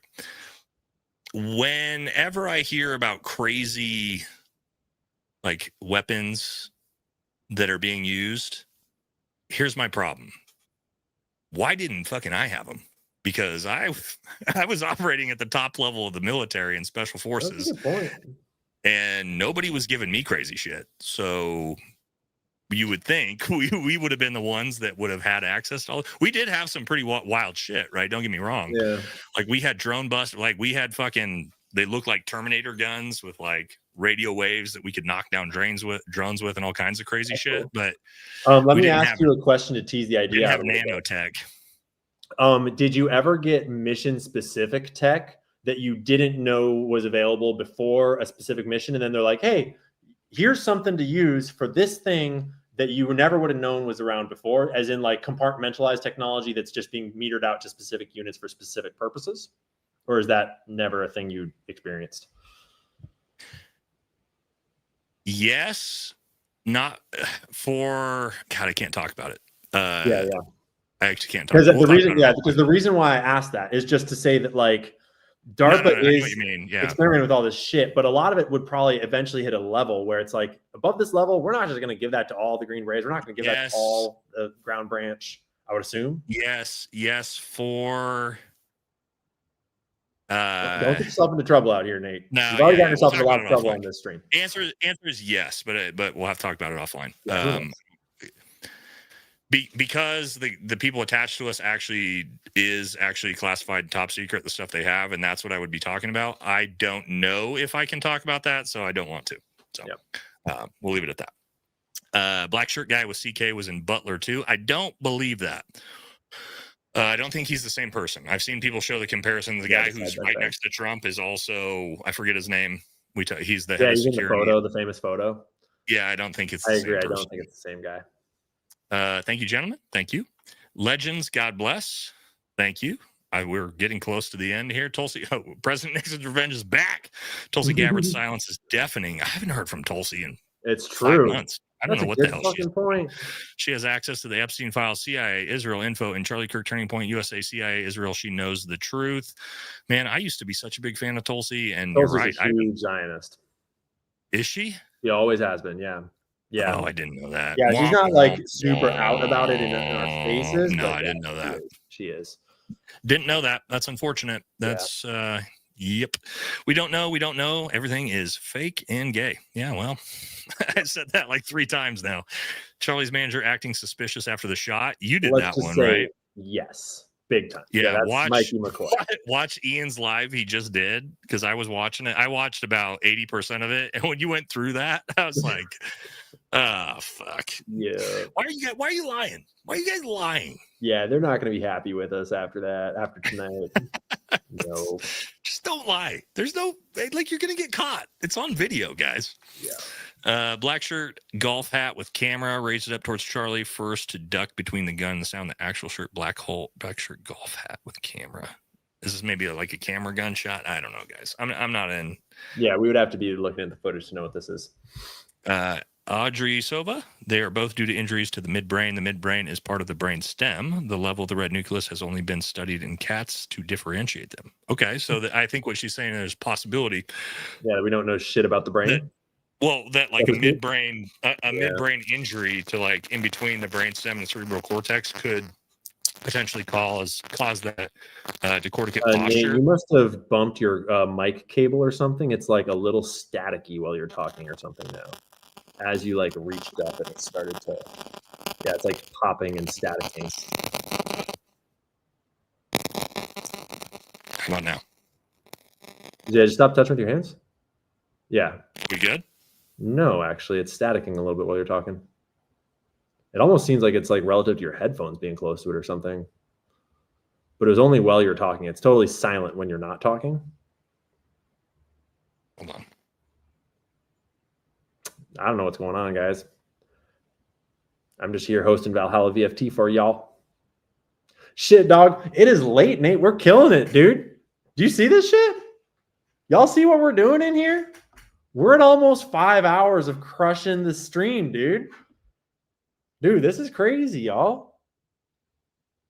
This is like the most fun podcast I've ever been on, too. We're just chilling. How do you go for 5 hours and not even realize it? I'm going to have to order some Uber Eats in a second here, guys, because we getting late. But while we're here, I guess I can't share screen. How about now? Yeah, it's still a little crackly. What the fuck? That just happened out of nowhere. Yeah, it just happened out of nowhere, and it is pretty crackly, actually. Like, chat, I'm not making it up, right? It's not me, right? Right? Still bad. Yeah, it's crackly. It's funky. It's funky. I don't know. How many more super chats do we have to get through? We're about done. Let's go. We might just. Go God, what the fuck happened? Yeah, I don't know, right? I mean, it's definitely something in that mic. It's like reacting a lot as you're fidgeting. Is it messing with it? That's getting a lot of response.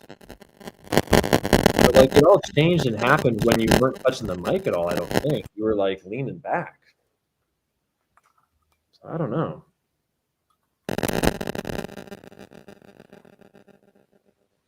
And it's acting like it's a weird feedback thing. Like echo. Still? No, it's like worse. Oh shit. Yeah.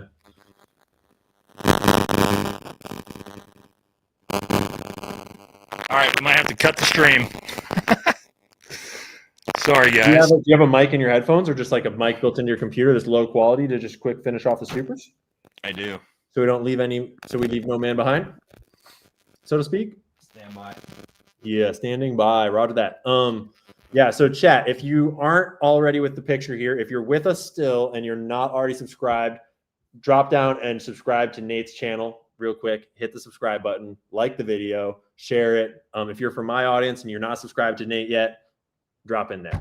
Also, remember to go out and support the people whose stuff that we're sourcing, like Baron Coleman and all these other videos that we've referenced and, researches that we've kind of been working off of, because it's free to support people. It's free to click subscribe, free to click like, but it's easy to forget to do it. So be sure to do it because these people. Can we hear me? Here. Yeah, it's perfect. We're good? Yeah. All right, get the backup mic. I mean, it's a way shittier mic than your other one. Yeah, it's a way shittier mic, but we got to finish this so I don't have to try to let's fuck that in the middle of it. No, all right, I think we only got a few more. The last supers and hanging. Okay, here we go. We actually only got a few more. What if the mic was a taser and not blood? Yeah, maybe. There's a lot of what IP in Israel searches Schaefer Security Group, 8-2. I think Schaefer Security Group was not Charlie Kirk's security group. He's the one. They are the ones. Yeah, they were done in 2022, I believe. He stopped using them, right? Yeah, but they were searched. There's a man in the middle left of the crowd. In one of the videos, he has a black shirt with a tan golf hat. He raised his camera towards Charlie 2 seconds before the shot. The gun sound goes off first to duck. Oh, I think that's the brown shirt guy. I'll look for him. Yeah, it's the guy that does the thing. You know, brown shirt guy. No, that can't be what he's referring to, because brown shirt guy doesn't duck at all. He has like a very slow response, and then like just comes in and runs towards Charlie. And he kind of does this. He goes, and then a little bit, and then he stops and he stares, and then I see what you're saying. He's referring to raises his camera as like. I think so. But then he also runs up and immediately doesn't try to cheat Charlie Kirk. Yeah, there's so many weird things. Which is. Yeah. All right. Did you know invading a new country with the same type of pretext as Iraq war is unsafe? What do you mean? We had all the reason in the world to invade Iraq, dude. What are you talking about? Dog. Saddam had weapons. Didn't you hear Condoleezza Rice? Yeah. Like, come on. It went super well, dude. Like, yeah. Iraq's doing great. Bobby Lynn, $20. Anna Nicole Smith, married for love. Artificial sweeteners were good for us. When you think you know what's going on, you were wrong. Love you guys. Keep up the content. Yes, she did marry for love, I believe. Yeah, meat is bad for you, by the way. And vaccines are safe. Yeah. Oh, here we go. Crawley. That is my. Trump needs to lean and listen to Tulsi. Make a plan. Not sure why they laughed at my idea for Trump to free us and save his life. We're not laughing at you. We were just. They were more laughing with you. Yeah. And also, I didn't think I realized that you were saying more like as an idea of how to solve it. Because usually when people provide super chats, it's like, it's a theory of what is what is already happening. Yeah. As opposed to like, let's go.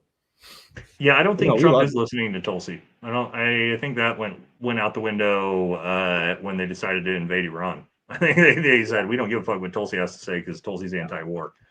But again, we haven't heard. You're right. We haven't heard a word from it. It's weird. It is weird. I'm curious. All governments are you know what? Yeah. There's. I have it on relatively good authority though that phrase is deeply anti-Semitic, and it's almost illegal. It's going to be illegal. Yeah. That's why we're not reading it out loud. Curtis, I love learning and seeking the truth. I personally doubt we will ever learn the full truth about this and many other parts of history. Train hard, stay safe. Love you guys. Yeah. I mean, we're gonna get some type of narrative. Yeah. Whether or not you believe it, it's gonna be up to you. Excuse me. But ultimately, how much truth do we ever really know, except for your own truth about your own mind and your own life? Like, yeah, that's true. The mysterious audio feedback. It's the aliens. Yeah, we're getting shut down. Si vis pacem parabellum. I don't speak Latin, but I appreciate it, brother. Brown shirt holds up and does the countdown. Yeah, brown shirt. Nobody likes brown shirt guy. Brown shirt guy is not very popular.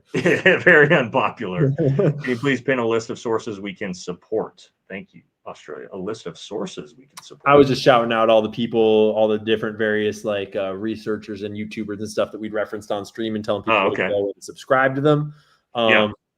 We try our best out here, SD, but also sometimes it's hard to go back after the stream. Yeah, it's late and you're tired and like try to find all the people you did is like, but yeah, we'll try our best to post links to these other people and support them that way. Yeah. Tulsi studies under Klaus Schwab. Oh God, I hope not. She was kind of a little bit. It's well, that's you know what? You're kind of having Ian on, we kind of learning Santa Claus isn't real for me a little bit here and there, but that's fine. Yeah, she was a young global leader, but let's know what that means. All right. Well, I guess I'm not a fan anymore. That's fine. Candace Owens is very honorable and loyal. You are both honorable as well. Well, thank you very much. Thank you. I think so too. I'm a big fan of Ian. If I didn't think that about Ian, I wouldn't have let him come on my show. So I was worried that folks would fall for it was the violent left. Hasbara you did a whole episode on this that always comes out before anything is known. This one is just too big. I still think it's possible it's the violent left, but I think it's possible that it's the violent left with some help from maybe someone else that knows how to use that, right? So I meant unsafe for recipients of our military power. Yeah, that's for everybody. All right, we did it. We made it through Damn. all of the super chats. My microphone died. Nice It work. was a good one. All right. Anything left for the viewers, Ian? Before we're almost at 5 hours. Plus, you streamed like what 6 hours before this, dude. I've probably streamed dude. over 8 hours today. I'm a legit streamer now. What a savage! I'm on Twitch already, dog. I'm like an hour 45 guy. This was not right usually now. I'm like an hour 5 45. hours in, dog. This is insane. So yeah, I appreciate it. Thanks for having me on, bro. I'm happy to do it anytime. It was a ton of fun, as you can see from us going for 5 hours. And thanks. No, this has been great, man. I didn't even realize it. Right. So I was just saying, while you were grabbing the mic, that everyone be sure to go down and subscribe to Nate's channel if you aren't already, and like the video and all that. Do the shares, and if you want to find more of me, my channel is it's Ian Carrol Show, and I have a website, cancelingcarrol.com. Yep. Make sure all my audience get over there too.